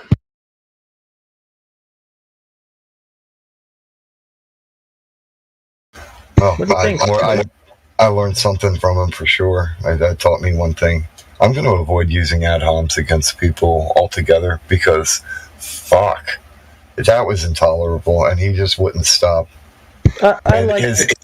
It showed that he was mad. Just constant strawman fallacy. That's all it was. Well, I look at it as a sign of weakness. It's weakness at this point. Yeah, he was upset. Tags! What is your profession?